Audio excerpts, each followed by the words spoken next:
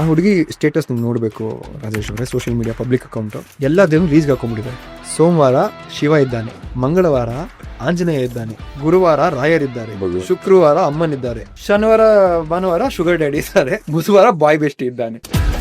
ಇನ್ನೊಂದು ಅರ್ಜೆನ್ಸಿ ಕೋಡ್ಗಳಿದೆ ಗೊತ್ತಾ ಕೆಲವೊಂದು. ಅಯ್ಯೋ ಫೆನ್ಸಿಂಗ್ ಅಂದ್ರೆ ಬ್ಯಾಕಪ್ ಆಪ್ಷನ್ ಆಲ್ರೆಡಿ ರೆಡಿ ಇರ್ತಾರೆ. ರೆಡ್ ಕ್ರಂಪಿಂಗ್ ಅಂತ ಅವಾಗ ಒಂದು ಚೂರ್ ಪ್ರೀತಿ ತೋರಿಸೋದು. ಆಮೇಲೆ ಗೋಸ್ಟಿಂಗ್ ಅಂತ ಓದಿದ್ದು, ಮೆಸೇಜ್ ಮಾಡಿ ಸಡನ್ ಆಗಿ ರಪ್ಪ ಅಂತ ಮಾಯ ಆಗ್ಬಿಡೋದು. ಕಫಿಂಗ್ ಸೀಸನ್ ಅಂತ ನಮ್ಮ ಅಕ್ಟೋಬರ್ ಟು ಮಾರ್ಚ್ ಈ ಸಿಂಗಲ್ ವ್ಯಕ್ತಿಗಳು ಒಂದು ಕಂಪ್ಯಾನಿಯನ್ಶಿಪ್ ಅಥವಾ ರಿಲೇಶನ್ಶಿಪ್ ಕೊಡ್ಕೊಳ್ಳೋದು. ಚಳಿಗಾಲಕ್ಕೆ ಏನಕ್ಕೆ ಕಾಲೇಜ್ ಲೈಫ್ ನನ್ನ ಸುತ್ತಮುತ್ತ ತುಂಬಾ ನೋಡ್ತಾ ಇದ್ದೆ ಅದೆಲ್ಲದನ್ನು. ಇವತ್ತು ಇವ್ರ ಜೊತೆ, ನಾಳೆ ಇನ್ನೊಬ್ಬರ ಜೊತೆ. ಆಮೇಲೆ ಆ ಬ್ರೇಕಪ್ ಗಳಿಂದ ಎಷ್ಟು ಜನ ಡಿಸ್ಟರ್ಬ್ ಆಗ್ತಾರೆ.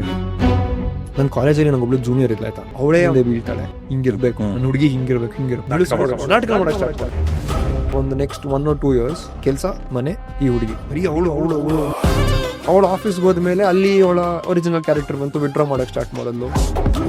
ಯಾವ ರೇಂಜ್ ಟಾರ್ಚರ್ ಕೊಡಕ್ ಸ್ಟಾರ್ಟ್ ಮಾಡಿದ್ಲು ಅಂದ್ರೆ, ಫೋನ್ ಮಾಡ್ಬೇಕು, ಮೆಸೇಜ್ ಮಾಡ್ಬೇಕು ಅಂದ್ರೆ ಅವಳಿಗೆ ಪ್ರೂವ್ ಮಾಡ್ಬೇಕು ಲವ್ ಮಾಡ್ತಾ ಇದೀನಿ ಅಂತ. ಅದು ಹೆಂಗೆ ಅಂದ್ರೆ ಹೊಡ್ಕೊಂಡು ಎದೆಗೆಲ್ಲ ಹಿಂಗೆ ಪಂಚ್ ಮಾಡ್ಕೊಂಡು ವಿಡಿಯೋ ಕಳಿಸ್ಬೇಕು. ಅದನ್ನ ಅವ್ಳು ನೋಡಿ love you love me okay ಅಂತ ರಿಪ್ಲೈ ಮಾಡೋದು. Seriously toxic. ನೀನು ಯಾರ ಜೊತೆ ಆಚೆ ಹೋಗಿದ್ದಂತೆ, ನನ್ನ ಫ್ರೆಂಡ್ ಯಾರು ನೋಡಿದಾರೆ ಅಂತ ನಿನ್ನ ಅಂತ. ಇಲ್ಲ ನಂಗೆ ಯಾಕೋ ಡೌಟ್ ಇರ್ತದೆ, ಬ್ರೇಕಪ್ ಮಾಡ್ಕೊಂಬಿಡೋಣ. ಯಾಕೆ ನಾನು ಹಿಂಸೆ ಕೊಡ್ತಿರೋದು ಅವ್ನು ಬಿಟ್ಟು ಹೋಗ್ಲಿ, ಅವ್ನು ಬಿಟ್ಟು ಹೋಗೋದ್ರಿಂದ ನಾನೇನು ಮಾಡಲಿ, ಅದಕ್ಕೆ ಇನ್ನು ಹಿಂಸೆ ಕೊಡ್ತಾ ಇದ್ದೀನಿ. ಆ ಹುಡುಗಿ ಇನ್ನೊಬ್ಬನ ಜೊತೆ ಅಫೇರ್ ಇಟ್ಕೊಂಡಿದ್ಲು. ಆಮೇಲೆ ನೀವು ನಂಬಲ್ಲ ರಾಜೇಶ್ ಅವರೇ, 4 to 5 years ಇದರಿಂದ ಹೊರಗೆ ಬರೋಕ್ಕಾಗಲಿಲ್ಲ. ಅವಳು ಆರಾಮಾಗಿ ಇನ್ನೊಂದು ಜೊತೆ ಹೋಗ್ಬಿಟ್ಲು. ಈ ದುಡ್ಡು ಆಸ್ತಿ ಎಲ್ಲ ಕಳ್ತನ ಮಾಡ್ತಾರೆ ಗೊತ್ತಾ, ಅವ್ರಿಗಿಂತ ಈ ಭಾವನೆಗಳನ್ನ ಕಳ್ತನ ಮಾಡ್ತಾರೆ ಗೊತ್ತಾ, ಅವರು ದೊಡ್ಡ ಕ್ರಿಮಿನಲ್ಗಳು. ಇವ್ರುಗಳು ಒಬ್ರು ಜೀವನದಲ್ಲಿ ನಂಬಿಸಿ ಕತ್ಕುದು ಮೋಸ ಮಾಡಿ ಅದು ಹೆಂಗ್ ಹೊರತು ಊಟ ಮಾಡ್ತಾರೆ. ನಿಮ್ಮಮ್ಮ ಹಂಗೆ, ನಿಮ್ಮಮ್ಮ ಹಿಂಗೆ, ನಿಮ್ಮಮ್ಮ ಹಂಗೆ, ನಿಮ್ಮಮ್ಮ ಹಿಂಗಿಂದ ಚುಚ್ಚಿ ಮಾತಾಡಿ ಪರ್ಸನಲ್ ಅಟ್ಯಾಕ್ ಮಾಡೋದು. ಎಷ್ಟೇ ಒಳ್ಳೆಯವನಾಗಿರ್ಬೋದು, ಎಷ್ಟೇ ಪ್ರೀತಿಸ್ತಿರ್ಬೋದು, ಪದೇ ಪದೇ ನಿಮ್ಮಮ್ಮ ಅಂತೀರ. ಒಂದು ಪಂಡಲ್ ಇವನು ತಿರುಗಿಸಿ ಈಗ ನಿಮ್ಮಮ್ಮ ಅಂತ ಮಾತಾಡ್ತಾನೆ. ಇವ್ರು ಅದನ್ನ ಎಲ್ಲ ಕಡೆ ಹಬ್ಬಿಸ್ಬಿಡ್ಲ ಬಿಡೋದು ನಮಗೆ. ಅಂದ್ರೆ ಒಂದು ಹುಡುಗಿ ಅವಳ ಸ್ವಾರ್ಥಕ್ಕೋಸ್ಕರ ನನ್ನ ಕ್ಯಾರೆಕ್ಟರ್ ಹೊಡೆದಾಕ್ಬಿಡಲ್ಲ ಎಲ್ಲಾರ ಮುಂದೆ. ನಾನು ಏನ್ ಮಾಡಿದ್ದೆ, ಅವಳಿಗೆ ಪ್ರೀತಿಸಿದೆ ತಾನೇ, ನಾನು ಬಿಟ್ಟು ಹೋಗುವಂತಿದ್ರು ನನ್ನ ಬೇಜಾರಲ್ಲ ಏನೋ ಬಿಟ್ಟು ಹೋಗ್ತಿದ್ದೆ ತಾನೆ. ಈ ತರ ಎಲ್ಲ ಯಾಕೆ ನಾನು ಮೋಸ ಮಾಡ್ಬೇಕಿತ್ತು. ಅದು ಹುಡುಗ ಆಗಿರ್ಲಿ ಹುಡುಗಿ ಆಗಿರ್ಲಿ, ಯಾರ ಗ್ರೂಪ್ ಅಲ್ಲಿ ಎದ್ದು ಕಾಣಿಸ್ತಾರೆ, ಹೈಲೈಟ್ ಆಗ್ತಾರೆ, ಅವ್ರ ಲೆವೆಲ್ಗಿಂತ ಮೇಲೆ ಇರ್ತಾರಲ್ಲ ಅವ್ರನ್ನೇ ಟಾರ್ಗೆಟ್ ಮಾಡೋದು. ಅಷ್ಟು ಸ್ಟ್ರಾಂಗ್ ವ್ಯಕ್ತಿನ ಹೊಡೆದು ಬಿಟ್ಬಿಟ್ರೆ ಅವ್ರಿಗೂ ಸ್ಯಾಟಿಸ್ಫೈ ಆದಂಗೆ ಇವ್ರುಗಳಿಗೆ. ನಾರ್ಸಿಸಿಸ್ಟಿಕ್ ಬಿಹೇವಿಯರ್ ಅಂತಾರೆ ಇದನ್ನ. ನಿಮ್ಮ ತೀಟೆಗೆ, ನಿಮ್ಮ ಒಂದು ಸೆಲ್ಫ್ ವ್ಯಾಲಿಡೇಷನ್ಗೆ ಇನ್ನೊಬ್ರು ಜೀವನ ಜೊತೆ ಆಟ ಆಡಿ, ಇನ್ನೊಬ್ರು ಜೀವನದಲ್ಲಿ ದಯವಿಟ್ಟು ಆಟ ಆಡ್ಬೇಡಿ. ನಿಮ್ಗೆ ಏನ್ ಬೇಕೋ ಡೈರೆಕ್ಟ್ ಆಗಿ ಹೇಳ್ಬಿಡಿ. ಲವ್ ಬೇಕಾ, ಇಲ್ಲ ಫಿಸಿಕಲ್ ನೀಡ್ಸ್ ಮಾತ್ರ ನೀವು ಒಬ್ರ ಜೊತೆ ಇದ್ದೀರಾ, ಕ್ಯಾಶುವಲ್ ಆಗಿದ್ದೀರಾ, ಫ್ರೆಂಡ್ಶಿಪ್ ಬೇಕಾ. ಆಮೇಲೆ ಕೊನೆಗೊಂದು ಅಸಹ್ಯವಾದ ಡೈಲಾಗು, ಅದೇನ್ ಗೊತ್ತಾ, ನಂಗಿಂತ ಒಳ್ಳೆ ಸಿಗ್ತಾರೆ. ಇವಾಗ ಮುಂಚೆ ಆದ್ರೆ can we meet for coffee ಅಂತ ಇತ್ತು. ಈಗ ಡೈರೆಕ್ಟ್ ಆಗಿ why don't you come over to my place or shall I book a place. So ಅದ್ರಲ್ಲಿ ಒಬ್ಬ ಹುಡುಗಂದು ಮ್ಯಾಚ್ ಆಗಿದೆ. ಸೊ ಇಬ್ರು ವಾಟ್ಸ್ಆಪ್ ಅಲ್ಲಿ ಚಾಟ್ ಮಾಡಿದ್ದಾರೆ. ಅವ್ನು ತುಮಕೂರು ಹುಡುಗ, ಇವಳು ಬೆಂಗಳೂರು. ಸೊ ವೀಕೆಂಡ್ ಇಬ್ರು ಮೀಟ್ ಮಾಡಿದ್ದಾರೆ. ನೈಟ್ ಡಾನ್ಸ್ ಎಲ್ಲ ಹೋಗಿದ್ದಾರೆ. ಅದೆಲ್ಲ ಮುಗ್ದಿದೆ, ಇಬ್ರು ಕೂರ್ದಿದ್ದಾರೆ. ಇವಳು ಸರಿ ನಾನು ಹೊರಡ್ತೀನಿ, ಇಲ್ಲ ನೀವು ಕುಡ್ದಿದ್ದೀರಾ, ಇಷ್ಟೊತ್ತಲ್ಲೆಲ್ಲ ಕ್ಯಾಬಲ್ಲಿ ಹೋಗ್ಬೇಡಿ, ನಾನು ಇಲ್ಲೇ ರೂಮ್ ಮಾಡ್ಕೊಂಡಿದ್ದೀನಿ, ನನ್ನ ರೂಮಲ್ಲೇ ಇದ್ಬಿಟ್ಟು ಹೋಗಿ ಅಂತ. So they stayed and they got physical that night. ಅವ್ನು ಎವ್ರಿ ವೀಕೆಂಡ್ ಬರ್ತಾನೆ ಬೆಂಗಳೂರಿಗೆ, ರೂಮ್ಗೆ ಹೋಗ್ತಾರೆ. It's become a ritual. 1-2-3 weeks ಹುಡುಗ ವೀಕೆಂಡ್ಸ್ ಬಂದಿಲ್ಲ ಇಲ್ಲಿಗೆ. ಸುತ್ತ ಮೆಸೇಜ್ ಕಳಿಸಿದೆ, ನಾನು ಕಳಿಸ್ಬಿಟ್ಟು ನಾನು ಬ್ಲಾಕ್ ಮಾಡಿದ್ದೇನೆ. ಬಟ್ ನನ್ನ ಮನೆಯಲ್ಲಿ ಆಲ್ರೆಡಿ ನನ್ನ ಮದುವೆ ಫಿಕ್ಸ್ ಆಗಿತ್ತು ಮ್ಯಾಟ್ರಿಮೋನಿಯಲ್ ವೆಬ್ಸೈಟ್ ಮೂಲಕನೇ. Oh shit. So I am already engaged with her. ಈ ರೀಲ್ಗಳೆಲ್ಲ ಬಾಡಿ ಕೌಂಟ್ ಎಷ್ಟು, record numbers, and that is become the trend. Oh single digit, ಓ ಒಬ್ರೇನಾ, ಓ ಇಬ್ರೇನಾ. ಅಲ್ಲ, ಅವ್ರಿಗೆ ಹೆಮ್ಮೆ, ಅದು ಖುಷಿ. ಅದು 10 ಜನ ಜೊತೆ 20 ಜನ ಜೊತೆ ನಾನು ಮಲ್ಗ್ ಬಂದಿದೆ ಅಂತ ಹೇಳ್ಕೊಳ್ಳೋದು ಇವಾಗ ಸೋಷಿಯಲ್ ಮೀಡಿಯಾದಲ್ಲಿ ಅಷ್ಟು ಓಪನ್ ಆಗಿ ಹೇಳ್ಕೊಳ್ಳೋದು ನಮ್ಗೆ ಹೆಮ್ಮೆ. ಒಂದು ಬೀಡಿ ನಾಯಿ ತಂದೆ ಅವರು ಹುಟ್ಟಿದ್ದು ಬೆಳೆದಿದ್ದೆಲ್ಲ ಬೆಂಗಳೂರಲ್ಲೇ. ಅಂದ್ರೆ ನಾನು 3 ವರ್ಷ ಇದ್ದಾಗ ನನ್ನ ತಂದೆ ತೀರ್ಕೊಂಡಿದ್ದು ಹಾರ್ಟ್ ಅಟ್ಯಾಕ್ ಆಗಿ.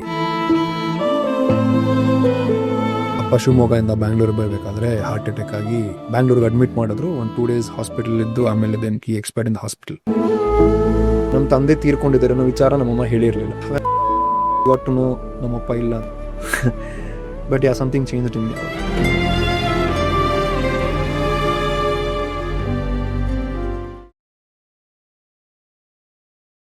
ರಾಜೇಶ್ ಸಿವಿಲ್ಸ್ ನ ಈ ಮತ್ತೊಂದು ಪಾಡ್ಕಾಸ್ಟ್ಗೆ ಸ್ವಾಗತ. ಇವತ್ತು ನಮ್ಮ ಪಾಡ್ಕಾಸ್ಟ್ ಫುಲ್ ಸೀರಿಯಸ್ ಆಗಿ ಖಂಡಿತ ಇರಲ್ಲ, ಯಾಕಂದ್ರೆ ಇವತ್ತು ಒಂದ್ ಸ್ವಲ್ಪ ಲವಲವಿಕೆಯಿಂದಾನೇ ಮಾತಾಡ್ತೀವಿ. ರೀಸನ್ ಏನು ಅಂದ್ರೆ, ಇವತ್ತು ನಮ್ಮ ಗೆಸ್ಟ್ ಕೂಡ ಹಾಗೆ ಏನ್ ಹುಡುಗ ಬಾಯ್ ಬಿಟ್ರೆ.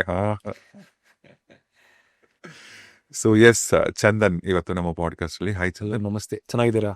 ತುಂಬಾ ಚೆನ್ನಾಗಿ, ನೀವ್ ಹೆಂಗಿದ್ದೀರಾ? ಸೂಪರ್. ಚಂದನ್ ಆರ್ಕೆ. ಎಸ್. ಯಾರಿದು ಆರ್ಕೆ? ಆರ್ಕೆ ಬಂದು ನಮ್ಮ ಫ್ಯಾಮಿಲಿ, ತಂದೆ ಇನ್ಶಿಯಲ್ಸ್, ನಮ್ಮ ತಾತ ಆರ್, ಫ್ಯಾಮಿಲಿ ಕುಟುಂಬದ ಹೆಸರು ಆರು, ತಾತ ಕೆ, ತಂದೆ. ಸೊ ಹಾಗಾಗಿ ಚಂದನ್ ಸ್ವಂತ ಹೆಸರು. ಚಂದನ್ ಸ್ವಂತ ಹೆಸರು. ಏನಾದ್ರು ಒಂದೆರಡು ಬೆಸ್ಟ್ ಮೂಮೆಂಟ್ಸ್ ಅಂತ ಕಾಲೇಜ್ ಡೇಸ್ ಅಲ್ಲಿ ಹೇಳೋದಂದ್ರೆ, ಕಾಲೇಜ್ ಏನಾದ್ರು ಒಂದು ಮರೆಯಲಾಗದ ಘಟನೆಗಳು ಆ ಥರದ್ದು ಏನಾದ್ರು ಇದ್ರೆ? ಮರೆಯಲಾಗದ ಘಟನೆ ಕಾಲೇಜ್ ಡೇಸ್ ಅಲ್ಲಿ ಅಂದ್ರೆ ನಾನು ತುಂಬಾ ತರಲೆ, ದಿನ ಪನಿಷ್ಮೆಂಟ್ ಸಿಕ್ತಿತ್ತು. ಅದು ಬಿಟ್ಟು ರಘು ದೀಕ್ಷಿತ್ ಸರ್ ಬಂದಿದ್ರು ನಮ್ಮ ಕಾಲೇಜ್ಗೆ ಚೀಫ್ ಗೆಸ್ಟ್ ಆಗಿ, ನಾವು ಫಸ್ಟ್ ಇಯರ್ ಇದ್ದಾಗ. ಸೊ ನಾವು ಅವತ್ತು ಒಂದು ಫೋಕ್ ಡಾನ್ಸ್ ಮಾಡಿದ್ವಿ.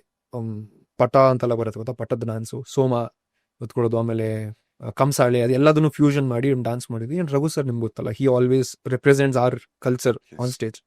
ಸೊ ಅದನ್ನ ನೋಡಿ ಅವ್ರು ನಮ್ಮ ಕಾಲೇಜಿಗೆ ಮತ್ತೆ ಫೋನ್ ಮಾಡಿ ನಮ್ಮ ಇಡೀ ಟೀಮ್ನ ಕರ್ಕೊಂಡು ಹೋಗಿ ಸ್ಟೇಜ್ ಮೇಲೆ ಡ್ಯಾನ್ಸ್ ಮಾಡಿಸಿದ್ರು. ಅವ್ರ ಜೊತೆ ಅಕ್ಟೋಬರ್ ಫೆಸ್ಟ್ ಅಲ್ಲಿ ಪರ್ಫಾರ್ಮ್ ಮಾಡಿದ್ವಿ ನಾವು ಕಾಲೇಜ್ ಗ್ರೌಂಡ್ ಅಲ್ಲಿ. ಓಕೆ.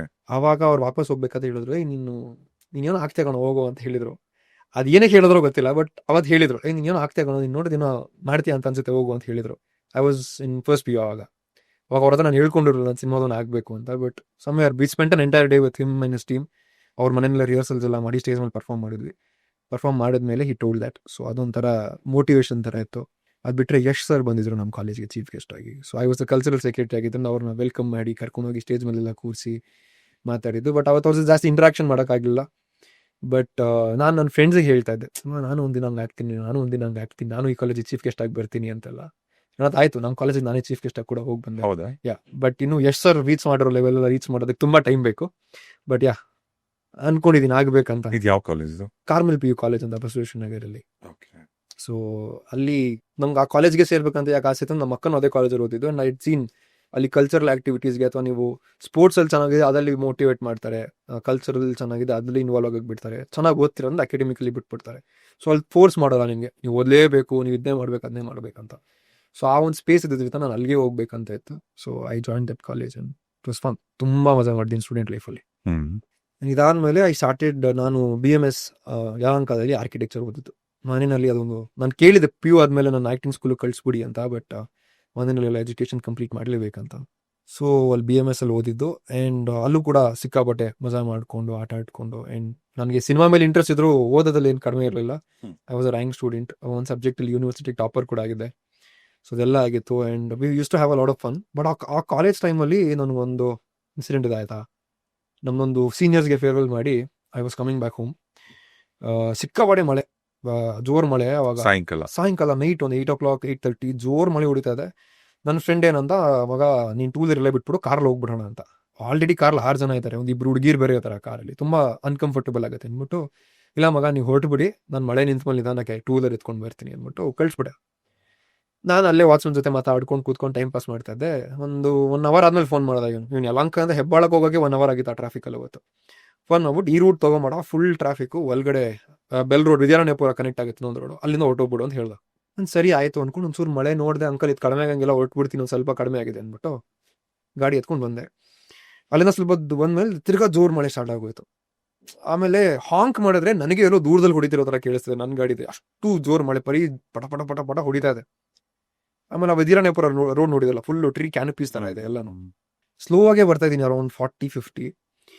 ಹೇಳಿದ್ನಲ್ಲ, ನನ್ನ ಗಾಡಿ ಹಾರ್ನ್ ಸೌಂಡ್ ನನಗೆ ಕೇಳಿಸ್ತಿಲ್ಲ. ಬಟ್ ಇಷ್ಟು ಹತ್ತಿರದಲ್ಲಿ ಯಾವುದೋ ಒಂದು ಮೇಲ್ ವಾಯ್ಸು ನಿಲ್ಸು ಅಂದಂಗಾಯ್ತು. ಹೆಲ್ಮೆಟ್ ಹಾಕಿದ್ದೀನಿ, ಇಷ್ಟು ಹತ್ತಿರದಲ್ಲಿ ಪಕ್ಕದಲ್ಲಿ ಬಂದ ನಿಲ್ಸು ಅಂದಂಗೆ. ಸಂಬಂಧ ಗಾಡಿ ನಿಲ್ಸಿ ಯಾರಪ್ಪ ಇದು ಅಂತೆಲ್ಲ ತಿರುಗ್ತಿದ್ದೀನಿ, ಯಾರು ಇಲ್ಲ ರೋಡಲ್ಲಿ. ಅಲ್ಲೊಂದು ಚಿಕ್ಕದೊಂದು ಬಸ್ ಶೆಲ್ಟರ್ ಬೇರೆ ಇತ್ತು, ಅಲ್ಲಿಗೆಲ್ಲ ಹೆಡ್ಲೈಟ್ ಬಿಟ್ಟು ನೋಡಿದೆ ಯಾರಾದ್ರೂ ಇದಾರ ಅಂತ. ಬಟ್ ಆದ್ರೂ ಒಳಗಡೆ ಫುಲ್ ಪುಕ ಅಂತ ಇದೆ. I was still 20-21 hardly. ಏನು ಅಂತ ಗೊತ್ತಿಲ್ಲ. ಒಂದು 10-15 ಸೆಕೆಂಡ್ಸ್ ನಾನು ಅಲ್ಲಿ ನಿಲ್ಸಿರ್ಬೋದೇನೋ ಗಾಡಿನ, ಏನಾಯ್ತು ಅಥವಾ ಯಾರು ಅಂತ ನೋಡೋದಕ್ಕೆ. ಯಾರು ಇರಲಿಲ್ಲ.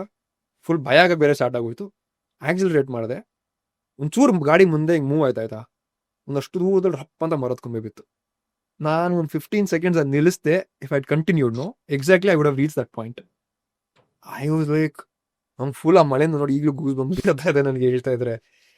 ಸೊ ಅದು ನಂಗೆ ಗೊತ್ತಿಲ್ಲ, ಅದು ಯಾರು, ದೆವ್ವನ, ನಮ್ಮ ತಂದೆನ, ಯಾರು ಗೊತ್ತಿಲ್ಲ. But it was a male voice. I could ತುಂಬ ಕ್ಲಿಯರಾಗಿ ಕೇಳಿಸಿದ್ದು, ನಿಲ್ಸು ಅಂತ. ಅಷ್ಟೇ ನಿಲ್ಲಿಸ್ದೆ. ಒಂದು 10-15 seconds ಡಿಲೇ ಆಯಿತು.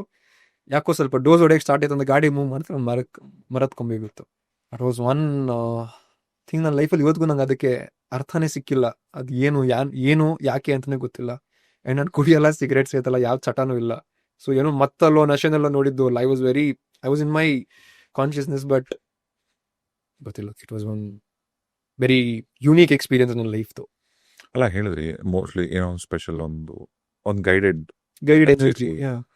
ಈಗ ನೀವು ಯಾರು ನೀವು ತುಂಬಾ ಇಷ್ಟಪಡೋ ದೇವ್ರಿಗೆ ನಾನು ತುಂಬಾ ಇಷ್ಟಪಡೋದು ನಮ್ಮ ಮನೆ ದೇವರು ರಂಗನಾಥ ಸ್ವಾಮಿ. ಹ್ಮ್. ಅದು ಬಿಟ್ಟು ನಾನು ತುಂಬಾ ರೆಗ್ಯುಲರ್ ಆಗಿ ವಿಸಿಟ್ ಮಾಡೋದು Anjaneya temple. So I believe ನಾನು ಏನೇ ಅದು ಫಸ್ಟ್ ದೇವ್ರೆ ಆಂಜನೇಯ ಅಂತಾನೆ ಬರೋದು ಬಾಯಲ್ಲಿ. ಸೊ ಆಂಜನೇಯನ್ ತುಂಬಾ ನಂಬ್ತೀನಿ. ನಿಮ್ ಜೀವನದಲ್ಲಿ ಏನಾದ್ರು ಮಿರಾಕಲ್ ಆಯ್ತಾ ಭಗವಂತನ ವಿಚಾರದಲ್ಲಿ? ಆಗಿದೆ. ಅದೊಂದು ಟೈಮಲ್ಲಿ ಎಲ್ಲ ಮನುಷ್ಯನಿಗೆ ಒಂದು ಸ್ವಲ್ಪ ದುರಂಕಾರ ಬರುತ್ತೆ ಗೊತ್ತಾ. ಸೊ ನಾನು ಅಂದ್ರೆ ಇದೆಲ್ಲ ಬಂದಿದ್ಯಾ ದುರಾಂಕಾರ? ತುಂಬಾ ಇತ್ತು ನನ್ಗೆ. ಇದು ಎಲ್ಲದನ್ನು ಪ್ರಶ್ನೆ ಮಾಡೋದು, ಏನು, ಯಾಕೆ, ಏನ್ ದೇವ್ರಿಗೆ ನಾನು ಉಪವಾಸ ಮಾಡ್ಬಿಟ್ರೆ ಒಳ್ಳೇದಾಗ್ಬಿಡುತ್ತಾ, ಈ ತರ ಎಲ್ಲ ದೇವರೇ ಇಲ್ಲ ಅನ್ನೋ ಅಂತ ವಾದ ಮಾಡೋಷ್ಟು ದುರಂಕಾರ ಬಂದ್ಬಿಟ್ಟಿತ್ತು ಒಂದು ಪಾಯಿಂಟ್ ಅಲ್ಲಿ. ಹೊರನಾಡ್ ಅನ್ನಪೂರ್ಣೇಶ್ವರಿ ಟೆಂಪಲ್ಗೆ ಹೋಗಿದ್ವಿ. ಅಂದ್ರೆ ನಮ್ಮ ಮನೆಯಲ್ಲೆಲ್ಲ ಹೆಂಗ್ ಕರ್ಕೊಂಡು ಹೋಗೋ ಟ್ರಿಪ್ಗೆ ಅಂದ್ರೆ ಶೃಂಗೇರಿ, ಧರ್ಮಸ್ಥಳ, ಕುಕ್ಕೆ ಈ ತರ ಒಂದು ಬೆಲ್ಟ್ ನ ಕವರ್ ಮಾಡ್ಕೊಂಡು ಅದು ಫ್ಯಾಮಿಲಿ Family trip. ಎಲ್ಲಾ ಸೊ ನಮ್ಮನ್ನ ಕರ್ಕೊಂಡು ಹೋಗಿದ್ರು. I was in college, second PU. ನನಗೆ ಅದು ಏನೋ ಗೊತ್ತಿಲ್ಲ. ಇಡೀ ಟ್ರಿಪ್ ಅಲ್ಲಿ ಇವರೆಲ್ಲ ಹೆಂಗ್ ಪ್ಲಾನ್ ಮಾಡಿದ್ರು ಅಂದ್ರೆ ಯಾವ ದೇವಸ್ಥಾನದಲ್ಲಿ ಪ್ರಸಾದ ಸಿಗೋದು ಆ ಟೈಮ್ಗೆ ಆ ದೇವಸ್ಥಾನ ರೀಚ್ ಆಗೋದು ಅಲ್ಲಿ ಪ್ರಸಾದ ತಿನ್ಬೇಕಂತ. ಇವತ್ತು ನಂಗೆ ಅದು ಎಷ್ಟು ಸ್ಪೆಷಲ್ ಅಂತ ಗೊತ್ತು. ಬಟ್ ಆವಾಗ 17-18 ಅಲ್ವಾ, ಸ್ವಲ್ಪ ದುರಂಕಾರ. ಇಲ್ಲ ನಾನು ಹೋಟ್ಲಲ್ಲಿ ದೋಸೆ ತಿನ್ಬೇಕು, ಮಸಾಲೆ ದೋಸೆ ತಿನ್ಬೇಕಂತ. ಇಲ್ಲ ಕೊಡಿಸ್ತೀನಿ ಅಂತ ಹೇಳ್ಕೊಂಡು ಕರ್ಕೊಂಡು ಬಂದ್ರು. ಫೈನಲಿ ವಿಡಿಯೋಸ್ ಹೊರನಾಡ್ ಆಯ್ತಾ. ಹೊರನಾಡಕ್ಕೆ ಬರೋಸಲು ನಾನು ಒಂಥರ ಮೈ ಉರಿತಾ ಇದೀನಿ. ನಾನು ನಿಲ್ಸಿಲ್ಲ ಎಲ್ಲೂ ನಂಗೆ ಮಸಾಲೆ ದೋಸೆ ತಿನ್ನೋದು. ಮತ್ತೆ ದೇವಸ್ಥಾನ ಕರ್ಕೊಂಡ್ ಬಂದಿದ್ರ ಪ್ರಸಾದ ತಿನ್ನಕ್ ಹಂಗೆ ಹಿಂಗೆ ಅಂತ. ನಮ್ಮಮ್ಮ ಎಲ್ಲರೂ ಇಲ್ಲಿ ಬಂದು ಅನ್ನ ತಿನ್ಬೇಕಂತ ಹಸ್ಕೊಂಡ್ ಬರ್ತಾರೆ, ನೀನ್ ಏನ್ ಹಿಂಗೆ ಆಡ್ತಾ ಇದೀಯ ಅಂತಲ್ಲ. ಬಟ್ ನಂಗೆ ಅದೇನೋ ಗೊತ್ತಿಲ್ಲ. ಇಲ್ಲ ಏನು ಈ ಪ್ರಸಾದ ತಿಂದು ಇದು ಅನ್ನನೇ ಅಲ್ಲೂ ಅನ್ನನೇ ಅಂತೆಲ್ಲ ಗಲಾಟೆ ಮಾಡ್ಕೊಂಡು ಅಲ್ಲಿ ಊಟಕ್ಕೆ ಕೂತ್ಕೊಂಡಿದ್ದೀವಿ. ಅನ್ನ ಹಾಕೋದು ತೆಗ್ದು ಎಸ್ಬಿಟ್ಟೆ ತಟ್ಟೆನ ಹೊರನಾಡಲ್ಲಿ. ಅಷ್ಟು ಒಂಥರ ದುರಂಕಾರದಲ್ಲಿದ್ದಿದ್ದು ಟೈಮ್ ಅದು ನಂದು. ಎಸ್ಬಿಟ್ಟು ನಾನು ಊಟ ಮಾಡಲ್ಲ, ನಾನು ತಿನ್ಕೊಂಡು ಬಂದಿದ್ದು ಎದ್ದು ಬಂದ್ಬಿಟ್ಟೆ ಆಚೆಗೆ. ಆಚೆ ಗಾಡೀಲಿ ಕೂತ್ಕೊಂಡ್ಬಿಟ್ಟೆ. ನಮ್ಮಮ್ಮನ್ಗೆ ಹೊಡೆಯೋಷ್ಟು ಕೋಪ ಎಲ್ಲಾರ ಮುಂದೆ.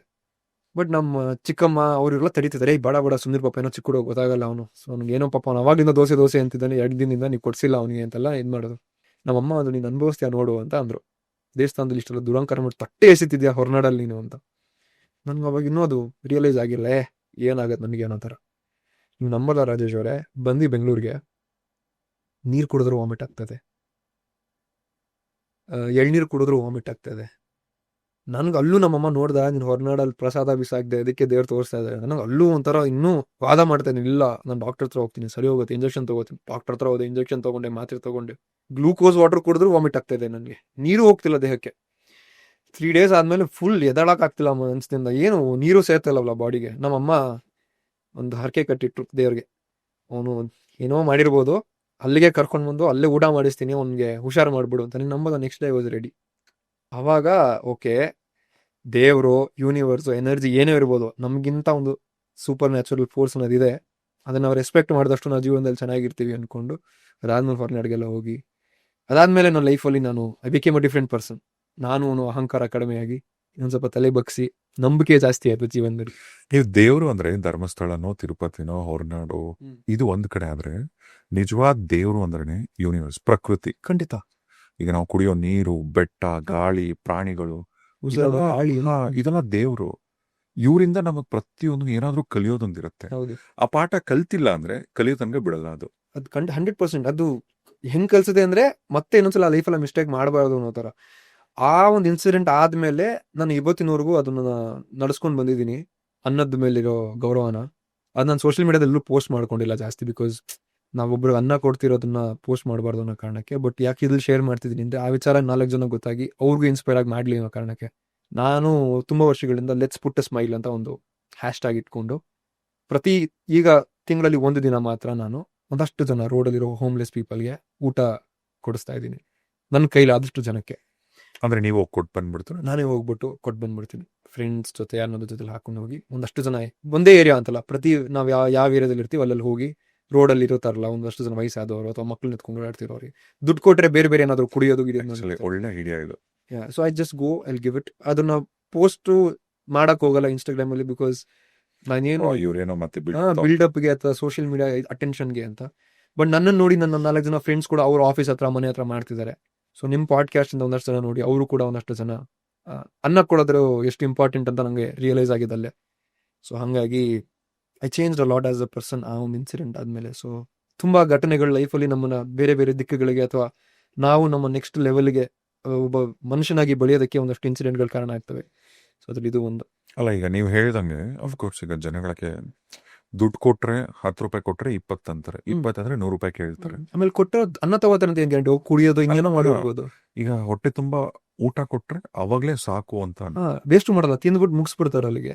ಬಟ್ ನನ್ನದು ಒಂದು ಸಣ್ಣ ಮನವಿ ಅಂದ್ರೆ, ಈಗ ಅಫ್ಕೋರ್ಸ್ ನೀವು ಮಾಡ್ತಿರೋದು ಇಂಥದ್ದು ಒಳ್ಳೆ ಕೆಲಸ, ಅದ್ರ ಜೊತೆಗೆ ಎಲ್ಲೋ ಒಂದ್ ಕಡೆ ನಿಜವಾಗ್ಲೂ ಅನ್ಸತ್ತೆ ಪಾಪ ಈ ಬೀದಿ ನಾಯಿಗಳಿರತ್ತಲ್ಲ, ಹಾ.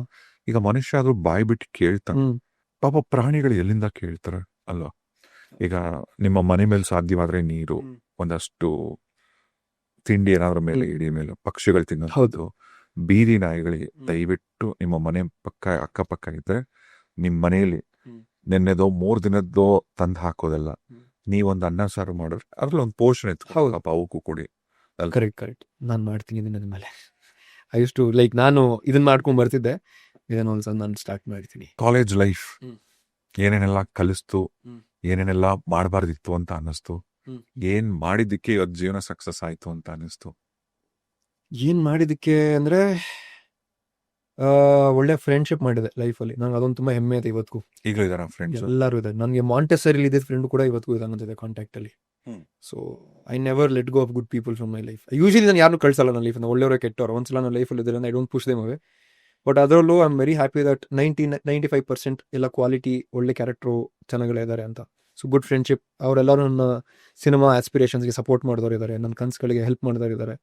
ಸೊ ಅದಿತ್ತು.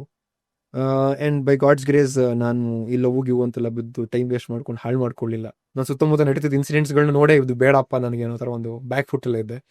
ಸೊ ಹಾಗಾಗಿ I never got into that shit. But ನಾನು ಸುತ್ತಮುತ್ತ ತುಂಬ ನೋಡ್ತಾ ಇದ್ದೆ ಅದೆಲ್ಲದನ್ನು. ಇವತ್ತು ಇವ್ರ ಜೊತೆ, ನಾಳೆ ಇನ್ನೊಬ್ಬರ ಜೊತೆ, ಆಮೇಲೆ ಆ ಬ್ರೇಕಪ್ಗಳಿಂದ ಎಷ್ಟು ಜನ ಡಿಸ್ಟರ್ಬ್ ಆಗ್ತಾರೆ ಇವೆಲ್ಲ. ಈಗ ನೀವು ನಿಮ್ಮ ಕಾಲೇಜ್ ಲೈಫಲ್ಲಿ ಈಗ ಅಫ್ಕೋರ್ಸ್ ನಿಮ್ಮ ಬೆಸ್ಟ್ ಫ್ರೆಂಡ್ಗಳು ಕೆಲವರು ನಿಮ್ಮ ಹತ್ರ ಅವ್ರ ಸ್ಟೋರಿಗಳನ್ನ ಶೇರ್ ಮಾಡ್ತಾರಲ್ಲ, ಯಾವ್ದಾದ್ರು ಒಂದಷ್ಟು ಕೇಸಸ್ಸು ಅಯ್ಯೋ ಗುರು ಇದೆಲ್ಲ ಯಾಕೆ ಬೇಕು ಅಂತ ಅನ್ಸಿದ್ದು ಸ್ಟೋರೀಸ್ ಸರ್ ನನಗೂ ಹೇಳ್ತೀನಲ್ಲ, ನನ್ನ ಕಾಲೇಜಲ್ಲಿ ನಂಗೊಬ್ಳು ಜೂನಿಯರ್ ಇದ್ಲ ಆಯ್ತಾ, ನೋಡೋಕೆ ತುಂಬಾ ಚೆನ್ನಾಗಿಲ್ಲ. ಅದೇನೋ ಗೊತ್ತಿಲ್ಲ, I too like look at ಇಲ್ಲ ಒಂಥರ ಕ್ಯೂರ್ ಆಗಲ್ಲ, ಒಂದ್ಸಲ ಅನಿಸ್ತಿತ್ತು. ಮಾತಾಡ್ಸ್ಬೇಕು ಅನ್ಕೋತೀನಿ ಹೊರತು ಯಾವತ್ತೂ ಮಾತಾಡ್ಸಕ್ ಆಗಿರ್ಲಿಲ್ಲ. ಅದು ಎಷ್ಟು ಒಳ್ಳೆ ಡಿಸಿಷನ್ ಅಂತ ಆಮೇಲೆ ಗೊತ್ತಾಯ್ತು ಅಂದ್ರೆ, ಅವಳ ಔಟ್ಲುಕ್ ಅಷ್ಟೇ ಚೆನ್ನಾಗಿತ್ತು ನೋಡೋದಕ್ಕೆ, ಬಟ್ ಆಸ್ ಅ ಪರ್ಸನ್ ಅವಳ ಬಿಹೇವಿಯರ್ ಇರ್ಬೋದು, ಅವಳು ಯೋಚನೆ ಮಾಡೋ ರೀತಿ ಅಥವಾ ಇಂಟ್ರಾಕ್ಟ್ ನೋಡಿರ್ತೀವಿ ತುಂಬಾ ಕೆಟ್ಟದಾಗಿತ್ತು. She was a very shallow minded. ನಾನು ಅನ್ನೋದು ಜಾಸ್ತಿ. ಅವಳ ಇನ್ನೊಬ್ರು ಎಕ್ಕುಟ್ಟೋದ್ರು ಪರವಾಗಿಲ್ಲ, ನಾನು ಚೆನ್ನಾಗಿರ್ಬೇಕು ಅನ್ನೋ ಕ್ಯಾರೆಕ್ಟರ್. ಐ ವಾಸ್ ಲೈಕ್ ಅಪ್ಪ, ನಾನೇನೋ ಕ್ರಶ್ ಅನ್ಕೊಂಡೋಗಿ ಮಾತಾಡಿಸಿ ಅದು ಇನ್ನೇನೋ ಆಗಿ ಲೈಫಲ್ಲಿ ಒಳಸ್ಕೊಳ್ಳೋದು ಬೇಡ ಅನ್ನೋ ಥರ ಇದ್ದಿತ್ತು. ಅದು ಬಿಟ್ಟು ನೀವು ಹೇಳ್ದಂಗೆ ನನ್ನ ಫ್ರೆಂಡ್ಸ್ ಲೈಫಲ್ಲಿ ತುಂಬಾ ಅಂದ್ರೆ ಬೇಜಾರಾಗಿದೆ. ಏನಂದ್ರೆ ಪಾಪ ಈಗ ಕೆಲವ್ರುಗಳು ಹುಡುಗರುಗಳು ಇರ್ತಾರೆ ಆಯ್ತಾ, ಅವ್ರುಗಳು ಹುಡುಗಿರ ಜೊತೆ ಟೈಮ್ ಪಾಸ್ ಮಾಡ್ಕೊಂಡಿರ್ತಾರೆ. ಅವ್ರುಗಳು ಮೋಸ ಆದ್ರೆ ಅವ್ರುಗಳಿಗಂಗಾದ್ರೆ ಪರವಾಗಿಲ್ಲ, ಪಾಪ ಇವ್ರುಗಳ ನಿಯತ್ತಾಗಿ ಲವ್ ಮಾಡಿರೋ ಹುಡುಗರುಗಳು ಹಿಂಗೆ ಅಂದ್ರೆ ಅವಳನ್ನ ಇಷ್ಟಪಟ್ಟಿದ ತಕ್ಷಣ ಮನೆಗೆ ಹೋಗಿ ಹೇಳ್ತಾರೆ ನಾನು ಈ ಹುಡುಗಿನ ಇಷ್ಟಪಡ್ತಾ ಇದ್ದೀನಿ, ಮದುವೆ ಆಗ್ಬೇಕು ಅನ್ಕೊಂಡಿದ್ದೀನಿ. ಅಷ್ಟು ಕಾನ್ಫಿಡೆನ್ಸ್ ಇರೋ ಹುಡುಗರು ಲೈಫಲ್ಲೆಲ್ಲ ಆಟ ಆಡ್ಬಿಟ್ರು ನಾವು ಜನ ಹುಡುಗಿರು. ಓಕೆ, ಈಗ ಒಂದು ನಿಮ್ಮ ಹತ್ತಿರದ ಯಾವ್ದಾದ್ರು ಒಂದು ಹುಡುಗಂದು ಅಥವಾ ಒಂದು ಹುಡುಗಿರು ಅಫ್ಕೋರ್ಸ್ ಅಂತ ಶೇರ್ ಮಾಡಿರ್ತಾರೆ, ಯಾವ್ದಾದ್ರು ಹತ್ತರಿಂದ ನೀವು ನೋಡಿದಂತ ಒಂದು ಫ್ರೆಂಡ್ ಜೀವನ ಹಿಂಗಾಯ್ತಲ್ಲ ಅಂತ ಅನ್ಸದ್ ಯಾರು? ಅಂದ್ರೆ was one Guy, very close friend. ಅವ್ನ ಪಾಡಗ್ ಒಂದು ಕೆಲಸ ಮಾಡ್ಕೊಂಡು ಅವನಾಯ್ತು, ಅವ್ನ ಜೀವನ ಆಯ್ತು ಅಂತ ಇದ್ದಿದ್ದು ಹುಡುಗ. ಹೆಸರು ಹೇಳ್ಬೋದು ಅವ್ನು? ಬೇಡ. ಬೇಡ. Is married now. Is married, has a life. So ಅವ್ನ ಪಾಡಗ್ ಒಂದು ಜೀವನ ಸಮ್ ಮಿಕ್ಸ್. ಸೊ ಅವನ ಪಾಡಗ್ ಒಂದು ಜೀವನದಲ್ಲಿ ಅವನಾಯ್ತು, ಅವ್ನ ಕೆಲಸ ಆಯ್ತು, ಮನೆ ಫ್ರೆಂಡ್ಸ್ ಅಂತ ಜಾಲಿ ಆಗಿತ್ತು. ಅವನು ಎಷ್ಟು ಖುಷಿಯಾಗಿದೆ ಅಂದ್ರೆ ನಮಗೂ ಒಂಥರ ಅನ್ಸದೆ, ಇನ್ನೊಂಥರ ಡಿಫ್ರೆಂಟ್ ಆಗಿದಾನಲ್ಲ ಹುಡುಗ, ಇನ್ನೊಂಥರ ಏನೋ ನಮ್ಗಳ ಜೊತೆ ಇದ್ರು ಒಂಥರ ಡಿಫ್ರೆಂಟ್ ಆಗಿದ್ದಾನೆ ಇವನು ಅನ್ನೋತರ. ಅವ್ನ ವೈಬೇ ಬೇರೆ ಇತ್ತು. ಅವ್ನು ಬಂದ್ರೆ ಅದೊಂಥರ ಹ್ಯಾಪಿನೆಸ್, ಅವ್ನು ಯೋಚನೆ ಮಾಡೋ ರೀತಿ, ಅವ್ನು ಮಾತಾಡೋ ರೀತಿ, ಖುಷಿಯಾಗಿದ್ದ, ಫುಲ್ ಖುಷಿ, ಫುಲ್ ಆಫ್ ಲೈಫ್. ಆ ಹುಡುಗನ ಲೈಫ್ಗೆ ಒಂದು ಹುಡುಗಿ ಬರ್ತಾಳೆ ಕಾಲೇಜಲ್ಲೇ. ಅವ್ನು ನಮ್ಮ ಜೂನಿಯರ್ ಬರ್ತಾಳೆ, ಅವಳೇ ಅವನ ಹಿಂದೆ ಬೀಳ್ತಾಳೆ. ಆ ಹುಡುಗ ಮಾಡಿ ತಪ್ಪಿ ಏನ್ ಗೊತ್ತಾ, ಎಲ್ಲಿ ತುಂಬಾ ಎಕ್ಸ್ಪ್ರೆಸಿವ್ ಇದ್ದ. ಸೊ ಅವ್ನು ಯಾವಾಗ್ಲೂ ಅವ್ನ ಲೈಫ್ ಪಾರ್ಟ್ನರ್ ಹೆಂಗಿರ್ಬೇಕು ಅಂತ ಎಲ್ಲರ ಹತ್ರ ಹೇಳ್ಕೊಂಡು, ಹಿಂಗಿರ್ಬೇಕು ನನ್ನ ಹುಡುಗಿ, ಹಿಂಗಿರ್ಬೇಕು. ಈ ಹುಡುಗಿ ಕೇಳಿಸ್ಕೊಂಡವಳು, ಅವಳು ಹಂಗಿರ್ಲಿಲ್ಲ. ಆಕ್ಚುಲಿ ಅವಳು ಹಂಗಿಲ್ಲ, ಬಟ್ ಇವನನ್ನ ಬೀಳಿಸ್ಕೊಳ್ಳೋದಕ್ಕೆ ಹಂಗೆ ಅವಳನ್ನ ಮಾರ್ಫ್ ಮಾಡ್ಕೊಂಡ್ಬಿಟ್ಲು, ನಾಟಕ ಮಾಡಕ್ ಸ್ಟಾರ್ಟ್ ಮಾಡ್ಲು. ಅವ್ನು ಹೆಂಗೆ ಎಕ್ಸ್ಪೆಕ್ಟ್ ಮಾಡ್ತಿದ್ನೋ ಇವಳು ಹಂಗೆ ಬಿಹೇವ್ ಮಾಡಕ್ ಸ್ಟಾರ್ಟ್ ಮಾಡಿದ್ಲು. ಅಂದ್ರೆ ಅವನಿಗೆ ಯಾವ ತರ ಆಸೆ ಇತ್ತು? ಅವನಿಗೆ ಅವ್ನು ಟ್ರೆಡಿಷನಲ್ ಹುಡುಗಿ, ಅಂದ್ರೆ ಲವ್ ಅಂದ್ರೆ ಅಮ್ಮನ್ ತರ ನೋಡೋರು, ಫ್ಯಾಮಿಲಿ ವ್ಯಾಲ್ಯೂಸ್ ಇರಬೇಕು, ಆಮೇಲೆ ಹುಡುಗರ ಜೊತೆ ಒಂದು ಲಿಮಿಟ್ ಅಲ್ಲಿ ಫ್ರೆಂಡ್ಶಿಪ್ ಇಟ್ಕೋಬೇಕು, ಅತಿಯಾದ ಬೌಂಡ್ರೀಸ್ ಇರಬೇಕು, ಈ ತರದೆಲ್ಲ. ಸೊ ಅವ್ನು ಏನೇನ್ ಎಕ್ಸ್ಪೆಕ್ಟ್ ಮಾಡ್ತಿದ್ದ ನಮ್ಗಳ ಜೊತೆ ಕೂತ್ಕೊಂಡು ಮಾತಾಡ್ಬೇಕು, ಇವಳು ಕೂತ್ಕೊಂಡು ಕೇಳಿಸ್ಕೊಳ್ಳಲ್ಲ, ಹಂಗೆ ಮಾರ್ಫ್ ಮಾಡ್ಕೊಂಡ್ಲು. ಅವ್ಳು ಹಂಗೆ ಟ್ರಾನ್ಸ್ಫರ್ ಮಾಡಿ. ಇವ್ನಿಗೆ ಹೆಂಗಾಗೋಯ್ತು ಅಂದ್ರೆ ಅವ್ಳು ಬಿಹೇವ್ ಮಾಡೋದೆಲ್ಲ ನೋಡಿ, ಓ ನನ್ ಮ್ಯಾನಿಫೆಸ್ಟೇಷನ್ ಎಲ್ಲ ವರ್ಕ್ ಆಗ್ತಿದೆ ಇಲ್ಲಿ, ಕಳ್ಸಿಕೊಟ್ಟಿದ್ದು ಇವಳೇ ನನ್ನ ಜೀವನದಲ್ಲಿ ಲೈಫ್ ಪಾರ್ಟ್ನರ್ ಅನ್ನೋ ತರ ಅವ್ನು ನಂಬಿಟ್ಟ. ಅವಳು ಹಂಗೆ ನಂಬಿಸಿದ್ಲು. ಎಲ್ಲ ಆಯ್ತು. ಅದಾದ್ಮೇಲೆ ಹುಡುಗ ನಮ್ಮ ಜೊತೆ ಬರೋದೇ ಬಿಟ್ಬಿಟ್ಟ. ನಾವು ಅನ್ಕೊಂಡು okay is busy in life ಅಂತ. Then we got to know that he fell in love with this female. And ಅವಳು ಸ್ವಲ್ಪ ಡಿಸ್ಟೆನ್ಸ್ ಮಾಡ್ಸೋಕೆ ಸ್ಟಾರ್ಟ್ ಮಾಡೋದು, ಇಲ್ಲ ನಾನು ಟೈಮ್ ಸ್ಪೆಂಡ್ ಮಾಡೋಣ, ನಾನು ಟೈಮ್ ಸ್ಪೆಂಡ್ ಮಾಡೋಣ ಅಂತ. ಸೊ ಇವನ್ ಜೀವನ ಹೆಂಗಾಗೋಯ್ತು ಅಂದ್ರೆ, ಒಂದು ನೆಕ್ಸ್ಟ್ 1 or 2 years ಕೆಲಸ, ಮನೆ, ಈ ಹುಡುಗಿ, ಇಷ್ಟು ಬಿಟ್ರೆ ಅವನಿಗೆ ಫ್ರೆಂಡ್ಸು ಅವ್ರ ಜೊತೆ ಹೋಗ್ಬೇಕನ್ನೋದನ್ನೇ ಬಿಟ್ಬಿಟ್ಟಿದ್ದ. ಬರೀ ಅವಳು ಅನ್ಕೊಂಡಿದ್ದ. ಆ ಹುಡುಗಿ ಎಜುಕೇಶನ್ ಕಂಪ್ಲೀಟ್ ಆಗೋವರೆಗೂ ಹಂಗೆ ಅವನ ಜೊತೆ ಟೈಮು ಅಟೆನ್ಷನ್ ಎಲ್ಲ ಕೊಟ್ಕೊಂಡಿದ್ಲು. ವೆನ್ ಶಿ ಜಾಯಿನ್ ಆಫೀಸ್ ಅಲ್ವಾ, ಡಿಸ್ಟೆನ್ಸ್ ವಿಡ್ರಾ ಮಾಡಕ್ ಸ್ಟಾರ್ಟ್ ಮಾಡ್ಬಿಟ್ಲು. ಬಿಕಾಸ್ ಇವಾಗ ಅವಳಿಗೆ ಆಫೀಸಲ್ಲಿ ಇವನ್ಗಿಂತ ನೋಡಕ್ ಚೆನ್ನಾಗಿರೋನ್ ಯಾರೋ ಸಿಕ್ಕದ, ಇವನ್ಗಿಂತ ಬೆಟರ್ ಲೈಫ್ ಸ್ಟೈಲ್ ಇನ್ನೊಬ್ಬ ಯಾರೋ ಸಿಕ್ಕದ ಸಿಕ್ಕದ. ಅಂಡ್ ಅಗೇನ್ ಇವಳು ಮಾಡ್ತಿದ್ದ ಒಂದು ಪ್ರಿಟೆನ್ಸ್ ಅಲ್ವಾ ನಾಟಕ. She was not that original. ಅವಳು ಅವಳು ಇವನಿಗೋಸ್ಕರ ಚೇಂಜ್ ಆಗಿದ್ಲು. ಬಿಕಾಸ್ ಅವತ್ತಿ ಉಳಿದಿದ್ದ ಒಂದು ಟೀಮ್ ಅಲ್ಲಿ ಇವನು ತುಂಬಾ ಹೈಲೈಟ್ ಆಗಿ ಕಾಣಿಸ್ತಿದ್ದ ಹುಡುಗ. ಅವನ ಜೊತೆ ಇದ್ರೆ ಇವಳಿಗೊಂದು ವ್ಯಾಲಿಡೇಷನ್ ಸಿಗುತ್ತೆ ಅಂತ ಇವನದೇ ಬಿದ್ಲು. ಅವಳು ಆಫೀಸ್ಗೆ ಹೋದ್ಮೇಲೆ ಅಲ್ಲಿ ಅವಳ ಒರಿಜಿನಲ್ ಕ್ಯಾರೆಕ್ಟರ್ ಬಂತು, ವಿಡ್ರಾ ಮಾಡಕ್ ಸ್ಟಾರ್ಟ್ ಮಾಡಿದ್ಲು. ಈ ಹುಡುಗನಿಗೆ ಯಾವ ರೇಂಜ್ ಟಾರ್ಚರ್ ಕೊಡಕ್ ಸ್ಟಾರ್ಟ್ ಮಾಡಿದ್ಲು ಅಂದ್ರೆ, ಅವಳು ಇವನು ಫೋನ್ ಮಾಡ್ಬೇಕು, ಮೆಸೇಜ್ ಮಾಡ್ಬೇಕು ಅಂದ್ರೆ ಇವನು ಅವಳಿಗೆ ಪ್ರೂವ್ ಮಾಡ್ಬೇಕು ಲವ್ ಮಾಡ್ತಾ ಇದೀನಿ ಅಂತ. ಅದು ಹೆಂಗೆ ಅಂದ್ರೆ ಇವನೇ ಹೊಡ್ಕೊಂಡು ಎದೆಗೆಲ್ಲ ಹಿಂಗೆ ಪಂಚ್ ಮಾಡ್ಕೊಂಡು ವಿಡಿಯೋ ಕಳಿಸ್ಬೇಕು ಅವಳಿಗೆ. ಅದನ್ನ ಅವಳು ನೋಡಿ love you love me okay ಅಂತ ರಿಪ್ಲೈ ಮಾಡೋದು. ನನ್ಗೆ ಒಂದ್ ಪಾಯಿಂಟ್ ಆದ್ಮೇಲೆ ಸೀರಿಯಸ್ಲಿ ಟಾಕ್ಸಿಕ್. ಇವ್ನು ಅಳ್ತಿದ್ರೆ ನಗ್ತದ್ಲ ಅಂತ ಹುಡುಗಿ. ಇವ್ನು ಕಣ್ಣೀರ್ ಹಾಕಿದ್ರೆ ಓ ಮೈ ಗಾಡ್ ನಾನು ಹೆಂಗ್ ನೋಡಿದ್ದೆ, ಯು ಆರ್ ಲೈಕ್ ಒಂಥರ ಹೀರೋ ಇದ್ದಂಗಿದ್ದೆ, ನೀನ್ ನನಗೋಸ್ಕರ ಅಳ್ತಾ ಇದೀಯಾ. ನಾನು ಮಗ ಕ್ಲಿಯರ್ ರೆಡ್ ಫ್ಲಾಗ್ ಅದು. How are you like, how did you like continue to do, ನೀನ್ ಎಷ್ಟು ಸ್ಟ್ರಾಂಗ್ ಕ್ಯಾರೆಕ್ಟರ್ ಪರ್ಸನಾಲಿಟಿ ನೀನ್ ಯಾಕೆ ಹಿಂಗೆಲ್ಲ ಮಾಡ್ಕೊಂಡೆ ಅಂತ ಗೊತ್ತಿಲ್ಲ ಮಗ. I was in love with her, I thought ಏನೋ ಇನ್ಸೆಕ್ಯೂರಿಟಿ, ಇದೊಂದು ಮಾಡಿದ್ರೆ ಅವ್ರು ಸರಿ ಹೋಗ್ತಾಳೆ ಅಂತ. But it become a habit ಅವಳಿಗೆ. ಒಂದು ಫೋನ್ ಮಾಡಬೇಕು, ಒಂದು ಮೆಸೇಜ್ ಮಾಡಬೇಕು ಅಂದ್ರೆ ನಾನು ಏನೋ ಒಂದು ಬೆಟ್ಟ ಹೊರೋಷ್ಟು ಕಷ್ಟಪಟ್ಟು ತೋರಿಸ್ಬೇಕಿತ್ತು ಅವಳಿಗೆ ಅಂತ. ಆಮೇಲೆ ಸುಮ್ಮನೆ ಡಿಸ್ಟೆನ್ಸ್ ಕ್ರಿಯೇಟ್ ಮಾಡೋದು, ಅವಳು ಮಾಡೋ ಕೆಲಸನೆಲ್ಲ ಇವನ್ ಮೇಲೆ ಹಾಕೋದು. ಇವ್ ನೀನ್ ಯಾರ ಜೊತೆ ಆಚೆ ಹೋಗಿದ್ದಂತೆ, ನನ್ನ ಫ್ರೆಂಡ್ ಯಾರು ನೋಡಿದಾರೆ ಅಂತ ನಿನ್ನ ಅಂತ. ಇವನು ಇಲ್ಲಮ್ಮ ನಾನು ಎಲ್ಲಿ ಹೋಗಿದ್ದೆ, ಕೆಲ್ಸಕ್ಕೆ ಹೋಗಿದ್ದೆ ಬಂದೆ, ಇಲ್ಲ ನಂಗೆ ಯಾಕೋ ಡೌಟ್ ಇಡ್ತಿದೆ, ಬ್ರೇಕಪ್ ಮಾಡ್ಕೊಂಬಿಡೋಣ. ಇವನು this guy was like totally in love with her. ಇವ್ನು ಹೆಂಗೆ ಅಂದ್ರೆ, ನಾ ಲವ್ ಮಾಡಿದವಳೆ ಮದುವೆ ಆಗ್ಬೇಕು ಅನ್ನೋ ತರ ಇದ್ದವನು. ನಮ್ಮ ಟೀಮಲ್ಲೆಲ್ಲ ಹುಡುಗರುಗಳ ಹಂಗೆ ಇದ್ದಿದ್ದು, ನಾವು ಯಾರನ್ನ ಲವ್ ಮಾಡ್ತೀವಿ ಅವನ್ನೇ ಮದುವೆ ಆಗ್ಬೇಕು ಅನ್ನೋ ತರ. ಸೊ ಇವನು ಒಂಥರ ಸೈಕ್ ಆಗ್ಬಿಟ್ಟಿದ್ದ. ನಾನು ಇಷ್ಟು ವರ್ಷ ಆದ್ಮೇಲೆ ನೋಡಿದಾಗ ಅವನಿಗೆ ಎಲ್ಲೋ ನೀನ್ ಏನೋ ಹಿಂಗಿದ್ದು, ಅವನು ತುಂಬಾ ಫಿಟ್ ಆಗಿದ್ದು ಹುಡುಗ. ಯಾವಾಗ್ಲೂ ಹೇಳನಲ್ಲ, ಅವ್ನು ಬಂದ್ರು ಫುಲ್ ಆಫ್ ಲೈಫ್, ಫುಲ್ ಒಂಥರ ಡಿಪ್ರೆಸ್ಡ್ ವ್ಯಕ್ತಿ ತರ. ನಾನು ಮನೇಲಿ ಅಪ್ಪ ಅಮ್ಮ ಓಕೆನಾ, ಕೆಲಸ ಓಕೆನಾ, ಎಲ್ಲ ಓಕೆ ಮಗ, ಎಲ್ಲ ಓಕೆ ಮಗ. ಬಟ್ ಏನಾಯ್ತು ಅಂದ್ರೆ, ಇಲ್ಲ ಆರ್ಕೆ ಹಿಂಗೆ ಆಗ್ತಿದೆ ರಿಲೇಶನ್ಶಿಪ್ ಅಲ್ಲಿ. ನನಗೆ ನಾನು ಆ ಹುಡ್ಗಿನ ಕೇಳಿದ್ರೆ ಬಿಟ್ಟೋಗೋ ಕೇಳಿ ಅವನಿಗೆ, ನಾನು ಇಟ್ಕೊಂಡಿದ್ದೇನೆ ನನ್ನ ಜೊತೆ ಇಲ್ಲಿರೋ ಅಂತ ಹಿಂಗೆ ಹೇಳಿದ್ಲು. ನಂಗೆ ಅಲ್ಲ, ನಿನ್ ತಮ್ಮನಿಗೂ ಅಣ್ಣನಿಗೂ ಯಾರಾದ್ರೂ ಹುಡುಗಿ ಹಿಂಗೆ ಮಾಡಿದ್ರೆ ಒಪ್ಕೊಂಡಿನಿ, ನಾನು ಒಪ್ಕೊಳ್ಳಲ್ಲ.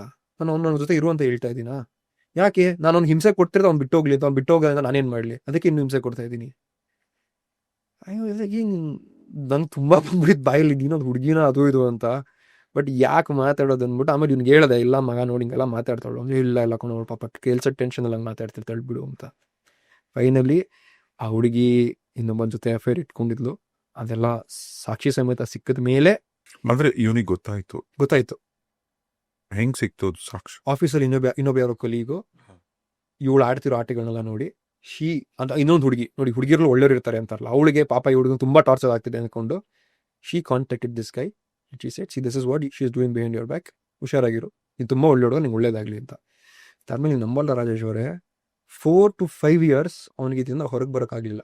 ಅವಳು ಆರಾಮಾಗಿ ಇನ್ನೊಂದ್ ಜೊತೆ ಹೋಗ್ಬಿಟ್ಲು. ಅವಳು ಗೊತ್ತಿಲ್ಲ ಅವಳು ಏನಾಗಿದ್ದಾಳೆ ಅಂತ. ಬಟ್ ಆ ಮೊಮೆಂಟ್ಗೆ ಶಿ ವಾಸ್ ಹ್ಯಾಪಿ, ಇವ್ನು ಹೋದ ನನ್ನ ಲೈಫಿಂದ, ನಂಗೆ ಹೋಗ್ಬೇಕಿತ್ತು ಅಷ್ಟೇ, ಅವಳಿಗೆ ಬೇಕಾದ್ರೆ ಇನ್ನೊಬ್ಬನ ಜೊತೆ ಇರಬೇಕಿತ್ತು ಆರಾಮಾಗಿ ಅಂತ. ಬಟ್ ಈ ಹುಡುಗ ಮಾಡ್ಕೊಳ್ಳೋಕೆಲ್ಲ ಯೋಚನೆ ಮಾಡ್ಬಿಟ್ಟಿದ್ದ. ಅಂದ್ರೆ ಎಲ್ಲ ಹೇಳ್ತಾರೆ ಹುಡುಗರುಗಳಿಗೆ ಬರೀ ಫಿಸಿಕಲ್ ಆಗಿ ನೋಡ್ತಾರೆ, ಹುಡುಗರು ಬರೀ ಅದೇ ಬೇಕು ಇದೇ ಬೇಕು ಅಂತ. ಬಟ್ ಒಬ್ಬ ಹುಡುಗ ಮನಸ್ಸಿಂದ ಇಷ್ಟಪಟ್ಟಾಗ ಒಂದು ಹುಡುಗಿ ಅವನು ಮೋಸ ಮಾಡಿದ್ರೆ, ಹೇಳಿದ್ನಲ್ಲ ಒಬ್ಬ ಫುಲ್ ಆಫ್ ಲೈಫ್ ಅಲ್ಲಿ ಬಂದ್ರೆ ಒಂದು ಎನರ್ಜಿನೇ ಶಿಫ್ಟ್ ಆಗ್ತಿದೆ ಅಂತ ಹುಡುಗ ಒಂದು ಹುಡುಗಿ ಮಾಡಿದ ಮೋಸನ ಸಾಯಕ್ಕೆ ಯೋಚನೆ ಮಾಡ್ತಾನೆ ಅಂದ್ರೆ, ಅದು ನಂಗೆ ಅವಾಗ ಅನ್ಸಿದೇನಂದ್ರೆ, ಈ ದುಡ್ಡು ಆಸ್ತಿ ಎಲ್ಲ ಕಳ್ತನ ಮಾಡ್ತಾರೆ ಗೊತ್ತಾ, ಅವ್ರಿಗಿಂತ ಈ ಭಾವನೆಗಳನ್ನ ಕಳ್ತನ ಮಾಡ್ತಾರೆ ಗೊತ್ತಾ, ಅವರು ದೊಡ್ಡ ಕ್ರಿಮಿನಲ್ಗಳು. ಇನ್ನೊಬ್ರ ಜೀವನದಲ್ಲಿ ಆಟ ಆಡ್ತಾರಲ್ಲ, ಅದು ಹೆಂಗೆ ನನ್ಗೆ ಈಗ ಯಾರಾದ್ರು ಫ್ರೆಂಡ್ಸ್ ಗ್ರೂಪ್ ಅಲ್ಲಿ 4 ಜನಕ್ಕೆ ರೇಗಿಸ್ತೀವಲ್ಲ, ಈಗ ಫ್ರೆಂಡ್ಸ್ ಎಲ್ಲ ಕೂತ್ಕೊಂಡು ರೇಗಿಸ್ತಿರ್ತೀವಲ್ಲ, ಯಾರಾದ್ರೊಬ್ರು ಜಾಸ್ತಿ ರೇಗಿಸ್ಬಿಟ್ಟು ನಾವು ವಾಪಸ್ ಡ್ರೈವ್ ಮಾಡ್ಕೊಂಡು ಹೋಗ್ಬೇಕಾರೆ ನಾನು ಜಾಸ್ತಿ ರೇಗಿಸ್ಬಿಟ್ಟು ನಾನು ಸರಿ ಫೋನ್ ಮಾಡಿ ಸಾರಿ ಕೇಳ್ತೀವಿ, ಲೋ ಮಗ ಬೇಜಾರು ಮಾಡ್ಕೋಬೇಡುವ ಆಗ್ಲೇ ಏನೋ ಫ್ಲೋನಲ್ಲಿ ರೇಗಿಸ್ಬಿಟ್ಟೆ ಅಂತ. ಇವ್ರುಗಳು ಒಬ್ರು ಜೀವನದಲ್ಲಿ ನಂಬಿಸಿ ಕತ್ಕುಯ್ದು ಮೋಸ ಮಾಡಿ ಅದು ಹೆಂಗ್ ಮೂರತ್ತು ಊಟ ಮಾಡ್ತಾರೆ, ರಾತ್ರಿ ನೆಮ್ಮದಿಯಾಗಿ ಮಲ್ಕೊಂತಾರೆ, ಅರ್ಥನೇ ಆಗಲ್ಲ. ಇನ್ನೂ ಅಸಹ್ಯ ಏನು ಅಂದ್ರೆ, ಇವ್ರಿಗೆ ಗ್ಯಾಸ್ ಲೈಟಿಂಗ್ ಮಾಡ್ತಾರೆ. ಖಂಡಿತ ಆ ವ್ಯಕ್ತಿ ಇವರೇ ನೋವು ಕೊಟ್ಬಿಟ್ಟು ಆ ವ್ಯಕ್ತಿಗೆ ಅವ್ರ ಮೇಲೆ ಅಯ್ಯೋ ನಾನೇ ಇವ್ರಿಗೆ ಅನ್ಬಿಟ್ಟ ಅಂತ ಅಸಹ್ಯ ಫೀಲ್ ಮಾಡಿ ಸಂಖ್ಯೆ ಹಾಕಿದ್ದು. ಅದು ಹೆಂಗಾಯ್ತಂದ್ರೆ, ಆ ಹುಡುಗಿನೂ ಅಷ್ಟೇ ಶಿ ವಾಸ್ ಹೈಲಿ ಮ್ಯಾನಿಪ್ಯುಲೇಟಿವ್.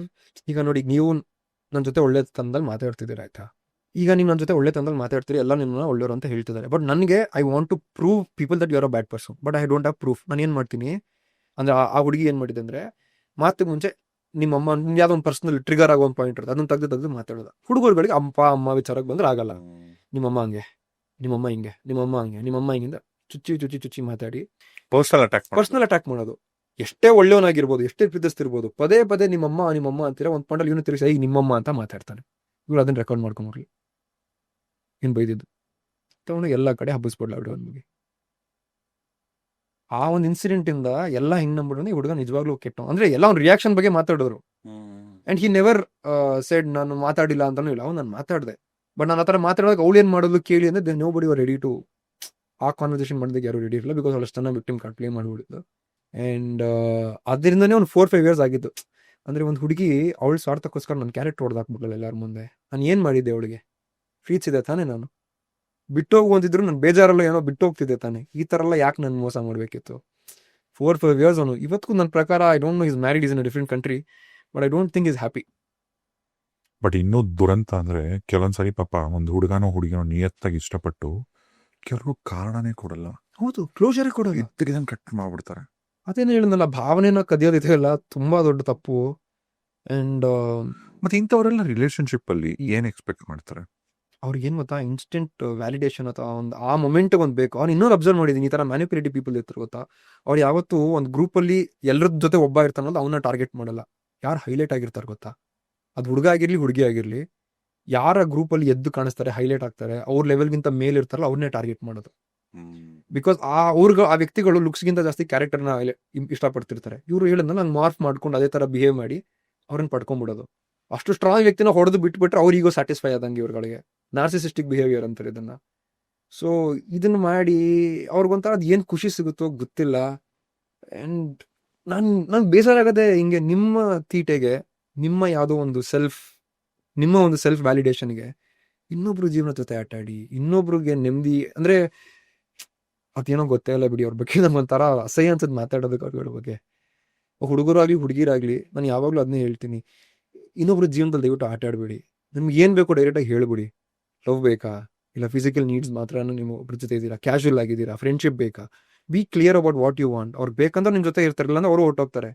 ಅದನ್ನ ಬಿಟ್ಬಿಟ್ಟು ನಿನ್ನ ತಲೆನಲ್ಲಿ ಆಮೇಲೆ ಇನ್ನೊಂದೇನು ಗೊತ್ತಾ, ಯಾರೂ ರಾತ್ರಿ ಸಡನ್ ಆಗಿ ಎದ್ಬಿಟ್ಟು ಇವತ್ತು ನಾನು ಮೋಸ ಮಾಡ್ಬೇಕಂತ ಡಿಸೈಡ್ ಮಾಡಲ್ಲ. ಅದೆಲ್ಲೋ ಒಂದು ಅಂಡರ್ ಕರೆಂಟ್ ಅವ್ರ ಕ್ಯಾರೆಕ್ಟರ್ ಓಡ್ತಾನೆ ಇರುತ್ತೆ. They'll be just waiting for that one opportunity to ಆ ಸ್ವಿಚ್ ಆಗೋದಕ್ಕೆ ವೇಟ್ ಮಾಡ್ತಿರ್ತಾರೆ. ಸೊ ನಿನಗೆ ಗೊತ್ತಲ್ವಾ ಬೈ ಡಿಫಾಲ್ಟ್ ನಿನ್ನ ಕ್ಯಾರೆಕ್ಟರ್ ಏನಂತ. ಹಂಗಿದ್ಮೇಲೆ ಇನ್ನೊಬ್ಬನಿಗೆ ಯಾಕೆ ಮದುವೆ, ಮಕ್ಕಳು, ಕನಸು, ಆ ಮಕ್ಳು ಈ ಹೆಸರಣ, ಮನೆಗೆ ಈ ಹೆಸರಣ, ಯಾಕೆ ಇನ್ನೊಬ್ರನ್ನ ಇಷ್ಟು ಮೇಲೆ ತೊಗೊಂಡು ದಬಕ್ಕಂತ ಬಿಟ್ಬಿಡ್ತೀರಾ?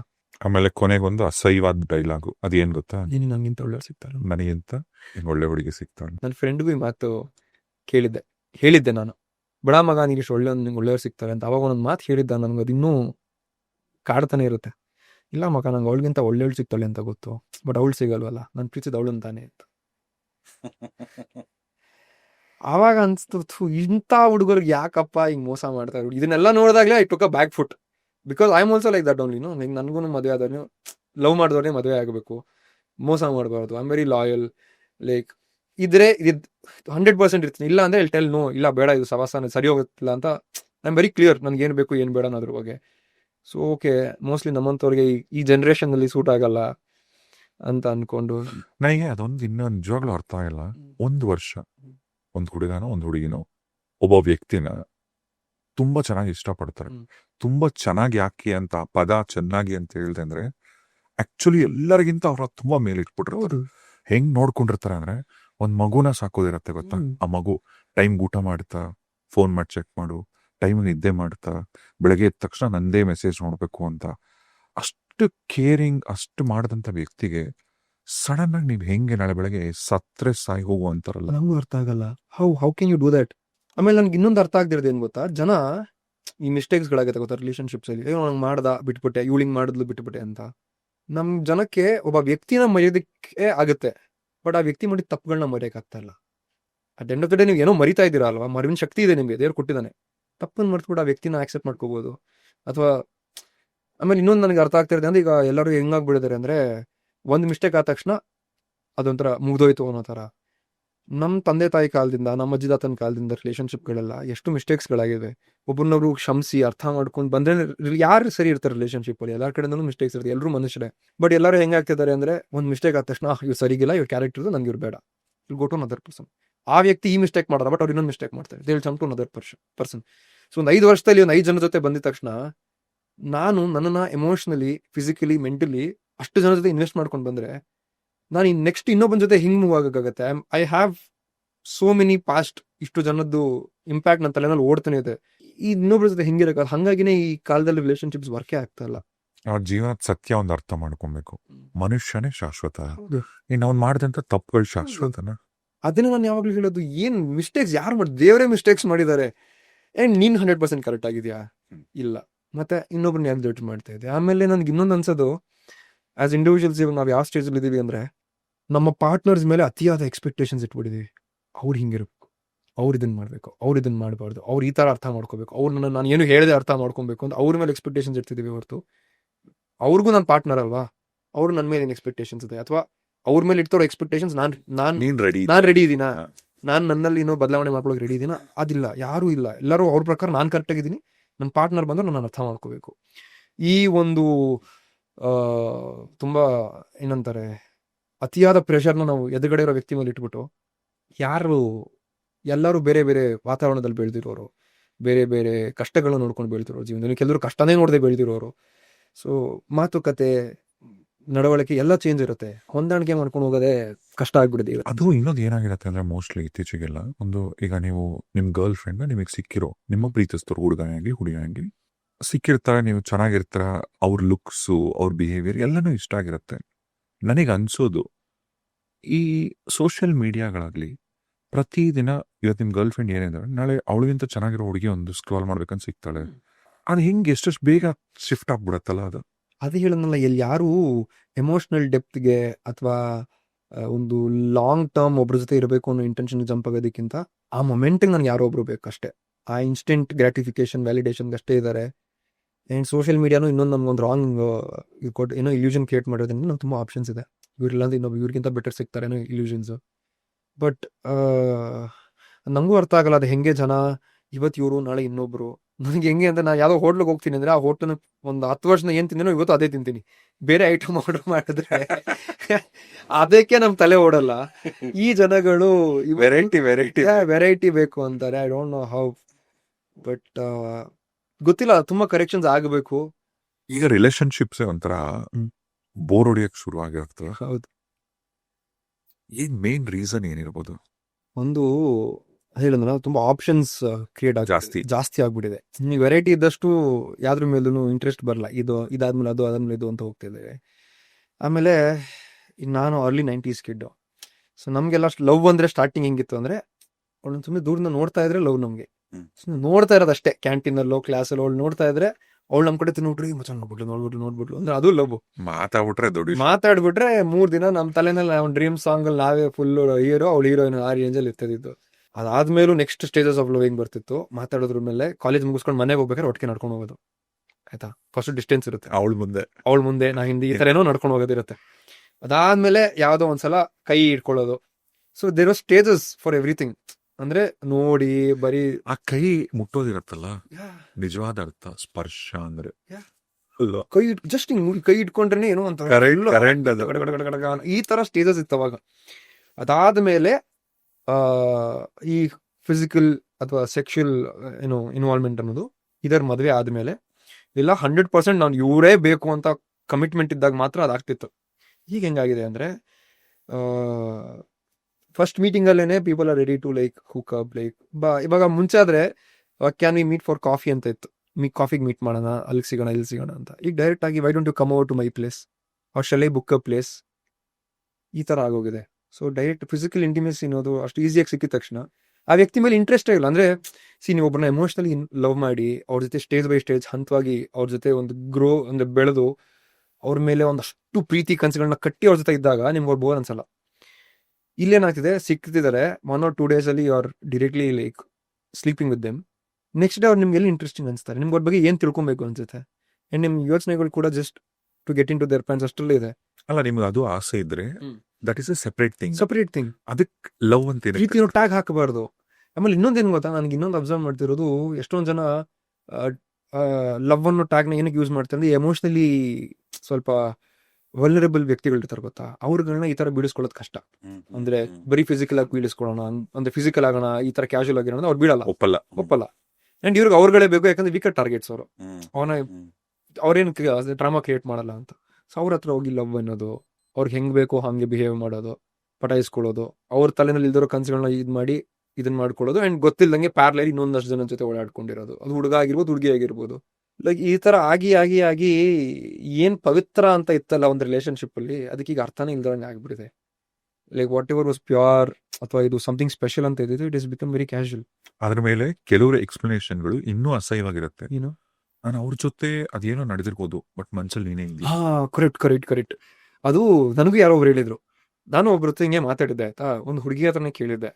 She was in relationship with guy and she slept with another guy and ಅದು ಬಂದು ನನ್ನ ಹತ್ರ ಕನ್ಫ್ಯೂಸ್ ಮಾಡ್ಕೋತಿದ್ದಾರೆ. I am feeling bad that I cheated on him. Like you have to talk to your boyfriend, you have to tell him. ಅವನು ಗೊತ್ತಾಗಬೇಕು and it is his decision ಅವನ ಜೊತೆ ಇರಬೇಕಾ ಇರಬಾರ್ದಾ ಅಂತ. You can't force him. ತಪ್ಪಾಯ್ತು ಕ್ಷಮಿಸ್ಬಿಡು, ಜೊತೆಲಿ ಇರ್ತೀನಿ. ಅದು ಅವನದು ಡೀಲ್ ಬ್ರೇಕರ್. ನಿನ್ ಜೊತೆ ಇರ್ತಾನೋ ಬಿಡ್ತಾನೋ ಅವನ ಹತ್ರ ಹೋಗಿ ಹೇಳು ಅಂತ.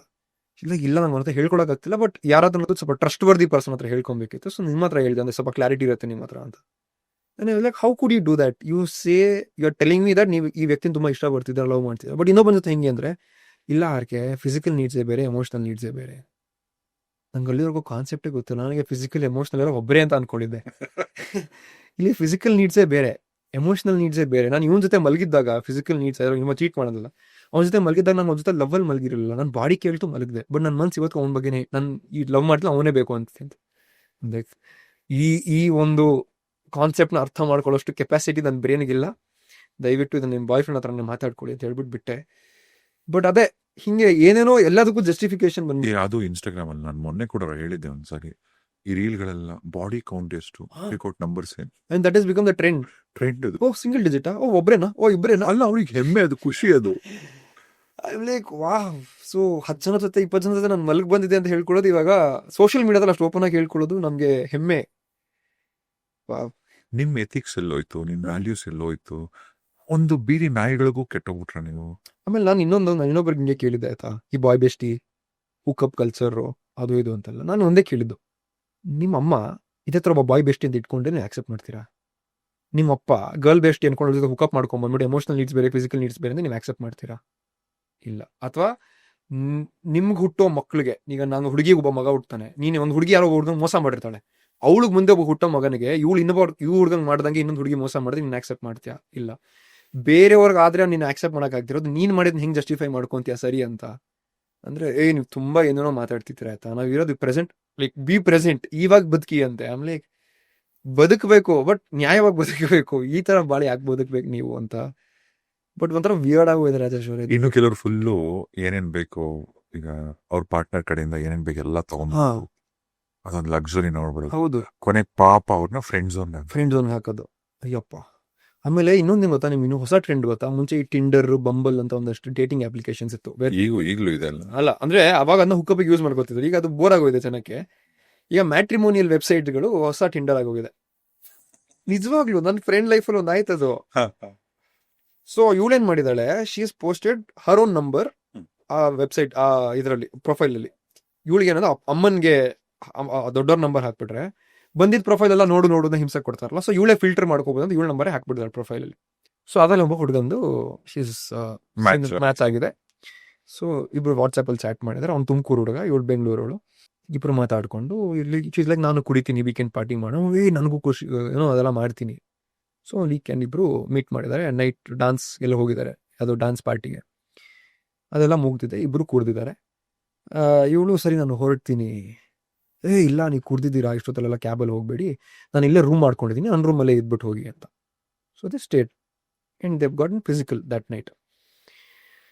ಸೊ ಇದು it became their weekend ritual. ಅವನ್ ಎವ್ರಿ ವೀಕೆಂಡ್ ಬರ್ತಾನೆ ಬೆಂಗಳೂರಿಗೆ, ಇದರ ಪಾರ್ಟಿಗೆ ಹೋಗ್ತಾರೆ, ಇವರು ರೂಮ್ಗೆ ಹೋಗ್ತಾರೆ. It's become a ritual. ಇದು ಒಂದು 2 months ನಡೆದಿದೆ ಇದು. ಇದಾದ್ಮೇಲೆ ಒಂದು 2-3 weeks ಹುಡುಗ ವೀಕೆಂಡ್ಸ್ ಬಂದಿಲ್ಲ ಇಲ್ಲಿಗೆ. ಇವಾಗ ಏನಂದ್ರೆ ಇಲ್ಲಮ್ಮ ಸ್ವಲ್ಪ ಕೆಲಸ ಇದೆ, ಬರ್ತೀನಿ, ಹಂಗೆ. ಆಮೇಲೆ ನೋಡಿದ್ರೆ ಒಂದಿಷ್ಟು ಶುದ್ಧ ಮೆಸೇಜ್ ಕಳಿಸಿದ್ದೇನೆ. ಅವನು ಕಳಿಸ್ಬಿಟ್ಟು ಅವನ ಬ್ಲಾಕ್ ಮಾಡಿದ್ದಾನೆ. ಏನಂದ್ರೆ, ಇಲ್ಲ, I saw your profile, I found you very attractive, I just wanted to like spend some time with you, but ನನ್ನ ಮನೆಯಲ್ಲಿ ಆಲ್ರೆಡಿ ನನ್ನ ಮದುವೆ ಫಿಕ್ಸ್ ಆಗಿತ್ತು ಮ್ಯಾಟ್ರಿಮೋನಿಯಲ್ ವೆಬ್ಸೈಟ್ ಮೂಲಕನೇ. Oh shit. So I am already engaged with her. So please ಕ್ಷಮಿಸ್ಬಿಡಿ ನನ್ನ, but ನಿಮ್ಮನ್ನು ನೋಡಿದ ತಕ್ಷಣ ನಂಗೆ ಇನ್ಸ್ಟೆಂಟ್ ಅಟ್ರಾಕ್ಟ್ ಆಗೋಯ್ತು. ಸೊ ಲೈಕ್ ಒಂದಷ್ಟು ವಾರಗಳು ನಿಮ್ಮ ಜೊತೆ ಬಂದು ಈ ಥರ ಎಲ್ಲ ಮಾಡ್ಕೊಂಡು ಹೋದೆ. ಸೊ ಐಮ್ ಸಾರಿ, ಏನೇ ಆಗಿತ್ತು ಮನ್ಸಿಗೆ 1.5 ತಿಂಗಳು 2 ತಿಂಗಳಿಗೆ ಒಂದು ಹುಡುಗಿ ಜೊತೆ ಓಡಾಡ್ಬಿಟ್ಟು ಆಲ್ರೆಡಿ ಪ್ಯಾರಲಲ್ಲಿ ಇನ್ನೊಂದು ಹುಡುಗಿ ಜೊತೆ ಎಂಗೇಜ್ಮೆಂಟ್ ಮಾಡ್ಕೊಂತ ಇದ್ದಾನೆ. ಲೈಕ್ ಓಕೆ, ಮ್ಯಾಟ್ರಿಮೋನಿಯಲ್ ವೆಬ್ಸೈಟ್ ಅಲ್ಲಿ ಹಿಂಗಾಗತ್ತೆ, ಡೇಟಿಂಗ್ ಅಪ್ಲಿಕೇಶನ್ ಅಲ್ಲಿ ಹಿಂಗಾಗತ್ತೆ, ಮದುವೆ ಅದು ಡಿವೋರ್ಸ್ ಆಗ್ತಾ ಇದಾರೆ. ಮದುವೆ ಆಮೇಲೆ ಇನ್ನೊಂದು ವಿಚಿತ್ರ ಅನ್ಸುತ್ತೆ ಏನ್ ಗೊತ್ತಾ, ಈಗ ಸಿಂಗಲ್ ಆಗಿರೋರು ಆಕ್ಚುಲಿ ಸಿಂಗಲ್ ಆಗಿದ್ದಾರೆ, ಬಟ್ ಮದುವೆ ಆಗಿರೋರಿಗೆ ಆಲ್ರೆಡಿ ರಿಲೇಶನ್ಶಿಪ್ ಇರೋರಿಗೆ 2-3 ಜನ ಬಾಯ್ ಫ್ರೆಂಡ್. ನಾವ್ ಎಲ್ಲೋಗಿ ಹೋಗೋಣ ಸಿಂಗಲ್ಗಳು, ಸೈಕ್ ಆಗೋಗಿದೆ ಒಂಥರ ಎಲ್ಲ ಮದ್ವೆ ಆಗಿರೋರು ತಗೊಂತಾ ಇದಾರೆ. ಹಾ. ಆಮೇಲೆ ನೀಡ್ಸ್ಗೋಸ್ಕರ ಈ ಶುಗರ್ ಡ್ಯಾಡಿ ಕಾನ್ಸೆಪ್ಟ್ ಎಲ್ಲ ಬಂದ್ಬಿಟ್ಟಿದೆ. ಹಾ. ಸೊ ಈಗ ನೀವು ಇನ್ಸ್ಟಾಗ್ರಾಮ್ ಅಲ್ಲೆಲ್ಲ ಹೊಸ ಟ್ರೆಂಡ್ ನೋಡಿದೀರಾ, ಎಲ್ಲರೂ ರಾಯರಿದ್ದಾರೆ ಅನ್ನೋದು. ಆಟೋ ಹಿಂದೆ, ಬಸ್ ಹಿಂದೆ ಕ್ಯಾಪ್ಷನ್. ನಂದು ಒಂದು ಪೋಸ್ಟ್ ಇದೆ, ರಾಯರಿದ್ದಾರೆ ಅಂತ ಮಂತ್ರಾಲಯದಲ್ಲಿ ಹೋಗಿ ಬಂದಿತ್ತು. ಕರೆಕ್ಟ್. ಸೊ ಸಿ ಅದು ಒಂದು ಡಿವೋಷನ್ ಅದು.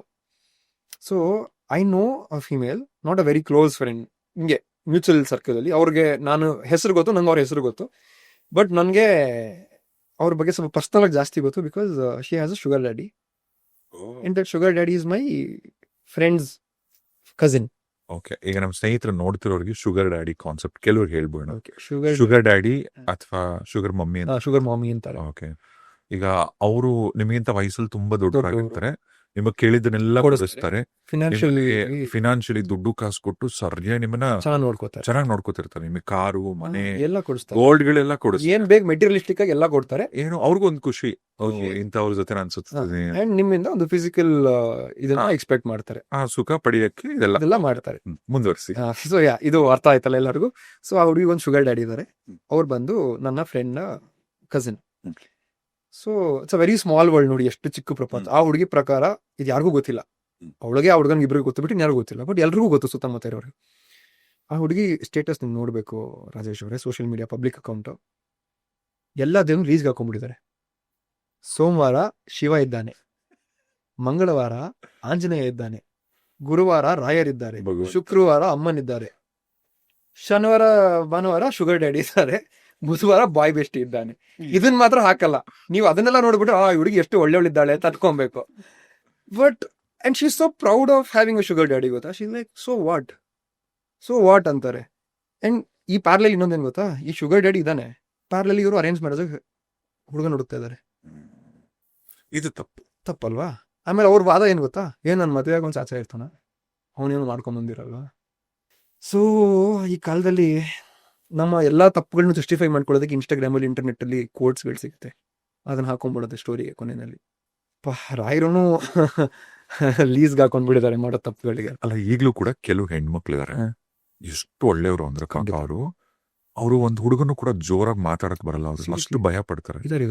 ಒಂದು ಹುಡುಗನ ಹಚ್ಕೋತಾರೆ, ಪ್ರೀತಿಸ್ತಾರೆ, ದುಡ್ಡು ಮೊಬೈಲ್ ರೀಚಾರ್ಜ್ಗಳಿಂದ ಹಿಡಿದು ಅವ್ರನ್ನ ಸಾಕ್ತಾರೆ. ಹೌದು, ಇಂಥ ಒಳ್ಳೆ ಹುಡುಗಿರಿಗೆ ಒಂದೇ ಸರಿಗೆ 4 ಜನ ಹುಡುಗಿರ ಜೊತೆ ಫ್ಲರ್ಟ್ ಮಾಡ್ತಕ್ಕಂಥವನು ಫ್ಲರ್ಟು ಅಲ್ಲ, ಎಲ್ಲಾ ತರ ಅಂತವ್ರೆ ಸಿಗ್ತಾರೆ. ಹೌದು, ನಂಗೆ ಅದು ಯಾವಾಗ್ಲೂ ನಂಗೆ ಅದೇ ಅರ್ಥ ಆಗಲ್ಲ. ಒಳ್ಳೆ ಹುಡುಗರುಗಳಿಗೆ ಈ ತರ ಟಾಕ್ಸಿಕ್ ಹುಡುಗಿರಿಗೆ ಬಂದು ಸಿಗಾಕೋತಾರೆ, ಈ ತರ ಪಾಪ ತುಂಬಾ ಒಳ್ಳೆ ಹುಡುಗರುಗಳಿಗೆ ಈ ತರ ಮೋಸ ಮಾಡೋ ಹುಡುಗರು ಬಂದು ಸಿಗಾಕೋತಾರೆ. ಅಂಡ್ ಇವ್ರು ಬಂದು ಹೆಂಗೆ ಇವ್ರ ಮೈಂಡ್ ನ ಹಾಳು ಮಾಡ್ಬಿಡ್ತಾರೆ ಅಂದ್ರೆ, ನೆಕ್ಸ್ಟ್ ಪಾಪ ಇವ್ರು ಇನ್ನೊಬ್ರು ನಂಬೇಕೋ ನಂಬಾರ್ದು ಅನ್ನೋ ಒಂದು ಕನ್ಫ್ಯೂಷನ್ ಅಲ್ಲಿ ಬದುಕ್ತಿರ್ತಾರೆ. ತಪ್ಪೇನಾಗೇನು ಹುಡುಗಿರು ಎಲ್ಲರೂ ಕೆಟ್ಟವ್ರು ಅಂತಿಲ್ಲ, ಪಾಪ ಹುಡುಗಿರು ಒಳ್ಳೆಯವರಿದ್ದಾರೆ. ಬಟ್ ಇತ್ತೀಚೆಗೆ ನನ್ಗೆ ಬೇಜಾರಾಗ್ತಿರೋದೇನಂದ್ರೆ, ಆ ಟ್ರೆಂಡ್ ಜಾಸ್ತಿ ಆಗ್ತಿದೆ, ಆ ಶುಗರ್ ಡ್ಯಾಡೀಸ್ ನ ಎಂಕರೇಜ್ ಮಾಡೋ ಟ್ರೆಂಡ್. ಅಂಡ್ ಅಗೇನ್ ಅಲ್ಲಿ ತಪ್ಪು ಯಾರ್ದು ಗೊತ್ತಾ, ಹುಡುಗರುಗಳದೆ. They are funding this behaviour ಅಲ್ವಾ, they are like encouraging this women by giving them gifts and all those things. So ಅವ್ರು ಕಡಿಮೆ ಮಾಡಿದಷ್ಟು ಇವ್ರ ಬಿಹೇವಿಯರ್ಗಳು ಕಡಿಮೆ ಹೋಗ್ತವೆ. ಈಗೇನು ಈ ಸೋಷಿಯಲ್ ಮೀಡಿಯಾಗಳು ಅನ್ಸತ್ತಲ್ಲ, ಈಗ ಯಾರೋ ಒಂದು ಹುಡುಗ ಅಥವಾ ಒಂದು ಹುಡುಗಿ, ಅವ್ರ ಬೆಸ್ಟ್ ಫ್ರೆಂಡ್ಸು, ರಿಲೇಟಿವ್ಸು, ಇವ್ರ ಹತ್ರ ಬೈಕ್ ಇದೆ, ಯಾರೋ ಒಂದು ಕಾರ್ ಇಟ್ಕೊಂಡಿರೋದೊಬ್ರದ್ದು ರೀಲ್ ನೋಡಿದ್ರು, ಅವ್ರಿಗೆ ಆಸೆ, ಸಡನ್ ಆಗಿ ಅದು ಬೇಕು, ಶಾರ್ಟ್ ಕಟ್ ಬೇಕು, ಏನ್ ಮಾಡ್ಬೇಕು, ಹಿಂದೆ ಹೋಗ್ತಾರೆ, ಹಿಂದ ರಾಂಗ್ ಪಾತ್ನ ತಗೊಂತಾರೆ. ಆಮೇಲೆ ಎಲ್ಲರೂ ಬರೀ ತೋರ್ಕೆಗೆ ಬದುಕ್ತಾ ಇದಾರೆ.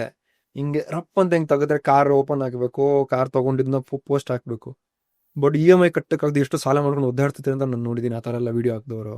ಆಮೇಲೆ ಇವತ್ತು ಇನ್ನೊಂದು ಸ್ಟ್ಯಾಟಿಸ್ಟಿಕ್ಸ್ ಓದ್ತಾ ಇದ್ದೆ, 70% ಆಫ್ ಜೆನ್ಸೀಸು ಲೋನ್ ತಗೊಂಡಿದಾರಂತೆ. ಅಂದ್ರೆ ಲೋನ್ ತಗೊಂಡ್ರೆ 70% ಆಫ್ ಜೆನ್ಸೀಸ್ ಏನೇ ಗೊತ್ತಾ, ರೆಗ್ಯುಲರ್ ಬದುಕೋದು, ಜೀವನ ನಡೆಸೋದಕ್ಕೆ ಎಸೆನ್ಷಿಯಲ್ಸ್, ಐಫೋನ್ಗೊಂದು, ಆಮೇಲೆ ರೆಂಟ್ ಕಟ್ಟೋದಕ್ಕೆ, ಗ್ರಾಸರಿ ತಗೊಳೋದಕ್ಕೆ, ಇದಕ್ಕೆ ಲೋನ್ಸ್ಗಳನ್ನ ತಗೊಂಡು ಕ್ರೆಡಿಟ್ ಮೇಲೆ ಓಡ್ತಾ ಇದಾರಂತೆ.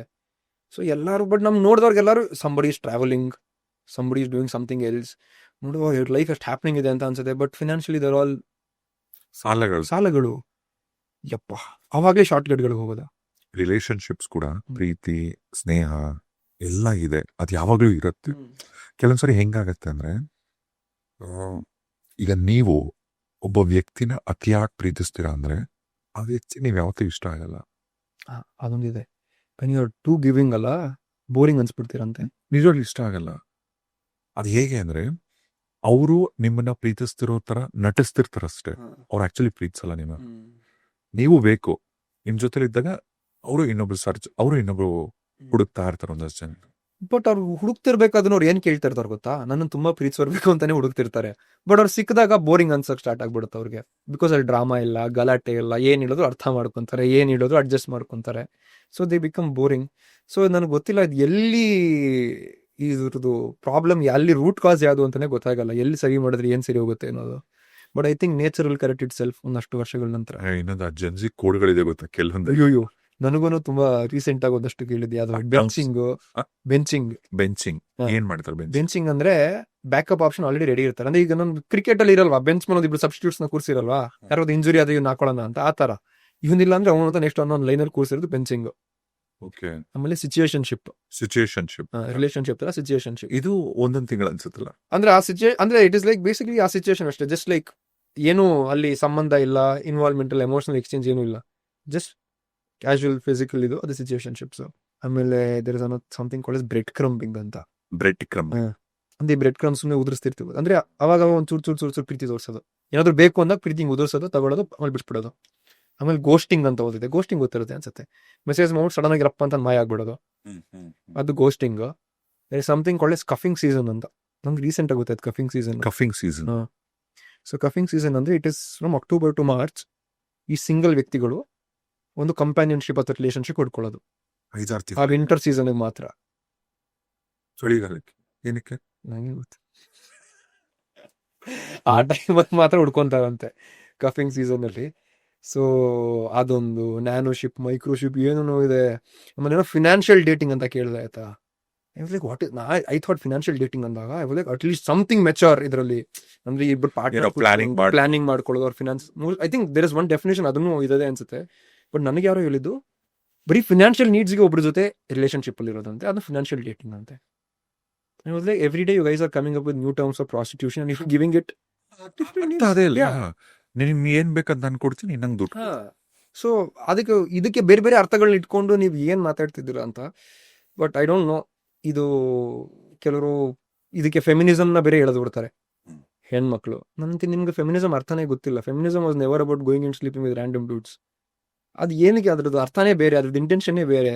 ಅದನ್ನ ಇಟ್ಕೊಂಡು ನೀವು ಏನೇನೋ ಮಾಡ್ತಾ ಇದ್ದೀರಾ ಅಂತ. ಬಟ್ ಏನೋ ಗೊತ್ತಿಲ್ಲಪ್ಪ, ವಿಯರ್ಡ್ ಒಂಥರ ವಿಚಿತ್ರ ಅನ್ಸ್ಬಿಡುತ್ತೆ ನಂಗೆ. ಇವಾಗ ಯಾರಾದ್ರು ನಿಜವಾಗ್ಲೂ ಬಂದು ಜೆನ್ಯೂನ್ ನನಗೆ ಚಂದನ್ ನಾನು ನಿಮ್ಗೆ ತುಂಬಾ ಇಷ್ಟ ಕೊಡ್ತೀನಿ ಲವ್ ಯು ಅಂದ್ರೆ, ಇವಳು ಯಾವ ಸ್ಕೀಮ್ ಇಟ್ಕೊಂಡು ಲವ್ ಯು ಹೇಳ್ತಾ ಇದ್ದಾಳೆ, ಅಥವಾ ಇವಳು ಯಾವಾಗ ಬಿಟ್ಟು ಹೋಗ್ತಾಳೆ, ಈ ತರನೇ ಓಡುತ್ತೆ ಅವ್ರ ತಲೆ. ಜೆನ್ಯೂನ್ ಆಗಿ ನಂಬಕ್ಕೂ ನಮ್ಗೊಂಥರ ಭಯ ಸ್ಟಾರ್ಟ್ ಆಗ್ಬಿಡಿದೆ. ಅಲ್ಲ, ಅದು ಇವಾಗ ಹುಡುಗರು ನೀವು ಹೆಂಗಂದ್ರೆ ಹೆಣ್ಮಕ್ಳಿಗೂ ಅದೇ ತರನೇ ಇರುತ್ತೆ. 100% ಏನಾಗಿರುತ್ತೆ ಅಂದ್ರೆ ಅವ್ರಿಗೆ ಹೆಣ್ಮಕ್ಳ ಜೀವನದಲ್ಲಿ ತುಂಬಾ ಒಬ್ರಾದ್ಮೇಲೆ ಒಬ್ರು ಈ ಟಾಕ್ಸಿಕ್ಕೋ ಅಥವಾ ಒಂಥರ ನಾರ್ಸಿಸ್ಟ್ ಬಾಯ್ ಫ್ರೆಂಡ್ಗಳನ್ನ ಎಕ್ಸ್ಪೀರಿಯನ್ಸ್ ಮಾಡ್ಬಿಟ್ಟು ಪಾಪ ಯಾರೋ ಒಬ್ಬ ನಿಯತ್ತ ಒಂದು ಒಳ್ಳೆ ಹುಡುಗ ಲವಲ್ ಬಂದ್ರು ಇವ್ರು ಒಪ್ಕೊಳಕ್ಕಾಗಲ್ಲ. ನಂಗೆ ಅದು ಬೇಜಾರಾಗತ್ತೆ.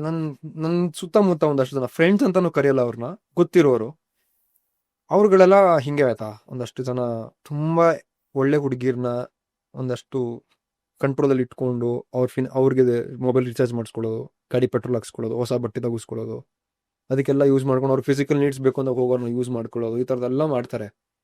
ಬಟ್ ನಮಗೆ ಬೇಜಾರಾಗೋದೇನಂದ್ರೆ, ಈಗ ನನಗೂ ಅಕ್ಕ ಇದ್ದಾಳೆ, ನಮ್ಮ ಮನೇಲಿ ನಮ್ಮ ಅಣ್ಣಗೆ ಹೆಣ್ಮಕ್ಳಿದೆ. So I always be telling, ಇನ್ನೊಬ್ರು ಮನೆ ಹೆಣ್ಮಕ್ಳ ಜೊತೆ ಯಾಕೆ ಆಟ ಆಡ್ತೀವಿ, ನಿಮ್ಮ ಅಕ್ಕ ತಂಗಿ ಜೊತೆ ಯಾರಾದ್ರೂ ಹಿಂಗೆ ಮಾಡಿದ್ರೆ ಚೆನ್ನಾಗಿ ಅನ್ಸುತ್ತಾ, ಇಲ್ಲ ಅಲ್ವಾ, don't do that to them ಅಂತ. ಶಿ ಲೈಕ್ ಬಿಡ ಮಚ್ಚ, ಶಿ ಈಸ್ ಓನ್ಲಿ ಓಕೆ, ನಿನಗೆ ಯಾಕೋ ಅಂತ. ಆ್ಯಂಡ್ ಕೆಲವು ಹುಡುಗಿರು ಪಾಪ ಮಟ್ಟಕ್ಕೆಲ್ಲ ಹೋಗ್ಬಿಡ್ತಾರೆ ಇಂಥ ಹುಡುಗರುಗಳಿಂದ. ಸೊ ನನಗೆ ಇದು ಹುಡುಗಿ ಅಂತ ಜೆಂಡರ್ ಅಂತ ಹೇಳೋದಕ್ಕಿಂತ ಅದು ಹ್ಯೂಮನ್ ಪ್ರಾಬ್ಲಮ್. ಇದು ಆ ಕ್ಯಾರೆಕ್ಟರಿಸ್ಟಿಕ್ಸ್ ನಾವು ಹೆಂಗೆ ಬೆಳೆಸ್ಕೊಂಡಿದ್ದೀವಿ ಅನ್ನೋದ್ರ ಬಗ್ಗೆ. But since I am a man and I have lot of ಹುಡುಗರು ಫ್ರೆಂಡ್ಸು, ನಾನು ಸ್ವಲ್ಪ ಹುಡುಗರು ಕತೆಗಳು ಜಾಸ್ತಿ ಗೊತ್ತು. ಬಟ್ ಐ ಆಲ್ಸೋ ಸಿ ನನ್ನ ಒಂದೊಂದು ಆಸೆ ಇದೆ, ಒಂದು ಜೆಂಟಲ್ಮೆನ್ಸ್ ಕ್ಲಬ್ ಅಂತ ಮಾಡ್ಬೇಕಂತ ಆಸೆ ಇದೆ ರಾಜೇಶ್ವರಿ ನನಗೆ. ಏನದ್ದು ಅಂದ್ರೆ ಹುಡುಗರುಗಳಿಗೆ ಗಂಡಸರಿಗೆ ಹೆಂಗಿರ್ಬೇಕು ಅಂತ ಹೇಳ್ಕೊಡ್ಬೇಕು ಅಂತ, ಜೆಂಟಲ್ಮ್ಯಾನ್ ಕೋಡ್, ಹೆಂಗ್ ಬಿಹೇವ್ ಮಾಡಬೇಕು. ಆಮೇಲೆ ಈಗ ಒಂದಷ್ಟು ಜನ ಮದುವೆ ಆಗಿರೋ ಹೆಣ್ಮಕ್ಳನ್ನ ಅಪ್ರೋಚ್ ಮಾಡೋದು, ಟಾರ್ಗೆಟ್ ಮಾಡೋದು, ಅವ್ರನ್ನ ಫ್ಲರ್ಟ್ ಮಾಡಿ ಬಿಡಿಸ್ಕೊಳ್ಳೋದು. You are basically insulting another man. ಅದು ಇನ್ನೊಬ್ಬ ಗಂಡ್ಸಿಗೆ ನೀನು ಮೋಸ ಮಾಡ್ತಿದ್ಯಾ, ಒಬ್ಬ ಗಂಡ್ಸಾಗಿ ನೀನು ಅವ್ನು ಹೆಂಗೆ ಮೋಸ ಮಾಡ್ತೀಯಾ. So that is not how you behave as a man. So ಒಬ್ಬ ಗಂಡ್ಸಾಗಿ ಹೆಂಗೆ ಬದುಕಬೇಕು, ಹೇಗೆ ಹುಡುಗಿ ಜೊತೆ ಹೇಗೆ ನಡ್ಕೊಬೇಕು, ನೀನು ಹೆಂಗೆ ಕಂಡಕ್ಟ್ ಮಾಡ್ಕೋಬೇಕು, ಇದೆಲ್ಲದನ್ನು ಒಂದು ಸ್ವಲ್ಪ ಪ್ರೀಚಿಂಗ್ ಮಾಡಬೇಕು. ಅದು ಆಸೆ ಇದೆ ಮಾಡಬೇಕು ಅಂತ, ಗೊತ್ತಿಲ್ಲ. ಅಂಡ್ ಎಸ್ಪೆಷಲಿ ಹೆಣ್ಮಕ್ಳು ದಯವಿಟ್ಟು ಪಾಡ್ಕಾಸ್ಟ್ ನೋಡ್ತಿರೋ ಹೆಣ್ಮಕ್ಳು ಜ್ಞಾಪಕ ಇಟ್ಕೊಳ್ಳಿ. ಸೋಷಿಯಲ್ ಮೀಡಿಯಾಗಳಲ್ಲಿ ನಿಮ್ಮ ಪ್ರೊಫೈಲ್ನ ಚೆಕ್ ಮಾಡೋ ಕೆಲವೊಂದು ಗ್ಯಾಂಗ್ಸ್ ಇರುತ್ತೆ. ಹೌದು. ಯಾವ ತರ ಅಂದ್ರೆ ಈಗ ಹೆಣ್ಮಕ್ಳು ಅಥವಾ ಹುಡುಗರಂತ ಜನರಲ್ ಆಗಿ ತಗೊಳ್ಳಿ. ಈಗ ಕೆಲವೊಂದ್ಸಾರಿ ಕೆಲವರು ಸಿಂಗಲ್ ಲೈಫ್, ಸೋಲೋ, ಅಲೋನ್ ಆ ತರ ಎಲ್ಲ ಒಬ್ಬೊಬ್ಬರೇ ಸೆಲ್ಫಿ ತಗೊಳ್ಳೋದು, ಈ ತರದೆಲ್ಲ ಫೋಟೋಸ್ ಹಾಕ್ತಿರ್ತಾರಲ್ಲ, ಅವ್ರಿಗೆ ಮೋಸ ಮಾಡಕ್ಕೆ ಒಂದು ಟೀಮ್ ಇರುತ್ತೆ. ಖಂಡಿತ. ನಿಮಗೆ ಅವರು ಚೆಕ್ ಮಾಡ್ತಾರೆ ಇವ್ರು ಯಾರು, ಇವ್ರ ಫ್ರೆಂಡ್ ಸರ್ಕಲ್ ಏನು, ಇವ್ರ ಫಿನಾನ್ಷಿಯಲ್ ಬ್ಯಾಕ್ ಗ್ರೌಂಡ್ ಏನು.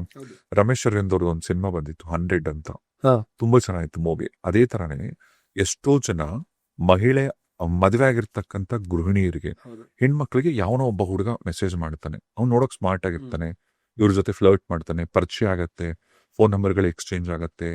ಕೆಲವೊಂದ್ಸರಿ ಆ ಹುಡುಗನ ಇವ್ರು ಮೀಟೇ ಮಾಡಿರಲ್ಲ, ವಾಟ್ಸಪ್ ಗಳ ನಂಬರ್ ಎಕ್ಸ್ಚೇಂಜ್ ಆದಾಗ ಒಂದ್ ಸ್ವಲ್ಪ ಆ ತರ ಈ ತರ ಎಲ್ಲ ಫ್ಲರ್ಟ್ ಮಾಡಿರ್ತಾರೆ, ಮೆಸೇಜ್ಗಳು ಮಾಡಿರ್ತಾರೆ. ಅಂದ್ರೆ ನಿನ್ ಫೋಟೋ ಕೆಲಸರಿ ನ್ಯೂಡ್ಸ್ ಕೂಡ ಕಳ್ಸು ಅಂತ ಕೇಳೋದು, ಈ ತರದ್ದೆಲ್ಲ. ಆ ಹೆಣ್ಮಕ್ಳು ಏನೋ ನಂಬಿಟ್ಟು ಇವನಿಗೆ ಕಳಿಸ್ಬಿಡ್ತಾರೆ, ಅಥವಾ ಚಾಟ್ ಮಾಡಿರ್ತಾರಲ್ಲ, ಮೆಸೇಜಸ್ ಪ್ರೂಫ್ ಇರುತ್ತೆ. ಇದನ್ನೇ ಅಡ್ವಾಂಟೇಜ್ ಆಗಿ ತಗೊಂಡು ಇದೇ ಟೈಮಲ್ಲಿ ಅವ್ನು ಎಮೋಷನಲಿ ದುಡ್ಡು ಕೇಳಕ್ ಶುರು ಮಾಡಿರ್ತಾನೆ. ನಮ್ಮ ಅಮ್ಮಂಗ್ ಸರಿ ಇಲ್ಲ, ನಮ್ಮ ಅಪ್ಪಂಗ್ ಸರಿ ಇಲ್ಲ, ಅವ್ರಿಗೆ ಸರಿ ಇಲ್ಲ. ಅದು 5,000 ಶುರು ಆಗತ್ತೆ, 10,000 ಆಗತ್ತೆ, 50,000 ಆಗತ್ತೆ. ಹಿಂಗೆ ದುಡ್ಡು ಕೊಟ್ಟು ಆ ಹೆಣ್ಮಕ್ಳಿಗೆ ಅದರಿಂದ ಹೆಂಗೆ ಎಸ್ಕೇಪ್ ಆಗ್ಬೇಕಂತ ಗೊತ್ತಾಗಲ್ಲ. ಹೌದು. ನಾನು ಅದೇ ಎಷ್ಟೋ ಕೇಸಸ್ ಹೆಣ್ಮಕ್ಳು ಪಾಪ ಬೇರೆ ತರ ನಿರ್ಧಾರಗಳು ತಗೊಳಕ್ ಕೂಡ ದಾರಿ ಆಗತ್ತೆ. ಬಿಕಾಸ್ ಇವ್ರ ಹತ್ರ ಪ್ರೂಫ್ ಇದೆ, ಇವ್ನ್ ದುಡ್ಡು ಕೊಡೋ ತನಕ ಬಿಟ್ಟು ಹೋಗಲ್ಲ. ಆ ತರ ಏನಾದ್ರೂ ಯಾವ್ದಾದ್ರು ಹೆಣ್ಮಕ್ಳಂತ ಪರಿಸ್ಥಿತಿ ಇಲ್ಲಿದ್ರೆ ದಯವಿಟ್ಟು ಮಹಿಳಾ ಸಹಾಯವಾಣಿಗಳಿದೆ, ಖಂಡಿತ ಅಲ್ಲಿ ಹೋಗಿ ನೀವು ಇದನ್ನ ಮಾತಾಡ್ಬೋದು. ನಿಮ್ಮ ಐಡೆಂಟಿಟಿ ತಿಳಿಸಲ್ಲ, ನಿಮಗೆ ಯಾರಾದ್ರೂ ತೊಂದರೆ ಕೊಡ್ತಿದ್ರೆ ಡೆಫಿನೆಟ್ಲಿ ನಿಮಗೆ ಹೆಲ್ಪ್ ಮಾಡ್ತಾರೆ. ಹೌದು, ಪ್ಲೀಸ್ ಅದು ದಯವಿಟ್ಟು ಅದನ್ನ ಎಲ್ಲರೂ ಮಾಡಿ. ನಾನು ನನ್ನ ಮನೆ ಹತ್ರನೂ ಒಂದು ಹುಡುಗಿ ಹಿಂಗೆ ಆಗಿತ್ತು. ಆ ಹುಡುಗಿ ಅವ್ರ ತಾಯಿದು ಗೋಲ್ಡ್ ಎಲ್ಲ ತೊಗೊಂಡು ಅಡ ಇಟ್ಬಿಡಿಲ್ಲ ಆ ಹುಡುಗನಿಗೋಸ್ಕರ. ಆ ಪಾನ್ ಬ್ರೋಕರ್ ಬಂದು ಅವ್ರ ಫ್ಯಾಮಿಲಿ ಗೊತ್ತಿರೋರು, ಅವ್ರು ಬಂದು ನಿಮ್ಮ ಮಗಳಿಗೆ ಅಡ ಇಟ್ಬಿಟ್ಟು ಹೋಗಿದ್ದಾಳೆ ಅಂತ ಹೇಳಿದ್ರಿಂದ ಅವ್ರ ಅಪ್ಪ ಹಿಡಿದು ಮಾತಾಡಿಸಿ, ಅವಳಿಗೆ ಭಯ, ಈ ತರ ಒಬ್ಬ ಹುಡುಗನ ಜೊತೆ ನನ್ನ ಅಫೇರ್ ಇದೆ, ಅಥವಾ ರಿಲೇಶನ್ಶಿಪ್ ಇದೆ, ಅವನಿಗೆ ನಾನು ಈ ತರ ಪಿಕ್ಚರ್ಸ್ ಎಲ್ಲ ಕಳಿಸ್ಬಿಟ್ಟಿದ್ದೀನಿ ಅಂತ. But I am so glad that ಆ ಹುಡುಗಿ ತಂದೆ ತುಂಬಾ ಕಾಮಾಗಿ ಹ್ಯಾಂಡಲ್ ಮಾಡಿದ್ರು ಆ ವಿಚಾರನ. ಆಯ್ತು ಬಿಡಮ್ಮ, ನಿನ್ ಪ್ರೀತಿಯಿಂದ ನಂಬಿ ಮೋಸ ಹೋಗಿದ್ಯಾ, ನೀನು ಬೇರೆ ತರ ಕೆಟ್ಟ ಇಂಟೆನ್ಷನ್ಸ್ಗೆ ಹೋಗಿಲ್ಲ, ಅದು ಅವ್ನ ಕ್ಯಾರೆಕ್ಟರ್ ತೋರಿಸ್ತಂತ ಹೇಳಿ ಅವ್ರು ಪೊಲೀಸ್ ಕಂಪ್ಲೇಂಟ್ ಎಲ್ಲ ಕೊಟ್ಟು ಸಂಭವ ಅವನ್ನ ಹಿಡಿದಾಕ್ಸಿದ್ರು. ಬಟ್ ತಪ್ಪು, ಇದೆಲ್ಲ ಮಾಡಬಾರ್ದು. ಸೋಷಿಯಲ್ ಮೀಡಿಯಲ್ಲಿ ಹುಡುಗರೇ ಆಗ್ಲಿ ಹುಡುಗಿರೇ ಆಗ್ಲಿ ದಯವಿಟ್ಟು ಹುಷಾರಾಗಿ. ಹೌದು, ಇವತ್ತೊಂದು ಸಣ್ಣ ಮೆಸೇಜ್ ಕೂಡ ಬೇರೆ ತರ ತಿರುಚಿ ಅದನ್ನ ಹೇಗ್ ಬೇಕಾದ್ರೂ ಮಾಡಿಬಿಡ್ತಾರೆ. ಇದು ಯಾವಾಗ್ಲೂ ಹುಡುಗರು ಮೋಸ ಮಾಡೋದು, ಹುಡುಗಿರು ಮೋಸ ಮಾಡೋದು ಆ ತರ ಅಲ್ಲ. Is the problem with personality issues ಇದೆಲ್ಲ. ಇದು ವ್ಯಕ್ತಿತ್ವದ ಸಮಸ್ಯೆ. ಹೌದು. ಸೊ ದಯವಿಟ್ಟು ನಿಮಗೆ ಮುಂದಕ್ಕೆ ಅಂದ್ರೆ ನೀವು ಮುಂದಕ್ಕೆ ಏನೇನು ಲವಲ್ ಇದ್ರೆ, ಅಥವಾ ನಿಮಗೆ ಈಗ ಸಿನಿಮಾ ಕೆರಿಯರ್ ಅಂತೆಲ್ಲ ಶುರು ಮಾಡಿದ್ರಲ್ಲ, ನಿಮಗೆ ನಂಬಿಕೆ ಲವ್ ಮ್ಯಾರೇಜಸ್ ಮೇಲೆ ಅಥವಾ ಅರೇಂಜ್ ಮ್ಯಾರೇಜಸ್ ಮೇಲೆ? ನಾವು ಸದ್ಯ ಮ್ಯಾರೇಜಸ್ ಮೇಲೆ ನಂಬಿಕೆ ಇದೆ ರಾಜೇಶ್. ನಾನು ಆ ಫೇಸ್ ಅಲ್ಲಿ ಇದ್ದೀನಿ. ಕೇಳಿ ಇವಾಗ ಇಲ್ಲ, ಓಕೆ, ನೀವು ಕೇಳಿದಕ್ಕೋಸ್ಕರ ಆನ್ಸರ್ ಮಾಡ್ತೀನಿ. ಐ ಸ್ಟಿಲ್ ಬಿಲೀವ್ ಇವತ್ತಿನ ಜನರೇಷನ್ ಕನ್ಸಿಡರ್ ಮಾಡಿದ್ರೆ ಲವ್ ಮ್ಯಾರೇಜಸ್ ಅಲ್ಲಿ ಸ್ವಲ್ಪ ನಂಬಿಕೆ ಐತೆ. ಬಿಕಾಸ್ ಒಬ್ಬನೊಬ್ರು ಸ್ವಲ್ಪ ಅರ್ಥ ಮಾಡ್ಕೊಂಡಿರ್ಬೋದು, ಅಟ್ಲೀಸ್ಟ್ ನನ್ನ ಪರ್ಸ್ಪೆಕ್ಟಿವ್ ನಾನು ಹೇಳ್ತಿರೋದು. ನಾನು ಒಬ್ಬನೊಬ್ರು ಅರ್ಥ ಮಾಡ್ಕೊಂಡಿದ್ದೆ, ಇಟ್ ವಿಲ್ ಬಿ ಬೆಟರ್ ಅಂತ. ಬಿಕಾಸ್ ಅರೇಂಜ್ ಮ್ಯಾರೇಜಸ್ ಮೇಲೆ ನಂಗೆ ಯಾಕೆ ಸ್ವಲ್ಪ ನಂಬಿಕೆ ಹೋಗ್ಬಿಡಿದೆ ಅಂದರೆ, ಅದು ಒಂಥರ ಬಿಸ್ನೆಸ್ ಆಗಿಬಿಡಿದೆ ಆಯ್ತಾ. ಈಗ ಒಳ್ಳೆ ಸಂಬಂಧ ಅಂತಾರೆ, ನನ್ನ ಫ್ರೆಂಡ್ ಒಬ್ರು ಹೇಳ್ತಿದ್ರು, ನಮ್ಮ ಮಗಳಿಗೆ ಅಂತ ಒಳ್ಳೊಳ್ಳೆ ಸಂಬಂಧ ಬರ್ತಿತ್ತು. ಸೊ ಒಳ್ಳೆ ಸಂಬಂಧ ಅಂದ್ರೆ ಅವ್ರು ಯಾವ ಆಂಗಲಲ್ಲಿ ಹೇಳ್ತಿದ್ದಾರೆ ಅಂದ್ರೆ, ಆ ಹುಡುಗನ ಕ್ಯಾರೆಕ್ಟರು, ಪರ್ಸನಾಲಿಟಿ, ಅಥವಾ ಅವನ ಯೋಚನೆಗಳು, ಅವನ ನಡವಳಿಕೆ, ಅದ್ರ ಬಗ್ಗೆ ಅಲ್ಲ, ಅವನ ಆಸ್ತಿ ಮೇಲೆ ಒಳ್ಳೆ ಸಂಬಂಧ ಅಂತ ಹೇಳ್ತಿದ್ರು. ಅವನಿಗೆ ಇಷ್ಟು ಎಕರೆ ಆಸ್ತಿ ಇದೆ, ಬೆಂಗಳೂರಲ್ಲಿ 2 ಸೈಟ್ ಇದೆ, ಒಂದು ಸ್ವಂತ ಮನೆ ಇದೆ, ರೆಂಟಲ್ ಇನ್ಕಮ್ ಇದೆ, ತಿಂಗಳಿಗೆ 1 ಲಕ್ಷ ಸಂಬಳ ಇದೆ, ಅವನು ಒಳ್ಳೆ ಹುಡುಗ, ಒಳ್ಳೆ ಸಂಬಂಧ. ಅವ್ನು ಕುಡಿತಾನ, ಸಿಗರೇಟ್ ಸೇತಾನ, ಅವನಿಗೆ ಹೆಲ್ತ್ ಪ್ರಾಬ್ಲಮ್ಸ್ ಇದೆಯಾ, ಅವ್ನ ಮೆಂಟಾಲಿಟಿ ಹೇಗಿದೆ, ಅವನೊಂದು ಕಷ್ಟ ಸಿಚುವೇಶನ್ ಹೆಂಗೆ ಹ್ಯಾಂಡಲ್ ಮಾಡ್ತಾನೆ, ಅದೆಲ್ಲ ಆಮೇಲೆ ಅಡ್ಜಸ್ಟ್ ಆಗುತ್ತೆ, ಮದುವೆ ಆದ್ಮೇಲೆ ಎಲ್ಲ ಅಡ್ಜಸ್ಟ್ ಆಗುತ್ತೆ. ಬಟ್ ಒಳ್ಳೆ ಸಂಬಂಧ ಅನ್ಬೇಕಂದ್ರೆ ದುಡ್ಡು ಇರಬೇಕು ಅಂತ. ಸೊ ಈಗ ನನ್ನ ಫ್ರೆಂಡ್ ಒಬ್ಬ ಪಾಪ, ಅವ್ನು ಯಾವ ಮಟ್ಟಕ್ಕೆ ಡಿಪ್ರೆಷನ್ಗೆ ಹೋಗ್ಬಿಟ್ಟಿದ್ದಾನೆ, ಅಷ್ಟೇ ಥೆರಪಿ ಅಂತಾರೆ. ಒಂದೊಂದ್ಸಲಿ ನಮಗೆ ಫೋನ್ ಮಾಡ್ತಾನೆ ಥೆರಪಿಗೆ, ಈ ಥರ ಮಾತಾಡ್ಬೇಕು ಇವಾಗ ನಾನು ಅಂತ. ಹೀ ಸೋ ಫ್ರಸ್ಟ್ರೇಟೆಡ್ ರಾಜೇಶ್ ಅವರೇ. ನಿಮಗೆ ಒಂದು ಚಿಕ್ಕದಾಗ ಒಂದು ಹಿಸ್ಟ್ರಿ ಹೇಳ್ಬಿಡ್ತೀನಿ ಆಯ್ತಾ. ಅವ್ರ ತಂದೆ ಬಂದು ರೈಲ್ವೇಸಲ್ಲಿ ವರ್ಕ್ ಮಾಡ್ತಾ ಇದ್ರು, ಕ್ಲರಿಕಲ್ ಪೋಸ್ಟ್. ಈ ಫ್ಲಾಗ್ ತೋರಿಸ್ತಾರೆ ಗೊತ್ತಾ, ರೆಡ್ ಫ್ಲಾಗ್, ಅದನ್ನ ಮಾಡ್ತಾ ಇದ್ದವ್ರು. ಡಿಸೆಂಟ್ ಆಗಿ ಒಂದು ಸ್ಯಾಲ್ರಿ ಬರ್ತಿತ್ತು. ಬಟ್ ಆ ವ್ಯಕ್ತಿಗೆ ಕುಡ್ತದ ಚಟ, ಕುಡ್ದು ಮನೆಗೇನು ತರ್ತಿರಲಿಲ್ಲ. PF ಫಂಡು ಎಲ್ಲ ಮೊದಲೇ ತಗೊಂಡೆಲ್ಲ ಹಾಳು ಮಾಡ್ಬಿಟ್ಟಿದ್ರು. ಇವನು ಒಬ್ಬನೇ ಮಗ ಮನೆಗೆ.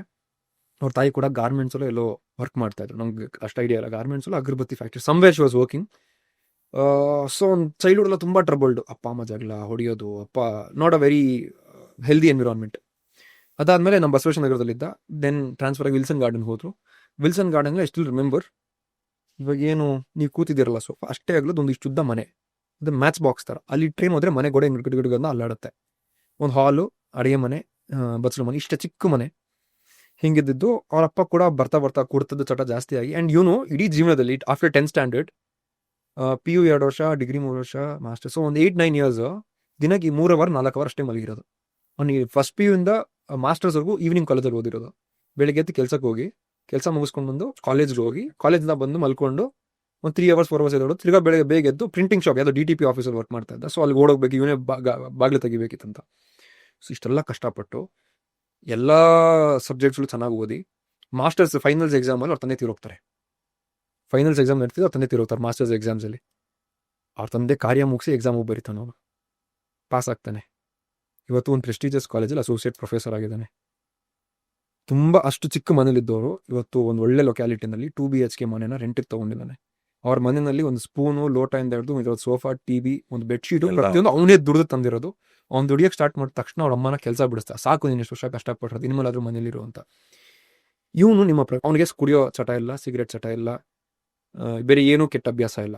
ಬರೀ ಮನೆ ಕೆಲಸ, ಅಮ್ಮ, ಮನೆ ಕೆಲಸ, ಅಮ್ಮ, ಇಷ್ಟೇ. ಇವನು ನಿಮ್ಮ ಪ್ರಕಾರ ಒಳ್ಳೆ ಹುಡುಗನ, ಕೆಟ್ಟ ಹುಡುಗನ? ಇವನಿಗೆ ಹೆಣ್ಣು ಸಿಗ್ತಲ್ಲ ಅರೇಂಜ್ ಮ್ಯಾರೇಜಲ್ಲಿ. ಬಿಕಾಸ್ ಅರೇಂಜ್ ಮ್ಯಾರೇಜ್ ಕಾನ್ಸೆಪ್ಟ್ ಪ್ರಕಾರ ಇವನು ಒಳ್ಳೆ ಹುಡುಗ ಅಲ್ಲ, ಒಳ್ಳೆ ಸಂಬಂಧ ಅಲ್ಲ. ಬಿಕಾಸ್ ಇವನ ಹತ್ರ ಆಸ್ತಿ ಇಲ್ಲ, ಸೈಟ್ ಇಲ್ಲ, ಕಾರ್ ಇಲ್ಲ, ಮನೆ ಇಲ್ಲ. ಇಲ್ಲಿದೆ ಪರಿಸ್ಥಿತಿ. ಎಲ್ಲ ಅರೇಂಜ್ ಮ್ಯಾರೇಜಲ್ಲಿ ಹೆಣ್ಮಕ್ಳು ತಂದೆ ತಾಯಿ ಕೇಳೋದು ಒಳ್ಳೆ ಹುಡುಗ ಬೇಕು. ಒಳ್ಳೆ ಹುಡುಗ ಅಂದ್ರೆ ಏನು? ಒಳ್ಳೆ ಹುಡುಗ ಅಂದ್ರೆ ಅದೇ ಮೆಟೀರಿಯಲಿಸ್ಟಿಕ್ಲಿ ಏನಿದೆ, ದುಡ್ಡು ಇದೆಯಾ, ಆಸ್ತಿ ಇದೆಯಾ ಅಂತ. ಆ್ಯಂಡ್ ಇನ್ನೊಂದು ಗಾಬರಿಯಾಗೋ ವಿಚಾರ ಏನು ಗೊತ್ತಾ, ಅರೇಂಜ್ ಮ್ಯಾರೇಜಲ್ಲಿ ಇನ್ನು ನೀವು ಹುಡುಗಿರದ್ದು ತಪ್ಪು ಅನ್ನೋದ್ರಿಂದ ಹುಡುಗಿರು ಅಪ್ಪ ಅಮ್ಮಂದ್ರ ಟ್ರೈನಿಂಗ್ಗೆ ತಪ್ಪಿರುತ್ತೆ ಹುಡುಗಿರು ಕೊಡೋದು. ನನ್ನ ಫ್ರೆಂಡ್ ಒಬ್ಬನಿಗೆ ಅರೇಂಜ್ ಮ್ಯಾರೇಜಲ್ಲಿ ಸಿಕ್ಕಿದ ಹುಡುಗಿ, ನಿಮ್ಮ ಮನೇಲಿ ಓಲ್ಡ್ ಫರ್ನಿಚರ್ಸ್ ಇದೆಯಾ ಅಂತ ಕೇಳೋದ್ಲಂತೆ. ಇವನು ಓಲ್ಡಾ ಅಂದರೆ ಒಂದು 8 years ಮುಂಚೆ ನಾವು ತಗೊಂಡಿದ್ದು ಅಲ್ಲ ಓಲ್ಡ್ ಫರ್ನಿಚರ್ಸ್ ಅಂದ್ರೆ ನಿನ್ನ ತಂದೆ ತಾಯಿ ಅಂದ್ಲ ಅಂತ. ಸೊ ಹುಡುಗಿ ಅಪ್ಪ ಅಮ್ಮಂದ್ರಿಗೆ ಅಥವಾ ಹುಡುಗಿಯರಿಗೆ ಹುಡುಗನ ಅಪ್ಪ ಅಮ್ಮ ಅಂದರೆ ಓಲ್ಡ್ ಫರ್ನಿಚರ್ಸು, ಹುಡುಗಿಯವ್ರ ಅಪ್ಪ ಅಮ್ಮ. ಆ್ಯಂಡ್ ಹುಡುಗಿ ಬಂದ್ಬಿಟ್ಟು ಹುಡುಗನಿಗೆ ನೀವು ನಮ್ಮ ಅಪ್ಪ ಅಮ್ಮನ ನಿಮ್ಮ ಅಪ್ಪ ಅಮ್ಮನ ಥರ ನೋಡ್ಕೊಬೇಕು ಅಂದರೆ ಅದು ಲವ್, ಅದು ಒಳ್ಳೆ ಗುಣ. ಬಟ್ ಅದೇ ಹುಡುಗ ನೀನು ನಮ್ಮ ಅಪ್ಪ ಅಮ್ಮನ ನಿಮ್ಮ ಅಪ್ಪ ಅಮ್ಮನ ಥರ ನೋಡ್ಕೋಬೇಕು ಅಂದರೆ that is demanding, torture, toxic. And ಇದು ಹುಡುಗಿ ಹೇಳೋದಕ್ಕಿಂತ ಹುಡುಗಿಯವ್ರ ಅಪ್ಪ ಅಮ್ಮನ ಹೇಳೋದೇ ಜಾಸ್ತಿ ಇದು. ಸೊ ಇದಂತ ಅರೇಂಜ್ ಮ್ಯಾರೇಜ್ ಮೇಲೆ ಇದೆಲ್ಲ ನೋಡಿ ನೋಡಿ ನೋಡಿ ಅಪ್ಪ ಇದು ಸಾಹಸನೇ ಬೇಡ. ಆ್ಯಂಡ್ ನನಗೆ ಯಾರಾದರೂ ಬಂದ್ಬಿಟ್ಟು ನಿಮ್ಮ ಮನೇಲಿ ಓಲ್ಡ್ ಫರ್ನಿಚರ್ ಇದೆಯಾ ಅಂತ ಅಪ್ಪ ಅಮ್ಮನಿಗೆ ಹೇಳ್ತಾರೆ, ಅದು ಅಪ್ಪ ಅಂತ ಹೊಡೆದೇ ಬಿಡ್ತೀನಿ. ನಾನು ಸ್ವಲ್ಪ ಶಾರ್ಟ್ ಟೆಂಪರ್ಡ್ ಬೇರೆ, ಅದೊಂದು ಸ್ವಲ್ಪ ಭಯ ನನಗೆ. ಇಲ್ಲ, ಅಗೇನ್ ಶಾರ್ಟ್ ಟೆಂಪರ್ ವ್ಯಕ್ತಿತ್ವ ಇರುತ್ತಲ್ಲ, ಹುಡುಗರೇ ಆಗ್ಲಿ ಹುಡುಗಿರೇ ಆಗ್ಲಿ, ಕೋಪ ಯಾರು ತುಂಬಾ ಮಾಡ್ಕೋತಾರಲ್ಲ ಅವ್ರದ್ದೊಂದು ಡಿಫ್ರೆಂಟ್ ಕೇಸ್. ಅವ್ರದ್ದು ಅವ್ರನ್ನ ಹ್ಯಾಂಡಲ್ ಮಾಡೋದೇ ಒಂಥರ ಡಿಫ್ರೆಂಟ್. ಹೌದು. ಆಮೇಲೆ ನಾನು ಇನ್ನೊಂದು ಹೇಳ್ತಿರ್ತೀನಿ ಅಂತ, ಶಾರ್ಟ್ ಟೆಂಪರ್ಡ್ ಅಂದ್ರೆ ಎಲ್ಲದಕ್ಕೂ ಕೋಪ ಮಾಡ್ಕೊಳ್ಳೋದಲ್ಲ, ಸುಮ್ಮನೆ ಎಲ್ಲದಕ್ಕೂ ಕೋಪ ಮಾಡ್ಕೊಂಡು ಅದು ಹುಚ್ಚು ಅಂತಾರೆ.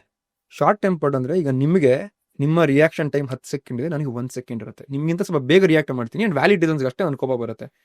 ಬಟ್ ಇದು ನನಗೆ ತುಂಬಾ ಸಲ ನನಗೆ ನೆಗೆಟಿವ್ ಆಗಿ ಕನ್ವರ್ಟ್ ಆಗ್ಬಿಡಿದೆ. ಅಲ್ಲ, ತುಂಬಾ ಜನಕ್ಕೆ ಅದು ಆಗ್ತಿರುತ್ತೆ. ಯಾಕಂದ್ರೆ ಆ ಕೋಪ ನೋಡಿ ಇವ್ನು ಕೆಟ್ಟವನು ಅಂತ ಹೇಳ್ತಾರೆ ಹೊರತು ಆ ಕೋಪಕ್ಕೆ ರೀಸನ್ ಏನು ಅಥವಾ ಅವ್ರು ಏನ್ ಮಾಡೋದು ಅಂತ ಗೊತ್ತಾಗಲ್ಲ. ನಮ್ಮ ಕೋಪ ಮಾತ್ರ, ರಿಯಾಕ್ಷನ್ ಮಾತ್ರ ಹೈಲೈಟ್ ಆಗ್ಬಿಡುತ್ತೆ. ಬಟ್ ನಾನು ತುಂಬಾ ಯಾವಾಗಲೂ ಹೇಳ್ತಿರ್ತೀನಿ, ನಾನು ಕೋಪಿಷ್ಟ ಹೌದು, ಕೆಲವು ಸಲ ಮಾತು ನಿಷ್ಠೂರವಾಗಿರುತ್ತೆ ಹೌದು. ಬಟ್ ನಾನು ತುಂಬಾ ಹೆಮ್ಮೆಯಿಂದ ಹೇಳ್ತೀನಿ, ನಾನು ಯಾರಿಗೂ ಸುಳ್ಳು ಹೇಳಿಲ್ಲ, ಮೋಸ ಮಾಡಿಲ್ಲ, ನಂಬಿಕೆ ದ್ರೋಹ ಮಾಡಿಲ್ಲ, ದುಡ್ಡು ಮೋಸ ಮಾಡಿಲ್ಲ, ನನ್ನ ಸ್ವಾರ್ಥಕ್ಕೆ ಇನ್ನೊಬ್ರನ್ನ ಬಳಸ್ಕೊಂಡಿಲ್ಲ. ನಾನು ತುಂಬಾ ಆನೆಸ್ಟ್ ಆಗಿದ್ದೀನಿ ಒಬ್ಬ ವ್ಯಕ್ತಿಯಾಗಿ. ಆ್ಯಂಡ್ ನನ್ನ ಇಷ್ಟು ಆನೆಸ್ಟ್ ಆಗಿರೋನ ಹತ್ರ ಬಂದ್ಬಿಟ್ಟು ನೀವೇನಾದ್ರೂ ಮೋಸ ಮಾಡಿದ್ರೆ, ಸುಳ್ಳು ಹೇಳಿದ್ರೆ, ನನ್ನ ರಿಯಾಕ್ಷನ್ ಕೂಡ ಅಷ್ಟೇ ಕೆಟ್ಟದಾಗಿರುತ್ತೆ. ಆ ಕೋಪನ ಹೈಲೈಟ್ ಮಾಡ್ತಿರೋ ಹೊರತು ಈ ಒಳ್ಳೆ ಗುಣಗಳನ್ನೆಲ್ಲ ಮಾಸ್ಕ್ ಮಾಡ್ಬಿಡ್ತಾರೆ, ನಿಮ್ ತಪ್ಪುಗಳು ಒಪ್ಕೊಳ್ಳಲ್ಲ. ಸೊ ಹಾಗಾಗಿ ಅದೊಂದು ಲೆಸನ್ ನಾನು ಕಲ್ತಿದ್ದೀನಿ. ಓಕೆ, ಕೋಪನ ಎಲ್ಲಿ ತೋರಿಸ್ಬೇಕು, ಯಾರಿಗೆ ತೋರಿಸ್ಬೇಕು ಅದನ್ನ ತೋರಿಸ್ಬೇಕು. ಬಿಕಾಸ್ ಎಲ್ಲರೂ ಅದನ್ನ ವೆಪನ್ ಆಗಿ ನಮ್ಮ ಅಗೇನ್ಸ್ಟ್ ಯೂಸ್ ಮಾಡ್ತಾರೆ ಹೊರತು ಬರಲ್ಲ ಅಂತ. ಬಟ್ ನನಗೆ ಇನ್ನೊಂದು ಅಬ್ಸರ್ವೇಷನ್ ನಾನು ಮಾಡೋದು, ತುಂಬ ಶಾರ್ಟ್ ಟೆಂಪರ್ಡ್ ವ್ಯಕ್ತಿಗಳಿರ್ತಾರೆ ಗೊತ್ತಾ, ಮನಸ್ಸನ್ನ ತುಂಬ ಕ್ಲೀನ್ ಇರ್ತಾರೆ. ಅವರಷ್ಟು ಕ್ಲೀನ್ ಇರೋ ಕಾರಣಕ್ಕೆ ಅವ್ರಿಗೆ ಸಣ್ಣ ವಿಚಾರನ ತಡ್ಕೊಳಕಲ್ಲ, ಅಪ್ಪಂದಂಗೆ ರಿಯಾಕ್ಟ್ ಮಾಡ್ಬಿಡ್ತಾರೆ. ಬಟ್ ಹಿಂಗಿದೆ ಅರೇಂಜ್ ಮ್ಯಾರೇಜ್ ಕಾನ್ಸೆಪ್ಟ್. ನೀವು ಯಾವ ಮ್ಯಾರೇಜ್ ಇಷ್ಟಪಡ್ತೀರಲ್ಲ ಆಗ್ಲಿ, ಜೀವನದಲ್ಲಿ ಆದಷ್ಟು ಆಗತ್ತೆ. ನಿಮ್ಗೆ ಕರೆಕ್ಟ್ ಟೈಮ್ ಬಂದಾಗ ನೀವು ಹುಡ್ಕೋದೇ ಬೇಕಿಲ್ಲ, ಎಲ್ಲ ಆದಷ್ಟು ಆಗತ್ತೆ. ಯಾವಾಗ್ಲೂ ಅಷ್ಟೇ, ಹುಡುಗ ತಪ್ಪು, ಹುಡುಗಿ ತಪ್ಪು ಅದಿಲ್ಲ, ಅಲ್ವೇ ಅಲ್ಲ. ಹುಡುಗನ್ ಕ್ಯಾರೆಕ್ಟರ್ ಸರಿ ಇಲ್ಲ, ಹುಡುಗಿ ಕ್ಯಾರೆಕ್ಟರ್ ಸರಿ ಇಲ್ಲ, ಅದು ತಪ್ಪು ಅಲ್ವೇ ಅಲ್ಲ. ಈ ಸಂಬಂಧಗಳಲ್ಲಿ ಮೊದಲು ಸಮಸ್ಯೆ ಅಂತ ಶುರು ಆಗೋದೇ ವ್ಯಕ್ತಿತ್ವಗಳಲ್ಲಿ. ಅದು ಇಂಡಿವಿಜುವಲ್ ನೀವೆಷ್ಟು ಕರೆಕ್ಟ್ ಆಗಿದ್ದೀರಾ ಅಂತ. ಯಾವುದೋ ಒಂದು ಹುಡುಗ ತಪ್ಪು ಮಾಡ್ದ ಅಂತ ಮಾತ್ರಕ್ಕೆ ಎಲ್ಲ ಹುಡುಗರು ತಪ್ಪಲ್ಲ. ಯಾವುದೋ ಒಂದು ಹುಡುಗಿ ನಿಮಗೆ ಮೋಸ ಮಾಡಿದ್ಲು ಅಂದ ಮಾತ್ರಕ್ಕೆ ಪಾಪ ಎಲ್ಲ ಹೆಣ್ಮಕ್ಳು ಹೊಂದಿಲ್ಲ. ಹೌದು. ಸೊ ಫಸ್ಟು ಈ ಪರ್ಸೆಪ್ಷನ್ನ ಕಿತ್ತಾಕ್ಬೇಕು ತಲೆಯಿಂದ. ನಿಮಗೆ ಹೆಂಗ್ ಬೇಕು ಹಂಗೆ ಆಟ ಆಡೋದನ್ನ ನಿಲ್ಲಿಸ್ಬೇಕು. ನಿಮಗೆ ಕೆಲಸ ಆಗ್ಬೇಕಂದ್ರೆ ನಿಮಗೆ ಆ ವ್ಯಕ್ತಿಯಿಂದ ಏನಾದ್ರೂ ಬೆನಿಫಿಟ್ ಇದೆ ಬೆನಿಫಿಟ್ ಇದೆ, ಏನೇನಿದೆ ಎಲ್ಲ ಕಿತ್ಕೊಳ್ಳೋ ತನಕ ಅವಾಗ ನೀವು ಎಷ್ಟು ಬೇಕೋ ನೈಸ್ ಆಗಿರ್ತೀರ. ನೀವು ಫೋನ್ ಒಂದೊಂದು ಸೆಕೆಂಡ್ಗೆ ಫೋನ್ ಪಿಕಪ್ ಮಾಡಿ. ಹೌದು. ಇವತ್ತು ನನಗೆ ಇವತ್ತಿಗೂ ಅದೊಂದು ಅರ್ಥ ಆಗಲ್ಲ, ಫೋನ್ ಬಿಟ್ಟು ಯಾರು ಬದುಕ್ತಿಲ್ಲ ಇವತ್ತು. ಹೌದು.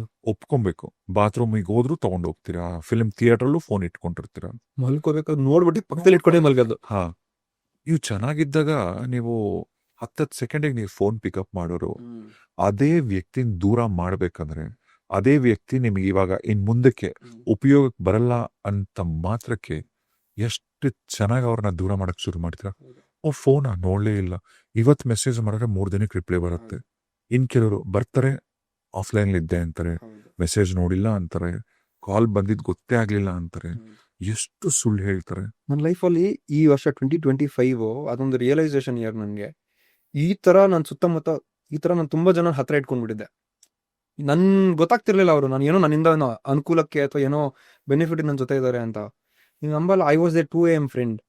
ಅವ್ರು ರಾತ್ರಿ 1 ಗಂಟೆಯಲ್ಲಿ ಫೋನ್ ಮಾಡಿ 2 ಗಂಟೆಯಲ್ಲಿ ಫೋನ್ ಮಾಡೋರು ಅಪ್ಪ ಅಂತ ಎತ್ತಿ ಏನಾಯ್ತು ಲಕ್ಷಾಂತರ ರೂಪಾಯಿ ಇಸ್ಕೊಂಡಿದ್ದಾರೆ ನನ್ನ ಹತ್ರ ಅಷ್ಟೊತ್ತಲ್ಲೆಲ್ಲ ಫೋನ್ ಮಾಡಿ ಪ್ರಾಬ್ಲಮ್ ಇದೆ ಅಂತ. ಇನ್ನೊಬ್ರು ನಮ್ಮ ತಾಯಿ ಹುಷಾರಿಲ್ಲ, ಯಾರಾದ್ರೂ ಹಾಸ್ಪಿಟ್ಲಿಗೆ ಸೇರಿಸಿದ್ವಿ, ಬಿಲ್ಲಲ್ಲಿ ರಿಡಕ್ಷನ್ ಮಾಡಿಸ್ಕೊಡಿ ಅಂತ ಹೇಳಿ ನಮಗೆ ಗೊತ್ತಿರೋ ಯಾರೋ ಮಿನಿಸ್ಟರ್ ಅವರಿಗೆಲ್ಲ ಫೋನ್ ಮಾಡಿಸ್ಕೊಟ್ಟಿದ್ದೀನಿ. ಇಷ್ಟೆಲ್ಲ ಮಾಡಿದ್ದು ನನಗೇನೋ ಒಂದು ಕಷ್ಟದ ಟೈಮಲ್ಲಿ ಹಿಂಗೆ ತಿರುಗಿ ನೋಡಿದ್ರೆ nobody is ready. I want to talk to you. ನಂಗೊಂದು 10 ನಿಮಿಷ ಮಾತಾಡ್ಬೇಕಂದ್ರೆ I am very busy, will talk to you tomorrow. Like ನಾಳೆ ನನಗೆ ಇವತ್ತು ಎಮರ್ಜೆನ್ಸಿ ಇದೆ, ಈಗ ನನಗೆ ಕಷ್ಟ ಇದೆ, ನಾಳೆ ಏನಕ್ಕೆ ಮಾತಾಡ್ತೀರಾ, ಇವಾಗ ಮಾತಾಡಿ ಅಂದರೆ ಇಲ್ಲ ನೀನು ತುಂಬ ಟಾಕ್ಸಿಕ್ ಆಗಿ ಮಾತಾಡ್ತಿದ್ದೀರಾ, ನನಗೆ ಆಗ್ತಿಲ್ಲ ಇದು. ಆಮೇಲೆ ಓಕೆ ಸಾರಿ ತಪ್ಪಾಯ್ತು. ಐ ಥಾಟ್ ನೀವು ಕೇಳಿದಾಗ ನಾನು ರೆಸ್ಪಾಂಡ್ ಮಾಡೋದ್ನಲ್ಲ, ಸೊ ಹಂಗಾಗಿ ನೀವು ನನಗೆ ರೆಸ್ಪಾಂಡ್ ಮಾಡ್ತೀರಾ ಅಂತ. ಬಟ್ ಅದೇ ನೀವು ಹೇಳ್ದಂಗೆ ಅವರ ಅವಶ್ಯಕತೆ ಅನುಕೂಲತೆ ಇರೋವರೆಗೂ ಜೊತೆನಲ್ಲಿದ್ದು ಅದಾಗಿದ ತಕ್ಷಣ ಒಂದು ಸತ್ರ ಸಾಯ್ಲಿ ಬಿಡು ನನಗೇನು ಆಗುತ್ತೆ ಅನ್ನೋ ಇರ್ತಾರೆ. ಆ್ಯಂಡ್ ಇವ್ರುಗಳೆಲ್ಲ ಹೊರಗಡೆ ತೋರಿಸ್ಕೊಳ್ಳೋದು ನಾವು ತುಂಬ ಒಳ್ಳೆ ಜನ, ನಾವು ತುಂಬ ಒಳ್ಳೆಯವರು. ಆ್ಯಂಡ್ ಇವ್ರು ಒಳ್ಳೆತನ ಹೇಗೆ ಗೊತ್ತಾ, ಇವ್ರು ವಾಟ್ಸಪ್ ಇನ್ಸ್ಟಾಗ್ರಾಮ್ ಹಾಕೋದು ಸ್ಟೇಟಸ್ಸು, ಈ ಕೇದಾರ್ನಾಥ್, ಚಾರ್ಧಾಮ್ ಯಾತ್ರೆ, ಬದ್ರಿನಾಥ್, ಈ ಥರ ಪುಣ್ಯಕ್ಷೇತ್ರಗಳು ಹೋಗೋದು, ಈ ಥರ ಸ್ಟೇಟಸ್ ಮೂಲಕ ಒಳ್ಳೆಯದವ್ರನ್ನ ತೋರಿಸ್ಕೊಂಡು ಹೋಗ್ತಾರೆ. ಆ ದೇವಸ್ಥಾನಕ್ಕೆ ಹೋಗ್ತೀವಿ ನಾವು, ಒಳ್ಳೆ ಸ್ಟೇಟಸ್ ಹಾಕೋತೀವಿ ಅಂತ ನಾನು ಯಾವಾಗಲೂ ಹೇಳ್ತಿರ್ತೀನಿ. ನನಗೆ ರಾಯರ ಹೆಸರು ದಯವಿಟ್ಟು ಬಳಸ್ಬೇಡಿ ಪ್ಲೀಸ್, ನೀನೇ ಅಲ್ವಾ ಮನ್ಸಲ್ಲಿ ಇಟ್ಕೊಡಿ. ರಾಯರ ಹೆಸರು, ಕೇದಾರ್ನಾಥ್ಗೆ ಹೋಗಿ ಭಗವಂತನ ಹೆಸರು. ಹೌದು, ನಾನು ಅದಕ್ಕೆ ಯಾವಾಗಲೂ ಹೇಳ್ತಿರ್ತೀನಿ, ಒಳ್ಳೆಯವರಾಗಿ ಬದುಕೋದಕ್ಕೂ ಒಳ್ಳೆಯವರಂತ ಅನ್ನಿಸ್ಕೊಳ್ಳೋಕೆ ಬದುಕೋದಕ್ಕೂ ತುಂಬಾ ವ್ಯತ್ಯಾಸ ಇದೆ. ಒಳ್ಳೆಯವರಾಗಿ ಬದುಕೋದು ಅಂದ್ರೆ ನೀನ್ ದೇವರಾಗಿ ಬದುಕೋದು ಅಂತ, ನೀನಾಗಿದ್ದು ಬಿಡು, ಕಾನ್ಶಿಯಸ್ ಆಗಿ ಒಬ್ರು ಮೋಸ ಮಾಡ್ಬೇಡ, ಸುಳ್ಳು ಹೇಳ್ಬೇಡ, ಇನ್ನೊಬ್ರು ಜೀವನಕ್ಕೆ ಏನೋ ತೊಂದರೆ ಕೊಡ್ಬೇಡ, ಅದು ಒಳ್ಳೆತನ. ಅಂಡ್ ಒಳ್ಳೆತನ ಅಂದ್ರೆ ತಪ್ಪೇ ಮಾಡಲ್ಲ, ಮಾಡದೇ ಇರೋದು ಅಂತಲ್ಲ. ತಪ್ಪು ಮಾಡ್ತೀಯ, ನೀನು ತಪ್ಪು ಮಾಡಿದಾಗ ಅದನ್ನ ತಿದ್ಕೋಬೇಕು, ಅದನ್ನ ಅಕೌಂಟಬಿಲಿಟಿ ತಗೋಬೇಕು, ಅವಾಗ ನೀನು ಒಳ್ಳೆಯವನು ಆಗ್ತೀಯ. ಇಲ್ಲಿ ಏನಾಗ್ತಿದೆ, ನಾನು ತಪ್ಪು ಅಕೌಂಟಬಿಲಿಟಿ ತಗೋಬೇಕು ಅಂದ ತಕ್ಷಣ ಸ್ಕ್ರಿಪ್ಟ್ ನ ಉಲ್ಟಾ ಮಾಡ್ಬಿಟ್ಟು ಅವ್ನು ಸರಿಗಿಲ್ಲ, ಅವ್ನು ಹಿಂಗ್ ಮಾಡ್ದ, ಅವ್ನು ಹಂಗ್ ಮಾಡ್ದ ಅಂತ ಇನ್ನೊಬ್ಬರನ್ನ ಬ್ಲೇಮ್ ಮಾಡಿ ಹೋಗೋದು, ಅದು ಒಂಥರ ಅದೇ ಇಲ್ಲಿ ತೋರಿಕೆಗೆ ಬದುಕ್ತಿರೋರೇ ಜಾಸ್ತಿ. ಇವಾಗ ನಿಮಗೆ ಕೆಲಸ ಆಗೋ ಟೈಮಲ್ಲಿ ಹುಡುಗ ಶಾರ್ಟ್ ಟೆಂಪರ್ ಅಂತ ಗೊತ್ತಿರುತ್ತೆ, ಹುಡುಗನಿಗೆ ಒಂದ್ ಮನೆ ಇದೆ ಅಥವಾ ಮನೆ ಇಲ್ಲ ಇದೆಲ್ಲ ಗೊತ್ತಿರುತ್ತೆ, ಹುಡುಗನ್ ಫ್ರೆಂಡ್ಸ್ ಯಾರು ಗೊತ್ತಿರುತ್ತೆ, ಅವ್ನ ಕ್ಯಾರೆಕ್ಟರ್ ಗೊತ್ತಿರುತ್ತೆ. ಸಡನ್ ಆಗಿ ಬೇಡ ಅಂತ ಅನ್ಕೊಂಡಾಗ ನೀವು ಹೆಂಗ್ ಬೇಕಂತಿರ್ತಾರೆ. ಆಮೇಲೆ ಇನ್ನೊಂದು ಅಬ್ಸರ್ವ್ ಮಾಡಿದೀನಿ ನಾನು, ಆಯ್ತಾ, ಒಂದು ಈ ಹುಡುಗಿರು ಅಥವಾ ಹುಡುಗರು ಯಾರ್ಯಾದ್ರು ಲವ್ ಮಾಡ್ಬೇಕಾದ್ರೆ ಹೆಂಗ್ ಲವ್ ಮಾಡ್ತಾರೆ, ಅವ್ರ ಏಜ್ ಅವರು, ಕ್ಲಾಸ್ಮೇಟ್ಸ್ ಅವ್ರ ಏಜ್ ಅವರು, ಇಲ್ಲ 1 ವರ್ಷ 2 ವರ್ಷ 3 ವರ್ಷ ಮ್ಯಾಕ್ಸಿಮಮ್ ಇಷ್ಟು ಡಿಸ್ಟೆನ್ಸ್ ಲವ್ ಮಾಡಿರ್ತಾರೆ. ಮದುವೆ ಆಗುವಂತ ಬಂದಾಗ ಇವ್ರು ಆ ವ್ಯಕ್ತಿಯಿಂದ ಎಕ್ಸ್ಪೆಕ್ಟ್ ಮಾಡೋದು 10 ಟೈಮ್ಸ್ ಜಾಸ್ತಿ ಮೆಟೀರಿಯಲಿಸ್ಟಿಕ್ ಅಥವಾ ಫಿನಾನ್ಸಸ್ ಇದನ್ನ ಎಕ್ಸ್ಪೆಕ್ಟ್ ಮಾಡ್ತಾರೆ. ಆವಾಗ ಇಲ್ಲ, ನಾನು ಲೈಫಲ್ಲಿ ಲವ್ಗಿಂತ ಫಿನಾನ್ಷಿಯಲ್ ಸ್ಟೆಬಿಲಿಟಿ ಇಂಪಾರ್ಟೆಂಟ್ ಅಂದ್ಬಿಟ್ಟು ದುಡ್ಡಿರೋನ ಮದುವೆ ಆಗ್ತಾರೆ. ಲವ್ ಎಲ್ಲ ದುಡ್ಡು ಇಂಪಾರ್ಟೆಂಟ್ ಅಂತ ಇಲ್ಲಿಗೆ ಹೋಗ್ತಾರೆ. ಇಲ್ಲಿ ದುಡ್ಡಿರೋನು ಮನೇಲಿ ಕೂತ್ಕೊಂಡೆ ದುಡ್ಡು ಬರುತ್ತಾ, ಅವ್ನು ಹೊರಗಡೆ ಹೋಗ್ಬೇಕು, ಸುತ್ತಬೇಕು, ಕೆಲಸ ಮಾಡಬೇಕು, ತಗೊಂಡು ಬರಬೇಕು. ಅವ್ನು ಒಂದು ಪಾಯಿಂಟ್ ಆದ್ಮೇಲೆ ಬ್ಯುಸಿ ಆಗ್ತಾನೆ ಲೈಫಲ್ಲಿ. ಇವರಿಗೆ ಲೋನ್ಲಿನೆಸ್ ಕಾಡಕ್ ಸ್ಟಾರ್ಟ್ ಆಗುತ್ತೆ.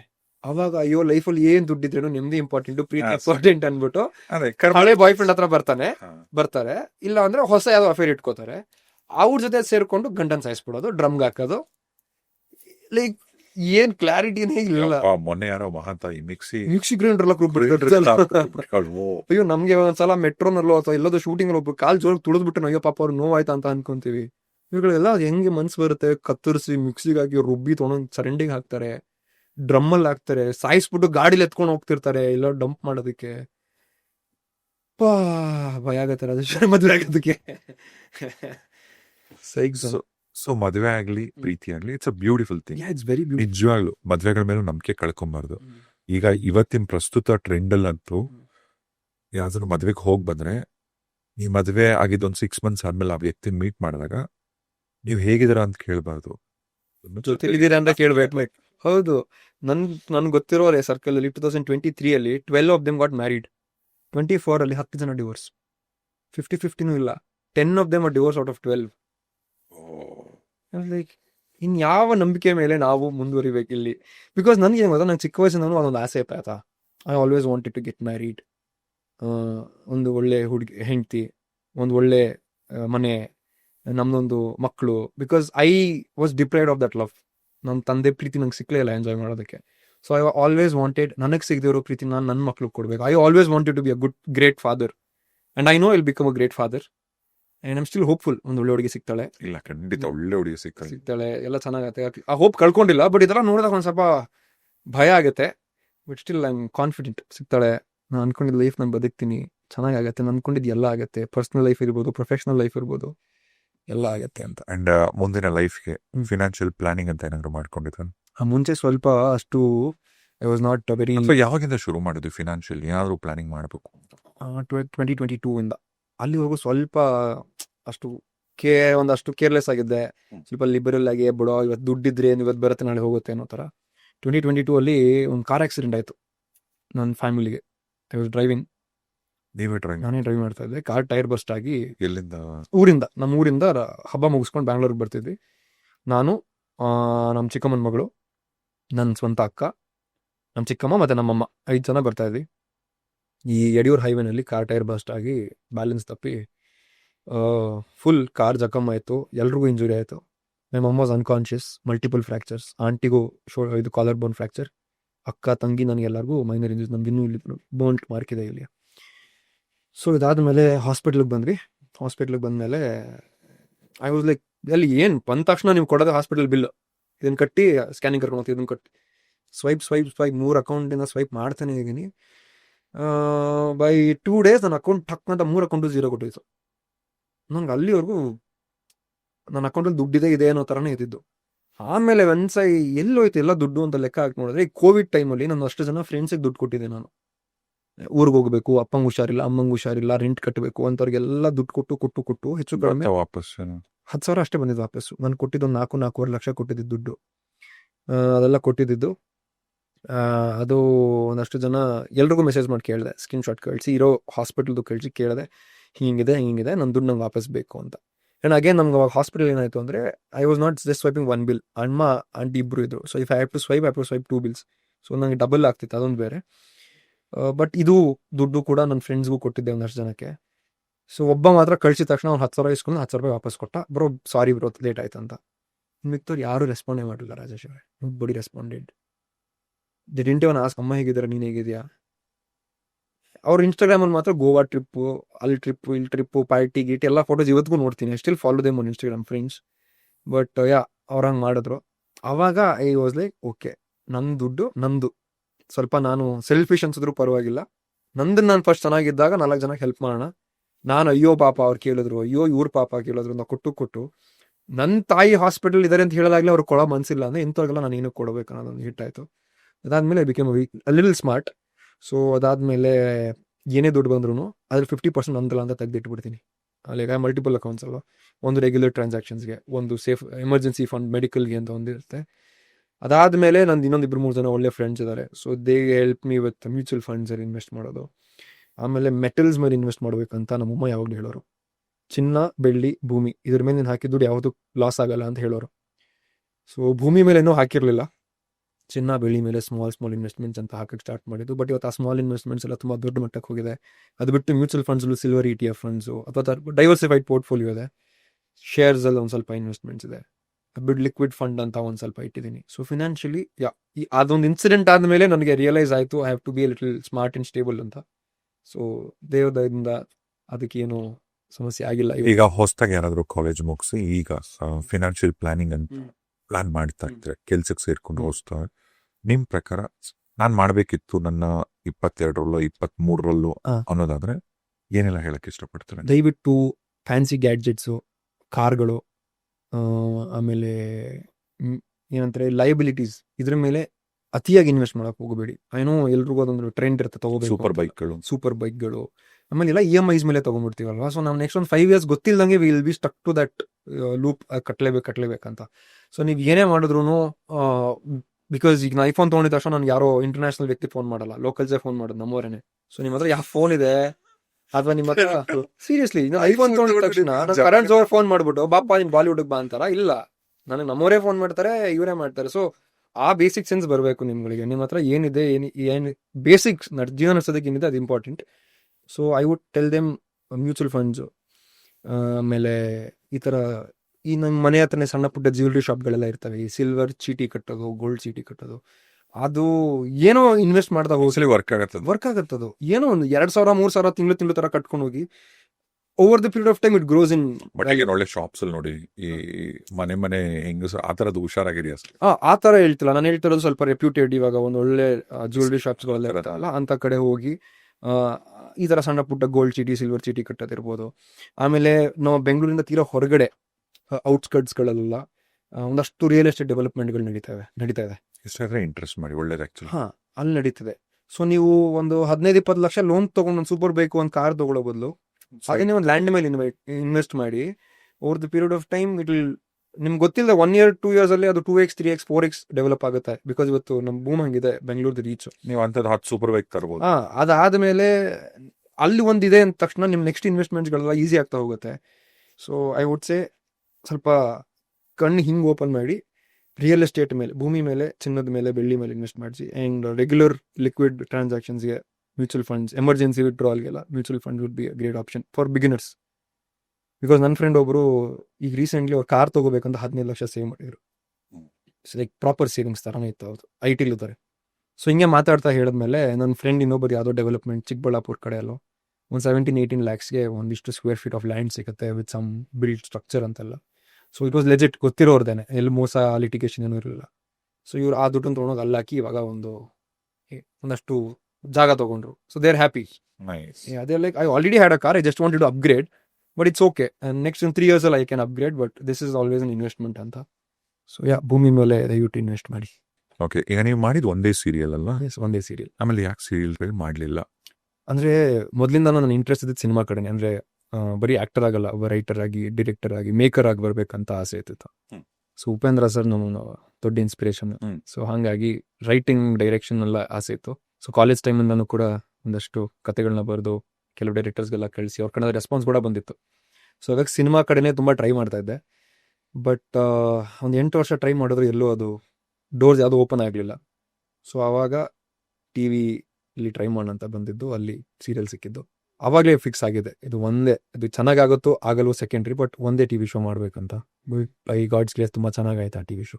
ಈಗ ಉಪ್ಪಿ ಸರ್ ನನ್ನ ಫೇವ್ರೆಟ್ ಹೀರೋ ಅಥವಾ ಉಪೇಂದ್ರ ಅವ್ರ ಸಿನಿಮಾಗಳು ಅಂದ್ರೇನೆ ಎಂಟರ್ಟೈನ್ಮೆಂಟ್ ಅಂತ ನೋಡೋದು ಒಬ್ರು, ಇಂಟೆಲೆಕ್ಚುಯಲ್ ಆಗಿ ನೋಡೋದು ಕ್ಯಾಟಗರಿ ಇನ್ನೊಂದು. ಹೌದು. ನನಗೆ ಪ್ರತಿ ಸಾರಿ ಉಪ್ಪಿ ಸರ್ ಸಿನಿಮಾ ನೋಡಿದಾಗ ಅವ್ರ ಸಿನಿಮಾಲಿ, ಅಂದ್ರೆ ಅವ್ರು ಡೈರೆಕ್ಟ್ ಮಾಡಿದಂಥ ಸಿನಿಮಾಲಿ ಜೀವನಕ್ಕೆ ತುಂಬಾ ಹತ್ತಿರವಾದಂಥ ವಿಚಾರಗಳನ್ನ ತುಂಬಾ ಚೆನ್ನಾಗಿ ಹೇಳಿರ್ತಾರೆ. ಈಗ ನಿಮಗೆ ಯಾವ ಫಿಲ್ಮ್ ತುಂಬಾ ಇಂಪ್ಯಾಕ್ಟ್, ಪ್ರಭಾವ ಬೀರಿದ್ ನಿಮಗೆ? ನನಗೆ ತುಂಬಾ ಇಷ್ಟ ಆಗಿದ್ದವ್ರು ಉಪೇಂದ್ರ. ಆ ಸಿನಿಮಾ ನೋಡ್ಕೊಂಡೆ ನಾನು ಸಿನಿಮಾದವನ್ ಆಗಬೇಕು ಅಂತ ಬಂದಿದ್ದು. ಯಾರು ಪರ್ಟಿಕ್ಯುಲರ್ ಸೀನ್ ಉಪೇಂದ್ರ ಅಲ್ಲಿ? ಪರ್ಟಿಕ್ಯುಲರ್ ಸೀನ್ ಅಂದ್ರೆ ನಾನು ಫಸ್ಟ್ ಅದು ಐ ವಾಸ್ ವೆರಿ ಯಂಗ್ ಅಲ್ಲ ಆ ಸಿನಿಮಾ ಬಂದಾಗ. ಸೊ ಹಾಡುಗಳು ನನಗೆ ತುಂಬಾ ಕ್ಯಾಚ್ ಅನಿಸ್ತಿತ್ತು. ನಾ ಬೇರೆ ಹಾಡುಗಳು ಕೇಳ್ತದಕ್ಕೂ ಇದು MTV ಸುಬ್ಬುಲಕ್ಷ್ಮಿ, ನಾನು ಡ್ಯಾನ್ಸ್ ಕ್ಲಾಸ್ಗೆ ಹೋಗ್ತಿದ್ದೆ. ಸೊ ಅವಾಗ ಅದು ಮತ್ತೆ ಮಸ್ತು ಮಸ್ತು ಹುಡುಗಿ ಬಂದು ಸಾಂಗ್ ಎಲ್ಲ ನಮ್ಗೆ ಡ್ಯಾನ್ಸ್ ಮಾಡಿಸ್ತಾ ಇದ್ರು. ಆಮೇಲೆ ಅಲ್ಲಿವರೆಗೂ ನಾವು ನೋಡಿದ ಹೀರೋಗಳೆಲ್ಲ ತುಂಬಾ ನೀಟಾಗಿ ಹೇರ್ ಸ್ಟೈಲು, ಆ ಬಿಯರ್ಡು ಇಲ್ಲ ಫುಲ್ ಕ್ಲೀನ್ ಶೇವ್ ಎಲ್ಲ ಇರ್ತಿತ್ತು. ಮೀಸೆ ಮಾತ್ರ ಫುಲ್ ಕ್ಲೀನ್ ಶೇವ್. ಬಟ್ ಈ ವ್ಯಕ್ತಿ ಶುದ್ಧ ಕೂದಲು, ಗಡ್ಡ, ಜುಟ್ಟು, ಅವ್ರದೇ ಫೋಟೋನ ಅವರೇ ಎದೆ ಮೇಲೆ ಹಾಕೊಂಡು ನಿಂತಿರೋದೆಲ್ಲ ನೋಡಿದಾಗ ತುಂಬಾ ಡಿಫ್ರೆಂಟ್ ಅನ್ಸ್ತಾ ಇದ್ರು. ಬಟ್ ಆ ಸಿನಿಮಾದಲ್ಲಿ ನಮ್ಗೆ ಅವಾಗ ಗೊತ್ತಾಗ್ತಿರ್ಲಿಲ್ಲ ಡೈಲಾಗ್ ಇದ್ರದೆಲ್ಲಾನು.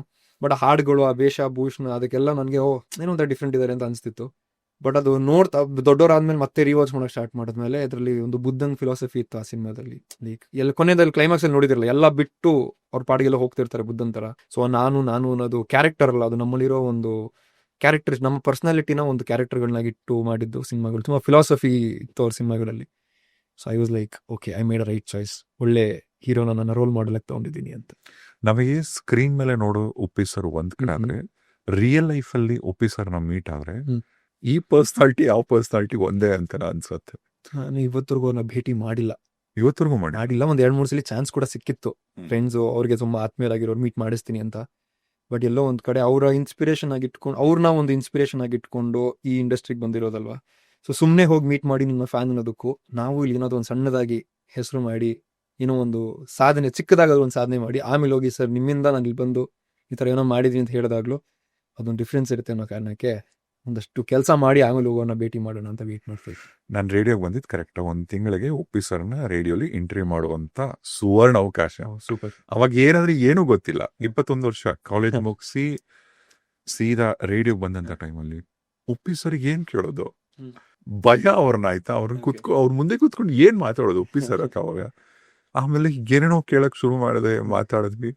ಆಮೇಲೆ ಉಪ್ಪಿ ಸರ್ಗೆ ಪೆನ್ನು ಪೇಪರ್ ಒಂದು ಡೈರಿ ಕೊಟ್ಬಿಟ್ಟು ಕೇಳಿದ್ರು, ಸರ್ ನಂಗೆ ಏನಾದ್ರೂ ಬರ್ಕೊಡಿ ಸರ್ ಇದರಲ್ಲಿ ಅಂತ ಅಂದ್ಬಿಟ್ಟು. ಆಮೇಲೆ ಉಪ್ಪಿ ಸರ್ ಬರ್ದಿದ್ರು, ಇವತ್ತು ಇಟ್ಕೊಂಡಿದ್ದೀನಿ, ಬಿ ಪ್ರೆಸೆಂಟ್ ಅಷ್ಟೇ, ಇನ್ನೇನೂ ಇಲ್ಲ, ಏನೂ ಇಲ್ಲ. Be present. Super. Be present. Okay, ನನಗೆ ಅದನ್ನ ಡಿಕೋಡ್ ಮಾಡಕ್ಕೆ ಎಷ್ಟು ದಿನ ಬೇಕಾಯ್ತು ಅಂದ್ರೆ, ಆಮೇಲೆ ಸದ್ಗುರು ಅವ್ರದ್ದು ಯಾವ್ದು ಮೊನ್ನೆ ಒಂದು ಇಂಟರ್ವ್ಯೂ ನೋಡ್ತಿದ್ದಾಗ ಅದ್ರಲ್ಲಿ ಅವ್ರು ಹೇಳ್ತಾರೆ, ಬಿ ಪ್ರೆಸೆಂಟ್ ಎಷ್ಟು ಅದ್ಭುತವಾದಂತ ಪವರ್ಫುಲ್ ವರ್ಡ್ ಅಂತ. ಹೌದು. ಈಗ ನಾವು ಈಗ ನಾವು ಇಲ್ಲಿ ಕೂತ್ಕೊಂಡು ಪಾಡ್ಕಾಸ್ಟ್ ಏನೋ ಮಾಡ್ತಿದ್ದೀವಲ್ಲ, ಇದೇ ಕೆಲಸ ನಾವು ಕರೆಕ್ಟಾಗಿ ಮಾಡ್ಬಿಟ್ರೆ ಸಖತ್ತಾಗಿರತ್ತೆ. ತುಂಬಾ ಸಂದರ್ಭಗಳಲ್ಲಿ ನಾವು ಕೂತಿರ್ತೀವಿ ಅಷ್ಟೇ, ಪ್ರೆಸೆಂಟ್ ಅಲ್ಲಿ ನಾವಿರಲ್ಲ. ಹೌದು. ಇಲ್ಲ ಹಿಂದೆ ಯೋಚನೆ ಮಾಡ್ತಾ ಕೂತಿರ್ತೀವಿ, ಇಲ್ಲ ಮುಂದಿನ ಭಯ ಆಗತ್ತೆ. ಇದೇ ತರ ಉಪ್ಪಿ ಸರ್ದು ಅವರ ಫಿಲ್ಮ್ ಪ್ರೀಚಿಂಗ್ಸ್ ಲೈಫಲ್ಲಿ ಏನಾದ್ರು ಹೆಲ್ಪ್ ಆಯ್ತಾ? ತುಂಬಾ ಆಗಿದೆ. ನನ್ನ ತುಂಬಾ ಶೇಪ್ ಮಾಡಿದೆ ಅದು. ಅಂಡ್ ಆಗ್ಲೇ ನೀವು ಇದೇ ಹೇಳಿದ್ ಗೊತ್ತಾ, ಆಟೋಗ್ರಾಫ್ ಬಗ್ಗೆ. ನಮ್ಮ ಅಣ್ಣ ಕೂಡ ಉಪೇಂದ್ರ ಸರ್ ಫ್ಯಾನ್, ನನ್ನ ಸ್ವಂತ ಅಣ್ಣ. ಸೊ ಅವ್ನ ಹತ್ರ ಒಂದು ಆಟೋಗ್ರಾಫ್ ಇದೆ. ಅವ್ನು ಎಲ್ಲೋ ಭೇಟಿ ಮಾಡಿದಾಗ ಉಪ್ಪಿ ಸರ್ ಹತ್ರ ಆಟೋಗ್ರಾಫ್ ಹಾಕಿಸ್ಕೊಂಡು, ಅಲ್ಲೂ ಸರ್ ಏನಾದ್ರು ಒಂದು ವರ್ಡ್ ಅಥವಾ ಲೈನ್ಸ್ನ ಬರ್ದ್ಬಿಟ್ಟು ಕೊಡಿ ಅಂದಾಗ ಅವರು ಬದುಕು ಭ್ರಮೆಯಲ್ಲ ಅಂತ ಬರ್ದ್ಬಿಟ್ಟು ಸೈನ್ ತೆಗಿದ್ದಾರೆ. ಸೊ ಅದಿನ್ನೂ ಇದೆ ನಮ್ಮ ಅಣ್ಣನ ಹತ್ರ, ಬದುಕು ಭ್ರಮೆಯಲ್ಲ ಅನ್ನೋದು. ಅದು ಬಿಟ್ರೆ ಉಪ್ಪಿ ಸರ್ ಬಗ್ಗೆ ಹೇಳಿದ್ರಲ್ಲ, ಅವರ ಫಿಲಾಸಫಿ ಎಷ್ಟು ಇಂಪ್ಯಾಕ್ಟ್ ಮಾಡಿದೆ ಅನ್ನೋದು ಎಲ್ಲೋ ಗೊತ್ತಿಲ್ಲ. ಮೋಸ್ಟ್ಲಿ ಅವ್ರ ಫ್ಯಾನ್ ಆಗಿದ್ದು ಇನಿಷಿಯಲಿ ಹೆಂಗಿತ್ತಂದ್ರೆ, ಸ್ಕೂಲಲ್ಲೆಲ್ಲ ನಾನು ಅವ್ರ ಥರನೇ ಇರೋದಿದ್ದಂಗೆ ಮುಖಂದು ನೋಡಿದಾಗ ಮಾತಾಡಿದ್ರೆ ಅವ್ರ ಫ್ಯಾನು, ಇರೋದಿದ್ದಂಗೆ ಹೇಳಬೇಕು ಅನ್ನೋ ಥರ ಸ್ವಲ್ಪ ಒರಟೊರಟಾಗಿದ್ದು ಇದ್ದಿದ್ದಂಗೆ ಹೇಳೋದೆಲ್ಲ ಮಾಡ್ತಾ ಇದ್ದೆ. ಬಟ್ ಅದಾದ್ಮೇಲೆ ಅವರ ಬೇರೆ ಸಿನಿಮಾಗಳಿಗೆ ಉಪೇಂದ್ರಗೂ ಉಪ್ಪಿ ಟೂಗೂ ಅವರ ಹೇಳಿದ್ದು ವಿಚಾರಗಳು ಬಹಳಷ್ಟು ವ್ಯತ್ಯಾಸಗಳಿದೆ. ಉಪ್ಪಿ ಟೂನಲ್ಲಿ ಒಂದು ಉಪೇಂದ್ರದಲ್ಲಿ ತುಂಬಾ ಎಕ್ಸಾಜರೇಟೆಡ್ ಆಗಿ ಅದನ್ನ ಎಸ್ಟಾಬ್ಲಿಷ್ ಮಾಡಿದ್ದವರು. ಉಪ್ಪಿ ಟೂಗೆ ಬಂದಾಗ ನೀನಾಗಿರ್ಬೇಕು, ನನ್ನಲ್ಲಿರೋ ಅಹಂ ಬಿಡಬೇಕು ಅನ್ನೋದನ್ನೆಲ್ಲ ಒಂದು ಬೇರೆ ತುಂಬಾ ಸಾತ್ವಿಕವಾಗಿ ಹೇಳಿದ್ಯಲ್ಲ. ಸೊ ಅದೆಲ್ಲ ಒಂದಷ್ಟು ನನಗೂ over the period of time ಅವರ ಪ್ರೀಚಿಂಗ್ಸು, ಅವರ ಮಾತುಗಳು ಸಿಕ್ಕಾಪಡಿ ಇಂಪ್ಯಾಕ್ಟ್ ಮಾಡಿದೆ. ಅಂಡ್ ಅದು ನನ್ನ ರೈಟಿಂಗ್ಸ್ ಅಲ್ಲಿ ಇರ್ಬೋದು, ಅಥವಾ ನಾನು ಲೈಫ್ನ ನೋಡೋ ರೀತಿ ಇರ್ಬೋದು, ಯೋಚನೆ ಮಾಡೋ ರೀತಿ ಇರ್ಬೋದು. ನೀವು ಹೇಳಿದಂಗೆ ಬಿ ಪ್ರೆಸೆಂಟ್, ಇವಾಗಿಂದ ಬಗ್ಗೆ ಯೋಚನೆ ಮಾಡೋಣ, ಹಿಂದೆದು ಮುಂದಿಂದೆಲ್ಲ ಬಿಟ್ಬಿಡೋಣ ಅನ್ನೋ ಒಂದು ಇದು. ನನ್ನಲ್ಲಿ ಕೆಲವು ಒಂದಷ್ಟು ನೆಗೆಟಿವ್ ಅಂಶಗಳಿದ್ವು, ಅಂದ್ರೆ ಕೆಲವನ್ನ ಜಡ್ಜ್ ಮಾಡೋ ರೀತಿ ಇರ್ಬೋದು, ನೋಡೋ ರೀತಿ ಇರ್ಬೋದು. ಅದೆಲ್ಲಾನು ಕೂಡ ಮೋಸ್ಟ್ಲಿ ಉಪೇಂದ್ರ ಸರ್ ಸಿನಿಮಾಗಳಿಂದ ಅಥವಾ ಅವರ ಇಂಟರ್ವ್ಯೂಗಳನ್ನ ನೋಡಿ, ಓಕೆ ತಪ್ಪಲ್ವಾ, ನಾನು ಹಿಂಗೆ ಇರಬಾರ್ದು, ನಾನೇ ಸರಿಗಿಲ್ಲ ಅಂದ್ರೆ ಇನ್ನೊಬ್ನ ಯಾಕೆ ಜಡ್ಜ್ ಮಾಡಬೇಕು ಅನ್ನೋ ಬದಲಾವಣೆಗಳು ಕೂಡ ಬಹಳಷ್ಟು ಆಗಿದೆ ಅವರಿಂದ. ಉಪ್ಪಿಟ್ಟು ಸಿನಿಮಾಲ್ ಕೂಡ ಒಂದು ಅದ್ಭುತವಾದಂತ ಸೀನ್ ಇದೆ. ಆ ಉಪೇಂದ್ರ ಕ್ಯಾರೆಕ್ಟರ್ ಬಂದಾಗ ಅವ್ರ ತಂದೆ ತಾಯಿನ ಆ ಫ್ಯಾಮಿಲಿನೇ ಫುಲ್ಲು ಇಲ್ದಂಗ್ ಮಾಡಿರ್ತಾರೆ. ಎಲ್ಲರೂ ರಕ್ತದ ಮಡುವಿನಲ್ಲಿ ಬಿದ್ದಿರ್ತಾರಲ್ಲ. ಸಡನ್ ಆಗಿ ಉಪ್ಪಿ ಕ್ಯಾರೆಕ್ಟರ್ ಎಂಟರ್ ಆದ ತಕ್ಷಣ ಏನು ರಿಯಾಕ್ಟ್ ಮಾಡಲ್ಲ. ಆ ಕಡೆಯಿಂದ ಬಂದಂತ ವಿಲನ್ ತಲೆ ಕೆಡಿಸ್ಕೊಂಡ್ಬಿಡ್ತಾರೆ. ಏನಿದು, ನಿನ್ ತಂದೆ ತಾಯಿಗಳನ್ನೆಲ್ಲ ಹಿಂಗ್ ಕೊಚ್ಚಾಕ್ಯಾರೆ, ಪ್ರಾಣ ಹೊಟ್ಟೋಗಿದೆ, ನೀನ್ ಏನು ರಿಯಾಕ್ಟ್ ಮಾಡ್ತಿಲ್ಲ ಅಂತಂದ್ಬಿಟ್ಟು. ಹಾಗೆ ಸಕ್ಕದಾಗ ಕ್ಯಾರೆಕ್ಟರ್ ಹೇಳುತ್ತಂದ್ರೆ, ಇದು ಸತ್ಯ. ಅಂದ್ರೆ ಯಾವಾಗ ನಾವು ಲೈಫಲ್ಲಿ ಈಗ ಜನರಲ್ ಆಗಿ ಯಾರಾದ್ರೂ ಹತ್ತಿರದ ಹೋದ್ರೆ ಕಿರ್ಚೋದು, ಕೂಗೋದು, ಅಳೋದು ಅದೆಲ್ಲ ಮಾಡ್ತೀವಿ. ಎಷ್ಟೋ ತಿಂಗಳು ವರ್ಷ ಆಗೋದ್ಮೇಲೆ ಈಸಿಯಾಗಿ ತಗೊಂಡ್ಬಿಡ್ತೀವಿ ಲೈಫಲ್ಲಿ. ಅದನ್ನ ಈಗ ಪ್ರತಿಯೊಂದನ್ನು ಮರಿತಾ ಲೈಫಲ್ಲಿ ಕೊನೆಗೆ ನಾವು ನಾರ್ಮಲ್ ಆಗ್ತೀವಿ. ಅಲ್ಲ, ಕ್ಯಾರೆಕ್ಟರ್ ಸಡನ್ ಆಗಿ ನಾರ್ಮಲ್ ಆಗ್ಲೇಬೇಕಲ್ಲ, ಇವತ್ತೆಲ್ಲ ನಾಳೆ ಆಗಬೇಕು, ಇವತ್ತು ಆಗೋಯ್ತು ಅನ್ನೋ ತರ. ಸೊ ಅದು ಅಷ್ಟೇ. ಆಮೇಲೆ ಅದ್ರಲ್ಲಿ ಒಂದು ನೀನು ಅನ್ನೋ ಕ್ಯಾರೆಕ್ಟರ್ ಇದು ಮಾತಾಡ್ತಾರೆ, ಇನ್ನು ನಾನು ಅನ್ನೋ ಕ್ಯಾರೆಕ್ಟರ್ ಮತ್ತೆ ಮಧ್ಯದಲ್ಲಿ ತಗೊಂಡ್ಬರ್ತಾರೆ. ಅದರಲ್ಲಿ ಸುತ್ತಮುತ್ತ 6 ಜನನ ತೋರಿಸ್ತಾ ಇರ್ತಾರೆ. ಅವ್ರು ಸುತ್ತಮುತ್ತ ವಿಚಿತ್ರವಾದ ಬೈಕ್, ವಿಚಿತ್ರವಾದ ಕಾಸ್ಟ್ಯೂಮ್ಸ್. ಅದ್ರಲ್ಲಿ ಎಲ್ಲಾರ್ಗು ಏನಕ್ಕೆ ಒಂದು ಅಷ್ಟು ಜನ ಹುಚ್ಚುತ್ತರ ಹಿಂದೆ ತಿರುಗ್ತಿರ್ತಾರೆ. ಬಿಕಾಸ್ ಉಪೇಂದ್ರ ಸಿನಿಮಾದಲ್ಲಿ ನಾನು ಕ್ಯಾರೆಕ್ಟರ್ ಒಬ್ಬನೇ ಇರ್ತಾನೆ. ಇಲ್ಲಿ 6 ಜನ ಏನಕ್ಕೆ ಬೇಕು, ಇವರೆಲ್ಲ ಅನ್ನೋ ತರ ಇದು ಬಂದಾಗ ನನ್ನ ಒಂದು ಅಂಡರ್ಸ್ಟ್ಯಾಂಡಿಂಗ್ ಅದೆಲ್ಲ ಅನ್ಸಿದ್ದು ಹರೀಶ್ ಅಡ್ವರ್ಗ ಅಂತ ಗೊತ್ತಾ, ಕಾಮ, ಕ್ರೋಧ, ಮದ, ಮಾತ್ಸರ್ಯ, ಲೋಭ, ಮೋಹ, ಆ 6 ಕ್ಯಾರೆಕ್ಟರ್ಗಳನ್ನ ಅದು ಯಾವಾಗ ಕೂಗಾಡ್ತಿರ್ತೆ ಅವಾಗಲೇ ನಾನು ಅವನಿಗೆ ಹೈಪ್ ಸಿಗೋದು. ಸೊ ನೀವು ಅವ್ರನ್ನ ನೋಡಿದ ಅವ್ರಿಗೆ ಅಂಡ್ 6 ಜನ ಕ್ಯಾರೆಕ್ಟರ್ ಒಂದು ರಿಲೇಷನ್ ಇದೆ. ಅವ್ರುಗಳು ಹಿಂದೆ ಏನೇನೋ ಮಾಡ್ತಿರ್ತಾರೆ, ಇವ್ರು ಕೂಗಾಡ್ತಾ ಇರ್ತಾರೆ, ಕಿರ್ಚಾಡ್ತಿರ್ತಾರೆ. ಸೊ ಈ ತರ ಸಣ್ಣ ಮೆಟಾಫರಿಕಲ್ ವಿಚಾರಗಳು ಅವ್ರ ಸಿನಿಮಾದಲ್ಲಿ ಆಡ್ ಮಾಡ್ತಾ ಹೋಗಿರ್ತಾರೆ. ಬಟ್ ಅವ್ರನ್ನ ಎಂಟರ್ಟೈನ್ಮೆಂಟ್ ಪ್ಯಾಕೇಜ್ ಅಲ್ಲಿ ಕೊಡ್ತಾರಲ್ಲ, ಸೊ ತುಂಬಾ ಜನಕ್ಕೆ ಅರ್ಥ ಆಗಲ್ಲ. ಅದನ್ನ ಡಿಕೋಡ್ ಮಾಡಿ ನೋಡಿದಾಗ ಚೆನ್ನಾಗಿ ಅನ್ಸುತ್ತೆ ಅವ್ರ ಸಿನಿಮಾ. It's very philosophy. ಪ್ರತಿ ಸಿನಿಮಾಲಿ ಏನಾದ್ರು ಒಂದು ಕಥೆ ಇರುತ್ತೆ. ಏನೆಲ್ಲ ವೇ ಆಲ್ಸೋ ನಂಗೆ ಯಾವಾಗಲೂ ಹೇಳ್ತಿರ್ತೀನಿ, ಒಂದು ಬೆಸ್ಟ್ ಲವ್ ಸ್ಟೋರೀಸ್ ಅಂತಿದೆ, ಅದು ಸಿನಿಮಾನೇ ಅಂತ. ಎಲ್ಲಾ ಸ್ಟೇಜಸ್ ಆಫ್ ಲವ್ನು ಅದ್ರಲ್ಲಿ ಕವರ್ ಮಾಡಿದ್ದಾರೆ ಅಂತ.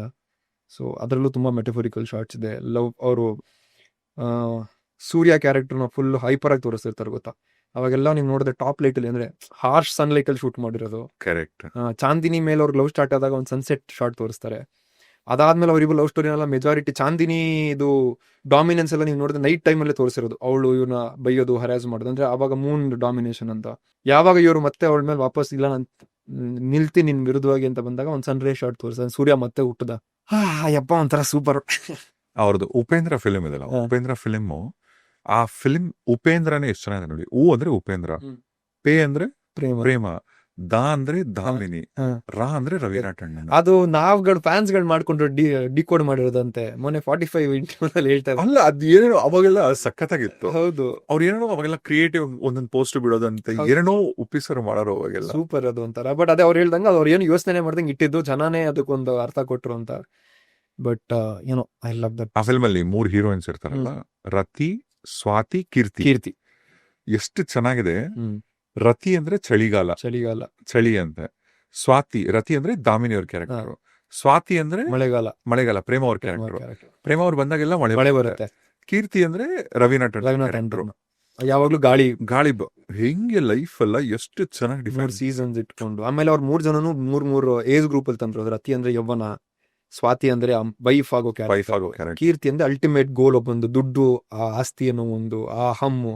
ಸೊ ಬ್ಯೂಟಿಫುಲಿ, ಅದಕ್ಕೆ ಅವ್ರನ್ನ one of the world's top best directors ಅಲ್ಲಿ ಅವರು ಒಬ್ರು ಅಂತ ಹೇಳ್ತಿರ್ತಾರಲ್ಲ. ಇಂಡಿಯಾಲೇ ಬಂದಂತ one of the best top screenplay ಇದ್ದಂತ ಮೂವಿ ಎ. ಹೌದು, ಇಂಡಿಯಾದ ದೊಡ್ಡ ಡೈರೆಕ್ಟರ್ಸ್ ಶಂಕರ್ ಅವ್ರು ಹೇಳ್ತಾರೆ ನನಗೆ ರೋಬೋ ಮಾಡಿದೆ ಅಂತ. ಸೂಪರ್. ನಮ್ಮಲ್ಲಿ ನಮ್ಮ ಇಂಡಸ್ಟ್ರಿಯಲ್ಲಿ ಅಂತ ಒಬ್ರು ಲೆಜೆಂಡ್ ಇದಾರಲ್ಲ, ಅದೇ ನಮ್ಮ ಒಂಥರ ಹೆಮ್ಮೆ. ಸೊ ಉಪ್ಪಿಯ ಪರಮ ಭಕ್ತ, ಅಭಿಮಾನಿ. ಎಲ್ಲಿನವ್ರು ನೀವು? ಯಾವ ಊರು? ನಾನು ಹುಟ್ಟು ಬೆಳೆದಿದ್ದೆಲ್ಲ ಬೆಂಗಳೂರೇ, ಬಟ್ ನಮ್ಮ ತಂದೆಯವರ ಊರು ಬಂದು ಜಡೆಮಾಯಸನ್, ಜಗ್ಗೇಶ್ವರ ಊರು ಇದೆಯಲ್ಲ, ಜಡೆಮಾಯಸನ್ ತುರುವೇಕೆರೆ ತಾಲೂಕು. ಸೊ ಅಲ್ಲಿಂದ ಒಳಗಡೆ ಹೋದ್ರೆ ತಿರುಮಲಾಪುರ ಅಂತ ನಮ್ಮ ಊರ ಹೆಸರು. ಜಗ್ಗೇಶ್ವರ ಊರು ಈ ಕಡೆ ರೈಟ್ ಹೋದ್ರೆ ಅವ್ರ ಊರು ಆನಳ್ಕು, ನಮ್ದು ಲೆಫ್ಟ್ ಬಂದ್ರೆ ತಿರುಮಲಾಪುರ ಅಂತ. ಸೊ ಅಲ್ಲಿ ಬಟ್ ನಾ ಹುಟ್ಟು ಬೆಳೆದಿದ್ದು, ಓದಿದ್ದು, ಬೆಳೆದಿದ್ದೆಲ್ಲ ಬ್ಯಾಂಗ್ಳೂರ್. ಅಪ್ಪ ಎಲ್ಲ ಅಲ್ಲೇನೋ ಊರಲ್ಲಿ? ಇಲ್ಲ, ಅಪ್ಪನೂ ಹುಟ್ಟು ಬೆಳೆದಿದ್ದೆಲ್ಲ ಬೆಂಗಳೂರಲ್ಲೇ. ಸೊ ನಮ್ಮ ತಾತ government veterinary doctor. So he was posted in Bangalore. ತಂದೆ ಅವರು ಹುಟ್ಟಿದ್ದು ಬೆಳೆದಿದ್ದೆಲ್ಲ ಬೆಂಗಳೂರಲ್ಲೇನೆ. ಅಪ್ಪ ಏನ್ ಮಾಡ್ತಿದ್ರು? ಅಪ್ಪ ಗವರ್ಮೆಂಟ್ ಕಾಂಟ್ರಾಕ್ಟರ್ ಆಗಿದ್ರು, and he had several business, gas agency ಅದೆಲ್ಲ ಇತ್ತು. ಸೊ ಅವರು most of his time spent in Bangalore. ನೀವೆಷ್ಟು ಜನ ಮಕ್ಕಳು? 3 ಜನ. ನಾನು ಕೊನೆಯವನು. ಮೊದಲನೇವನು ಅಣ್ಣ, ಅಕ್ಕ, ನಾನು ಕೊನೆಯವನು. ಅಣ್ಣ ಕೇಟರಿಂಗ್ ಬಿಸ್ನೆಸ್ ಮಾಡ್ತಾ ಇದ್ದಾನೆ, ಹೋಟೆಲ್ ಬಿಸ್ನೆಸ್. ಅಕ್ಕ she's a software engineer and she's married, both of them are married. So ನಾನು ಕೊನೆಯವನು, ಸಿನಿಮಾ ಮಾಡ್ತಾ ಇದ್ದೀವಿ. ಮನೇಲಿ ಹೆಂಗಿತ್ತು ಅವಾಗೆಲ್ಲ ಮನೆ ವಾತಾವರಣ? ಮನೇಲಿ ಬೈತು? ಮನೆಯಲ್ಲಿ ನನ್ನ ಚೈಲ್ಡ್ಹುಡ್ ಒಂಥರ, ಅಂದ್ರೆ ನಾನು 3 ವರ್ಷ ಇದ್ದಾಗ ನನ್ನ ತಂದೆ ತೀರ್ಕೊಂಡಿದ್ದು ಹಾರ್ಟ್ ಅಟ್ಯಾಕ್ ಆಗಿ. 3 ವರ್ಷ? ನಾನು 3 ವರ್ಷದ ಮಗು ಇದ್ದಾಗ ಅಪ್ಪ ಶಿವಮೊಗ್ಗದಿಂದ ಬ್ಯಾಂಗ್ಳೂರ್ ಬರ್ಬೇಕಾದ್ರೆ ಹಾರ್ಟ್ ಅಟ್ಯಾಕ್ ಆಗಿ ಬ್ಯಾಂಗ್ಳೂರ್ಗೆ ಅಡ್ಮಿಟ್ ಮಾಡಿದ್ರು. 2 days ಹಾಸ್ಪಿಟಲ್ ಇದ್ದು, ಆಮೇಲೆ then he expired in the hospital.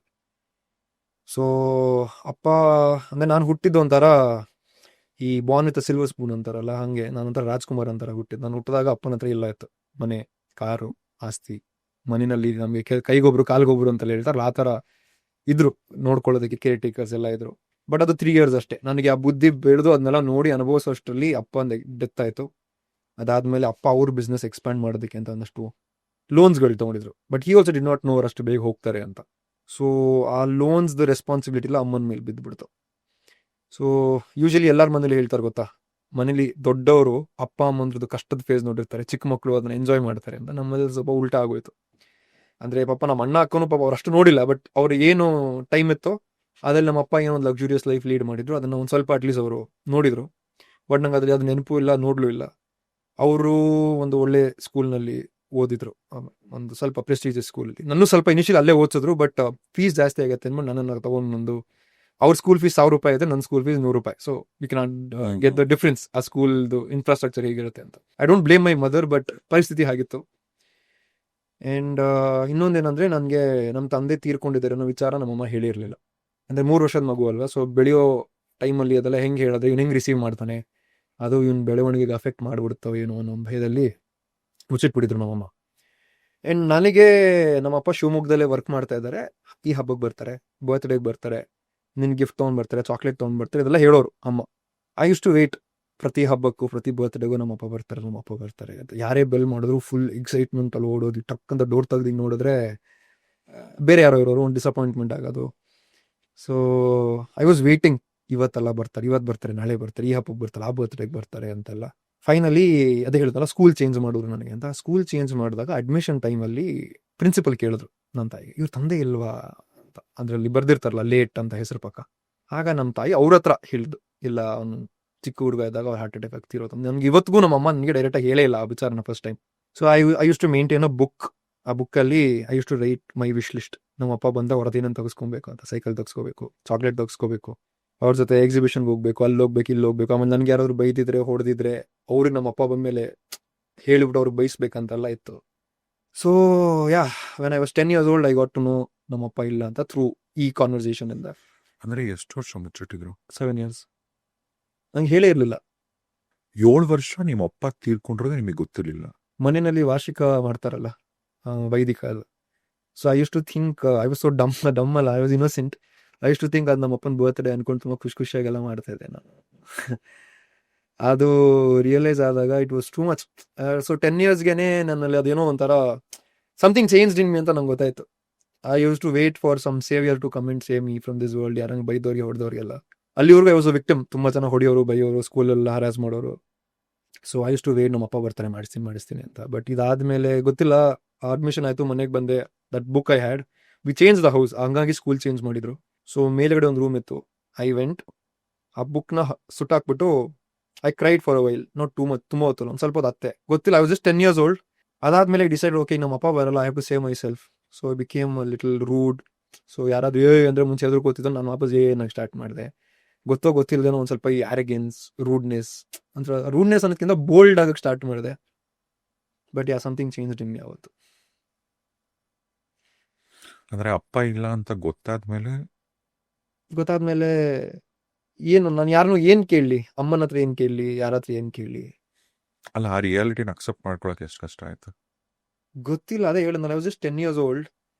ನನಗೆ ಆ ಟೈಮಲ್ಲಿ ಬೇಜಾರಾಗಿದ್ದು, ಅಯ್ಯೋ ನನಗೆ ಇದೆಲ್ಲ ಸಿಗಲ್ವಲ್ಲ ಅನ್ನೋದೊಂದು ಬೇಜಾರಾಗ್ತಿತ್ತು. ಅದೆಲ್ಲ ಆದ್ಮೇಲೆ ಐ ಶು see my friends complain in school, ನಮ್ಮ ಅಪ್ಪ ಹೊಡಿತಾರೆ, ನಮ್ಮ ಅಪ್ಪ ಬೈತಾರೆ ಅಂತೆಲ್ಲ. ಆವಾಗ ನಂಗೆ ಹೊಡೆಯಕ್ಕೆ ಬೇಕಾದ್ರೂ ನಮ್ಮ ಅಪ್ಪ ಇರ್ಬೇಕಿತ್ತಲ್ಲ ಅನ್ಸಕ್ಕೆ ಸ್ಟಾರ್ಟ್ ಆಗೋದು. ಗೊತ್ತಿಲ್ಲ ಅದು ಹೆಂಗೆ ನನ್ನ ವರ್ಡ್ಸಲ್ಲಿ ಹೇಳ್ಬೇಕಂತ. But I had to accept, I did accept. ಅದಾದ್ಮೇಲಿಂದ ಅಪ್ಪನ ಬಗ್ಗೆ ನನಗೆ ಚಿಕ್ಕ ವಯಸ್ಸಿಂದ ನಮ್ಮಮ್ಮ ಹೇಳಿರೋ ಎಲ್ಲ ಕತೆಗೂ ನಮ್ಮ ಅಪ್ಪನೇ ಹೀರೋ. ನಿಮ್ಮಪ್ಪ ಹಂಗೆ, ನಿಮ್ಮಪ್ಪ ಹಿಂಗೆ, ಅದು ಇದು ಅಂತ.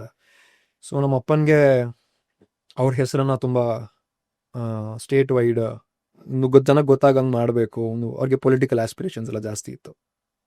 ಸೊ ಅದಾದ್ಮೇಲೆ ಡಿಸೈಡೆಡ್, ಓಕೆ ಅವ್ರು ವಾಪಸ್ ಅಂತೂ ಬರಲ್ಲ, ಬಟ್ ಅವ್ರು ಅಂದ್ಕೊಂಡಿದ್ದನ್ನೆಲ್ಲ ನಾನು ಫುಲ್ಫಿಲ್ ಮಾಡ್ಬೇಕಂತ.